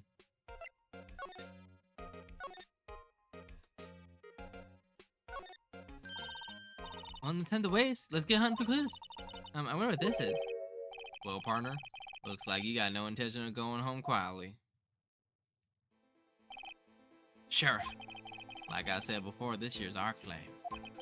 You best be moseying along now, unless you fixing to bite the bullet. Yeah, scary.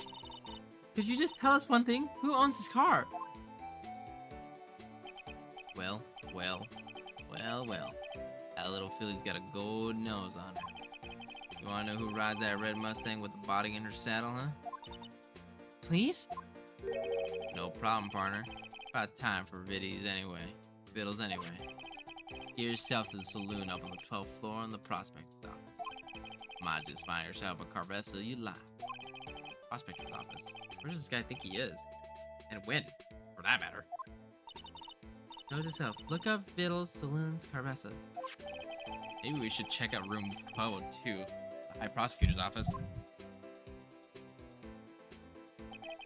In any case, stay away from the car.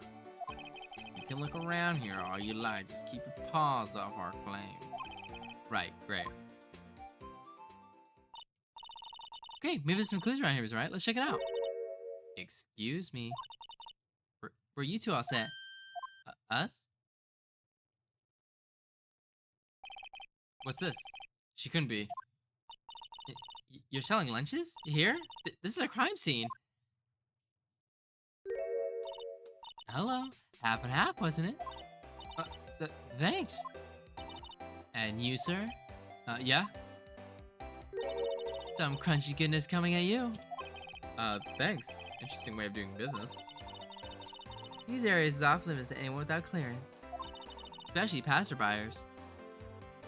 Or are you officers? No, but you don't exactly look like the type to have clearance. Well, that's hardly a way to greet somebody. Even if my day comes at the cough up queen are over. Cough up? Uh-huh. You know, I'm kind of feeling full. Maybe I'll pass on lunch. I'm quite connected to this case, you see. The images are burned into my eyes, you may say. Yep, all the sordid secrets. Secrets? Dear me, you are slow one, aren't you? I'm referring to the murder, the stabbing of that detective. What?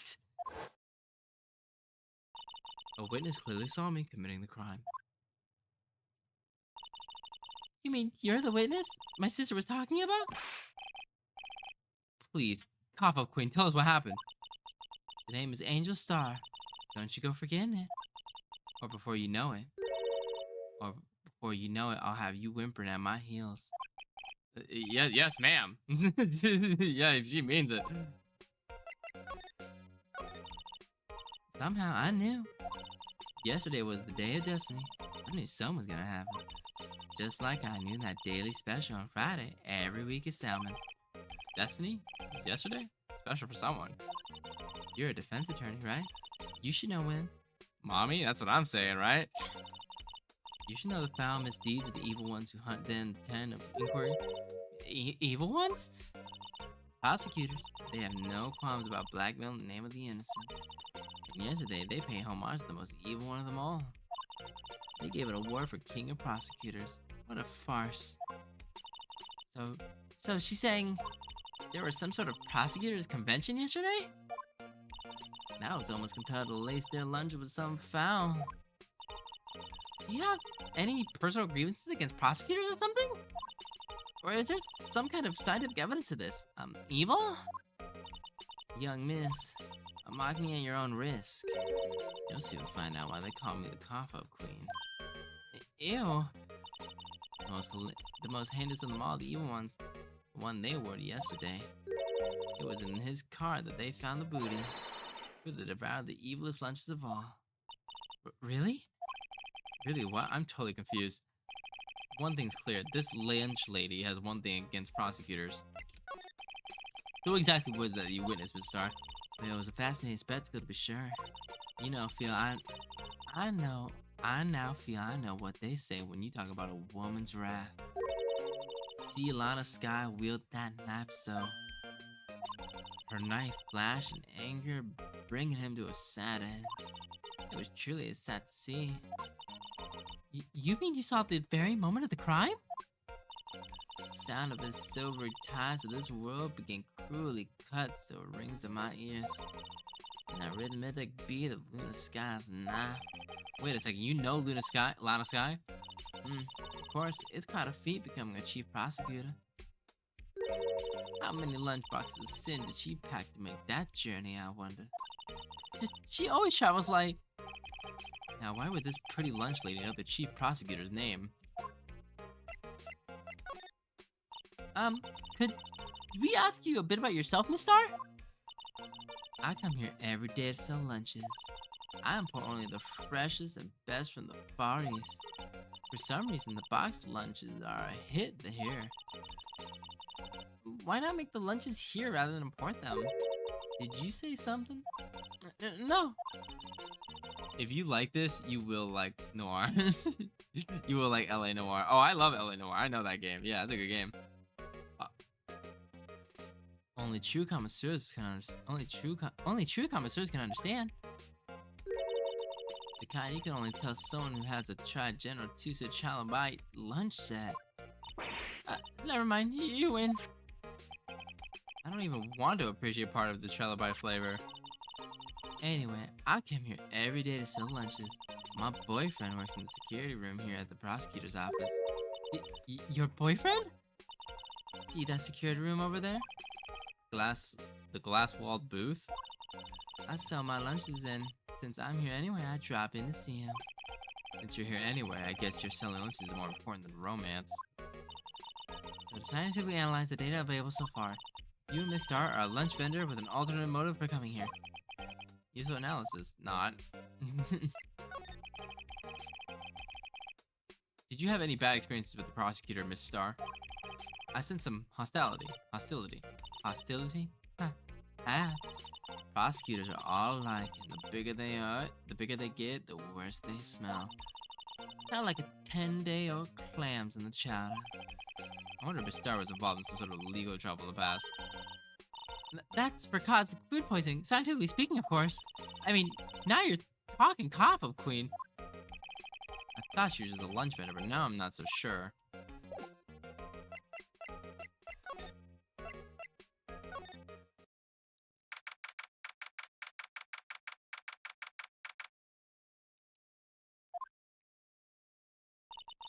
This is the kind of room that just screams, I can do the job.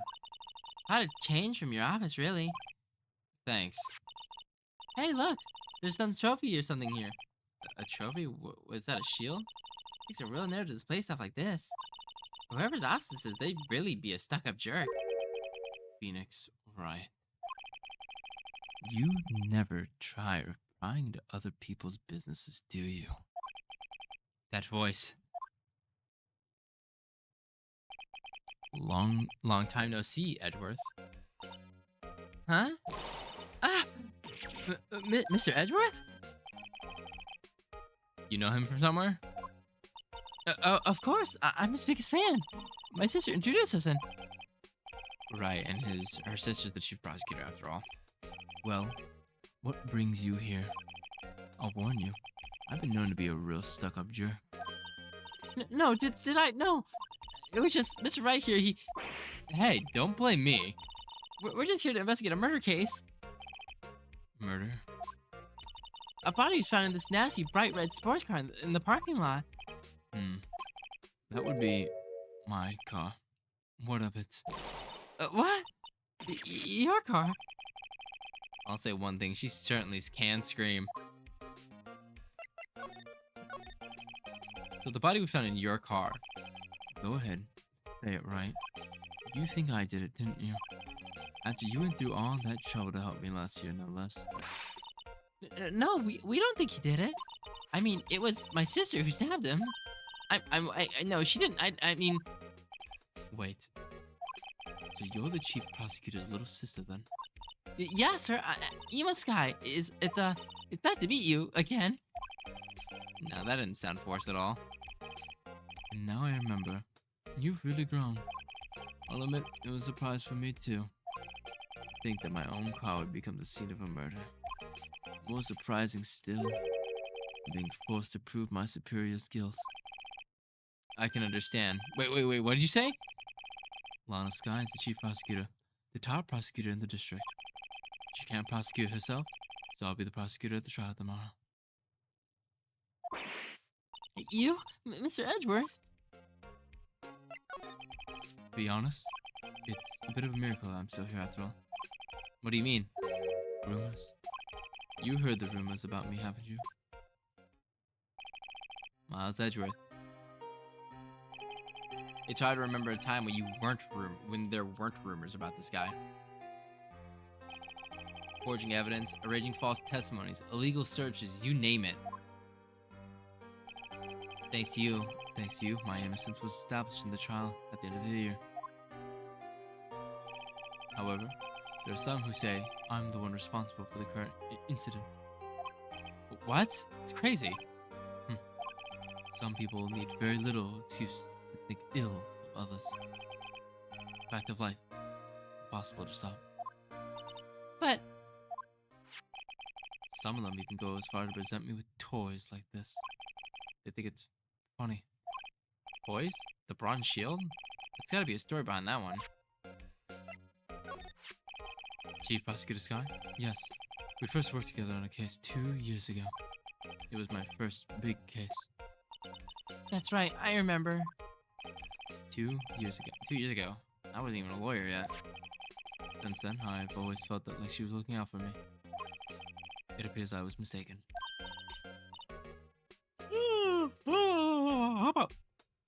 Mistaken? Why? I mean, I know she's not the warmest person, but I'm sure she felt some responsibility for you. Then, why? Why did she stab someone in the trunk of my car? Not only that, she stabbed him with my knife. What? What? Mr. Edgeworth, your knife was the murder weapon? To be specific, it was the knife I keep in the toolbox in the trunk of my car.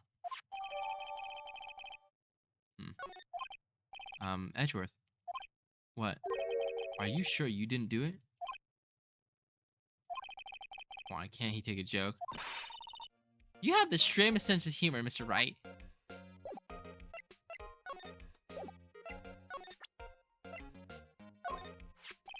Say, Edgeworth, I was wondering about this. Mr. Wright! Huh? What? Are you sure you should be showing that to Mr. Edgeworth? Oh, take it for sure, won't he? I wish you could be on the same side as Mr. Edgeworth. Maybe then my sister wouldn't be found guilty. Signs any deer, I'm gonna start getting depressed.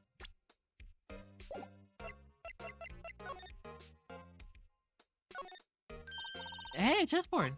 I'm not too up on my chest, but it looks like the blue's in a bit of a tight spot. The red knights have it surrounded by a blue pawn. Huh? Those horses are mounted knights. Their swords have really sharp edges. And check on that poor pawn, his kind of spiky. Kinda reminds me of you. Mr. Edgeworth, must be a player of avid chess player. What's wrong, Mr. Wright?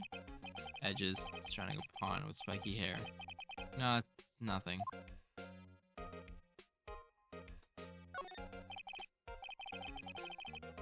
The work desk, quite tidy. What a nice desk. Easy to use and easy on the eyes. Polished and well, I can see my own reflection. Strange. Why did I just picture Detective Gumshoe? Maybe I could take that name plaque as a souvenir. Don't. He'll sue you. Ooh, cute. What a pretty tea set. I got more of that instant tea bag myself. Amazing. The shrub below is filled back with the tea leaves. They're all sorted by place and origin and flavor. Look at this royal blend with an exquisite splendid coloration. Such a thing as taking a hobby too far. Whoa, these are all case files. They're stacked up to the ceiling. There's even a ladder. Odd. I thought Edgeworth wasn't good with heights. He must have get them from him. Gumshoe. Strange. Why did I just picture Gumshoe? He must be studying these case reports so closely. He's so cool. You wouldn't say that if you saw him sweating bullets up on that ladder. My. What an amazing bouquet. Just straight from the Edgeworth. No kidding. Hey, there's a card on it. Back from the dead. Wendy. Wendy? Put that name before. Where? And besides it, a giant samurai. Wow, I want one. Huh? Oh, there's something written on the bottom of his foot. Between a rock and a hard place, Wendy. Wendy? Wendy? Is she Mr. Edgeworth's fiancée? I don't think so. I've been wondering, what the heck is this? It has a big K on it. Prosecutors. Huh? What was that? It's the King of Prosecutors trophy. King of Prosecutors? It's a great honor they send that shield to the best prosecutor each year. What so? So that K, that's... K stands for king. Yeah, you've got a problem with that? I didn't design the thing. King of prosecutors. Not employee of the month. Only better. Wow, that jacket's even lacier than his usual ones. This must be a lucky trial jacket. Lucky jacket, right? I've never seen him wear it. I'm sure there's a story behind why it isn't framed. Maybe it'd be naughty. Take a picture. Getting way too excited about this. Alright. Well, Edgeworth, I don't really have anything else here. Thanks for your time. Oh, goddamn it, I didn't mean to fucking talk to her.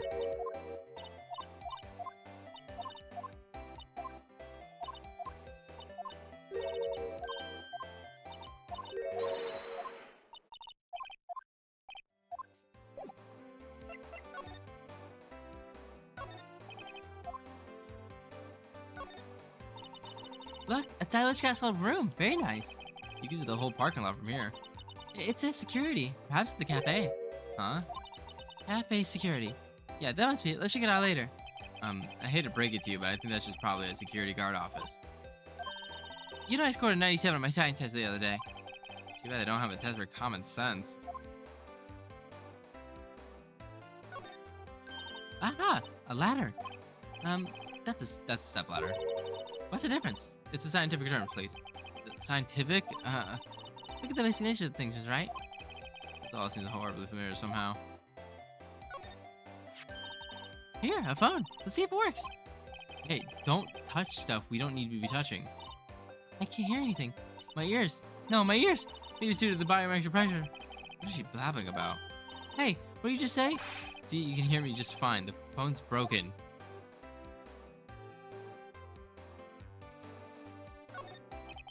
An oil drum. Looks like it's filled with water. It's heavy. I can't even budge it. The drum over here is on its side. Wait, I know. I'll hide in here and go to do a stakeout. I think you'll probably just get arrested. In fact, you may not even have to hide in the drum to get arrested. What? I'm supposed to be that well's my way. It's got a faucet for drinking water. Wait, I know. That wall is merely a facade hiding the truth. There's no wall but a water tank. Let's see how it marks any difference either way. Oh yeah, I should probably look at my things. Shit.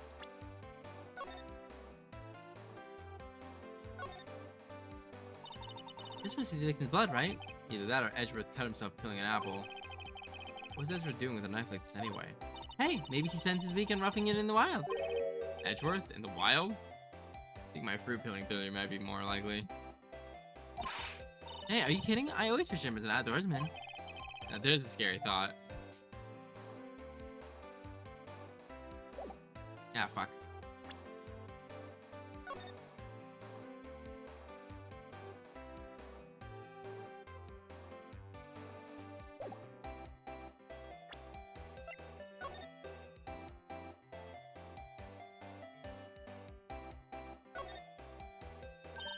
Hey, check it out. There's a metal plate here. It looks like the names of all the previous recipients engraved on it.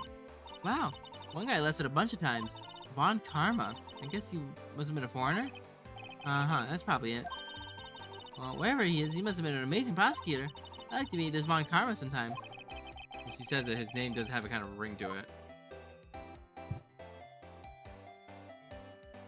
I love how what's going on in chat right now. It's really funny.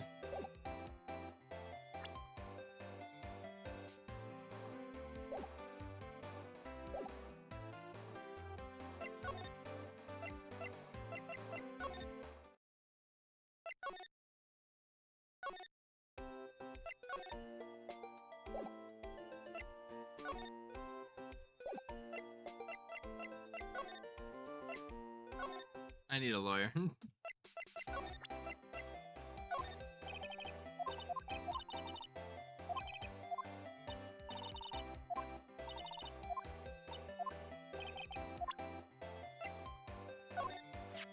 About this card. Looks like vendors only cash, self cash, no cards. Especially not a card belonging to someone else. No, this isn't a credit card. It's an ID card. It belongs to a detective. And you're showing this to me, like the lunch lady? Why? That's like showing a fine honey in hand to a detective. I feel like I'm being mocked.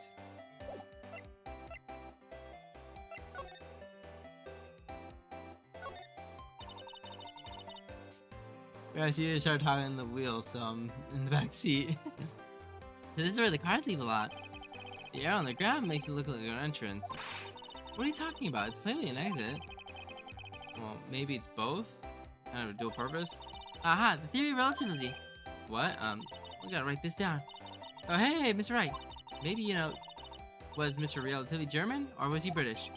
Mr. Relativity? Are you sure that was his name? Look, a door. This must mean something. I'm not sure that door means anything. No, it won't open. A mysterious lock. I failed to see what's so mysterious about it. Well, Mr. Wright, you need to learn to enjoy life more. Let's finish our investigation first, shall we?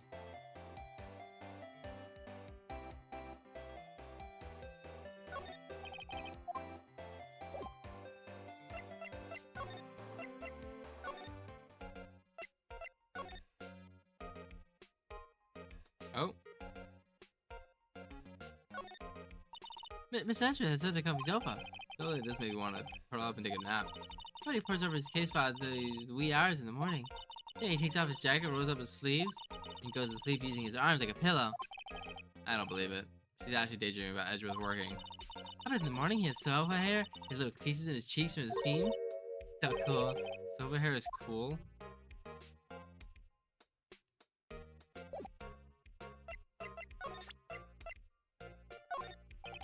It's against my policy to discuss evidence with the defense, especially with you. He doesn't like you very much, does he, Mr. Wright? Nah, with Edward it's never personal. It's all about winning tomorrow. So basically this says you were the best of the best last year, huh? You can't take that foolish grin anywhere, right? I lost a day of work to receive that travesty. Huh? Why's that? I had to go to the police department to receive that broken shield. The police department? Yes. Right next to the police department downtown. You've been there, haven't you? Where Detective Gumshoe works? Yeah. I was wondering something about your shield. Why is it broken? What does it matter? I've got more important things to worry about. Oh, right, okay. He doesn't seem too concerned about the reward, for better or for worse. Yesterday was a very busy day for the prosecutor's office. Maybe we should ask him more about it yesterday.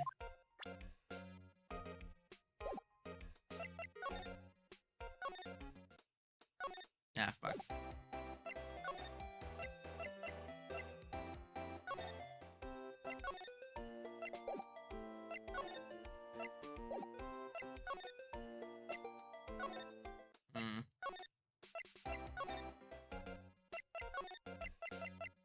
No, goddammit.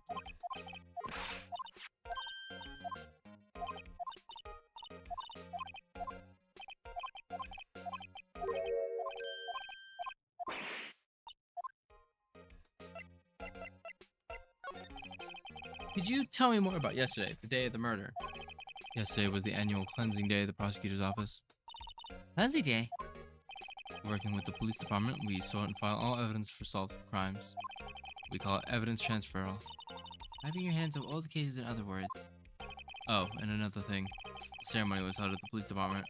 There's an annual review and award for outstanding police officers and prosecutors. And that's when you get... And that's when you got the shield. I was at the police department yesterday afternoon. I got back here at 5:12. That's very precise. People like myself and Miss Edward pride ourselves on precision, Mr. Wright. No, I place little faith in my memory. The only thing I trust is solid evidence. This is the parking stop in the underground lot. The murder took place around 5:15. So the murder happened right after you got back? What, right? I'd appreciate if you direct that suspicious glare elsewhere. Hmm? Oh, God. Hello, excuse me, but it's Mr. Edgeworth. Anywhere on the premises? I'm Edgeworth, what is it? I'm here, sir, about the request of the chief, sir. I got your report, sir. Report? What did you find? What? Did you find new evidence in the case against Chief Prosecutor Sky? I don't like the way this conversation is going at all. Sky, sir? Sky, sir? No, sir. Name of that kind, sir. Not in this report, sir. I think I just heard Edward's lid blow. Mr. Edward's lid isn't on very tight, is it? I made a clear request to the police department, did I not? I need to focus on the trial tomorrow, so don't bring me anything unrelated. Sir, but sir, I just followed orders, sir. They told me to bring this to you. I swear we're predicals of your arrangement with that, sir. Give me your name. Yes, sir. Meekins, sir. Officer Meekins. Right, Officer, good luck with that race next month. But sir, I didn't know. Poor guy. Looks like he was absent from the day they gave out brains. Good luck. Right. Yes, sir. I got me off guard. As you can see, I'm busy. You may leave now. Let's see what he says, Mr. Wright. The victim was a detective from the same department as the patrolman. Just now. Go down to the police department. You can ask more there. Uh-huh. Thanks. He should at least finally calm down at least.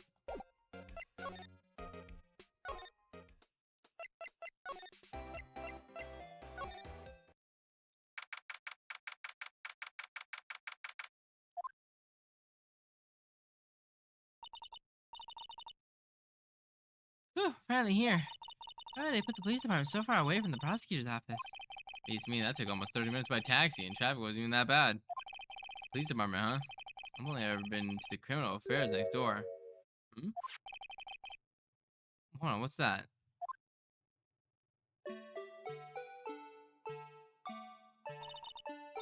Disturbing, why does it undulate like that?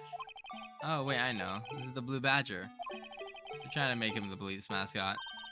Wow, Mr. Wright, you sure know a lot about the police. Still, he does seem familiar somehow. Forget the Blue Badger. Who's in next to him? Someone appears to be dancing with the Blue Badger. Uh-oh, he noticed me. He sure is running over here fast. Hey, pal, what are you doing here? That's my line, Detective Gumshoe. Specifically, why are you dancing over there? What? Well, at least he doesn't seem to be busy. This is our chance to get information. hey, I have you know I'm a very busy man, pal. I'll give you one word of advice, pal. You better not agree to defend the suspect in this case. What? Why? Why not? Huh? Well, it's just that the chief prosecutor has confessed the crime. He says you summoned the detective to the prosecutor's office and she killed him. But what if she's not? Oh, fuck. Oh, my God. What if she's not telling the truth? Yeah, well, no. Come on, pal. There's plenty of evidence against her. Hi, welcome back, Bon Bon. But what if the evidence was faked? Hey, pal, can I speak to you for a second? Huh? Me? Why is this little girl so peeved at me? She's a relative of the suspect. She's Lana Sky's sister. Whoa, the chief prosecutor's little sister? Just please investigate the case carefully, okay? Scientifically. Yes, sir. Oh, and by the way, you might want to keep your voices down. You don't want to be overheard using words like faked. Huh? It's just, it's a sensitive issue with these days. So, what are you gonna do here, Detective Gumshoe? Me? Oh, well, nothing really. They kicked me out of the criminals affair. Detective Gumshoe, what did you do this time? What do you mean this time? Then what happened? I know things are busy right now. I mean, with my sister's case and all, and... It's true. We've never had a chief prosecutor murder anyone before. Only the highest ranked people are being led into the criminal affairs now. The lowest ranked guys in there are the chief of detectives. They're not letting any of the us rank and file detectives in at all. None of you? I know this is an important trial, but that's a little odd. So anyway, I thought I'd spend the day getting the badger dance down, Pat. Huh, is there anything else you could be doing? Chief believes himself is directing this investigation, pal. And Officer Marshall was assigned to the underground parking lot. Officer Marshall? Now that I think about it, Ina did seem to know that Marshall guy. A patrolman in charge of the crime scene. It's unheard of, pal.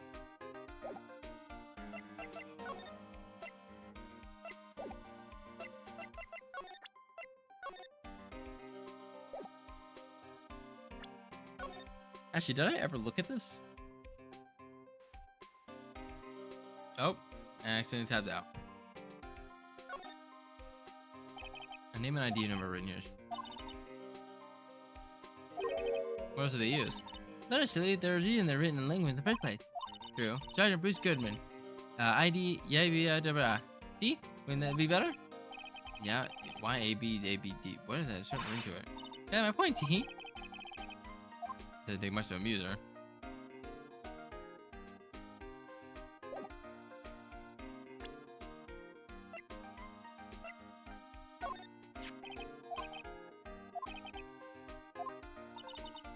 Nah, fuck. Detective Cambridge, you can tell me about this. Huh? Hey, pal, this is a detective's ID card. Can't keep that. I have to return it to the police. It's people like you that get me into so much trouble all the time.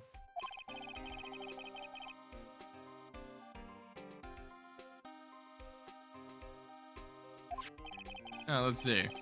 Bruce Goodman. Goodman? Sounds familiar. Nah, my mistake. Whoa, now I remember. Bruce Goodman. He's the victim. That's what I thought. Can you tell us more about Detective, I'm sure?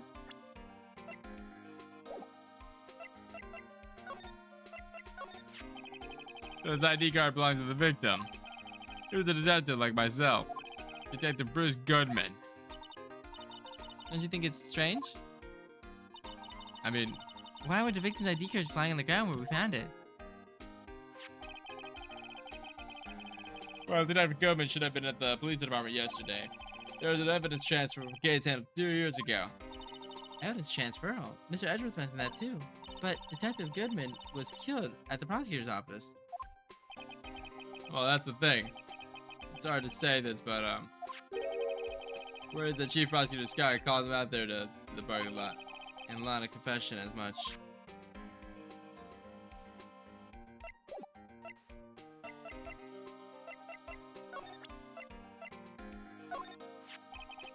That and Mr. Edwards' car instead of Mr. Edwards' knife, huh? Who would drive chief prosecutor Scott to do such a thing? Well, I mean, sure, of course, someone else really did it. Someone who must have grudged against Mr. Edwards. The car and the knife do seem a little too well organized to be a coincidence. Poor Mr. Edgeworth. What could have happened? We have to find him, a little hope with what's going on.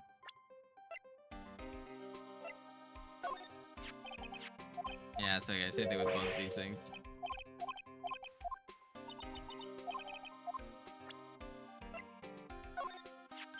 Hey, that's it. That's the King of Prosecutors Award from Mr. Edwards' guy yesterday. Really, the award ceremony, Teddy Gunshoe? Of course, pal, I got an award for diligence myself. Congratulations. I was wondering why the hand award was a shield. Why is it broken?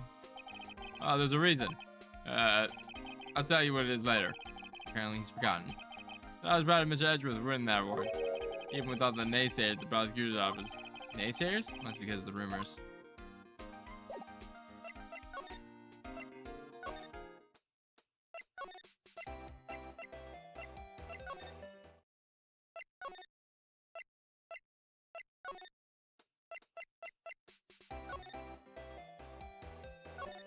Ugh.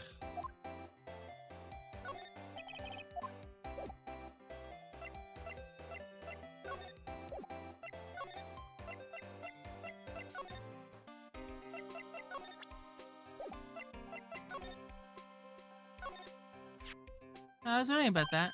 What? The Anti-Blue Badger? My masterpiece. You made this Detective Gumshoe? The chief threw together some design. I did my thing, pal. Nice work. Nice work. It's battery powered, so I can go anywhere. There's no switch, so I can just dance and dance until the batteries die.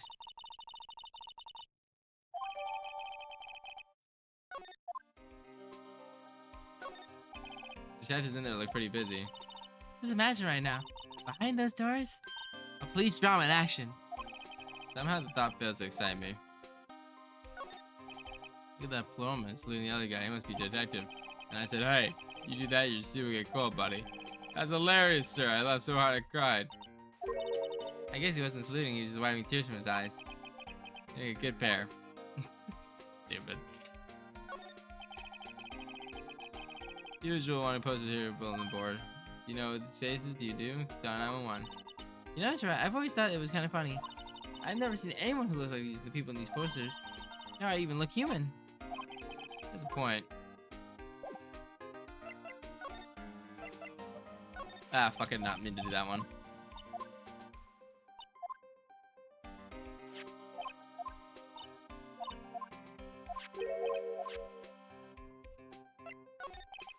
He's in a tough spot again. Again.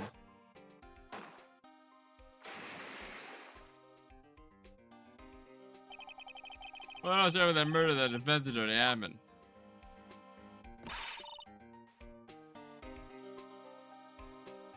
But this should have found incident. Listen, pal, there have always been rumors of Miss Edward. Part of the evidence making deals with the witnesses, nothing outright, but there's always been witness rumors. Ever since the accused of murder, now it's whispering. They're practically shouting. But there's no evidence against him. Well, Miss Edgeworth has always been unusually strong ties with the department higher ups. It's only natural that people get suspicious. I had no idea it was under that gun.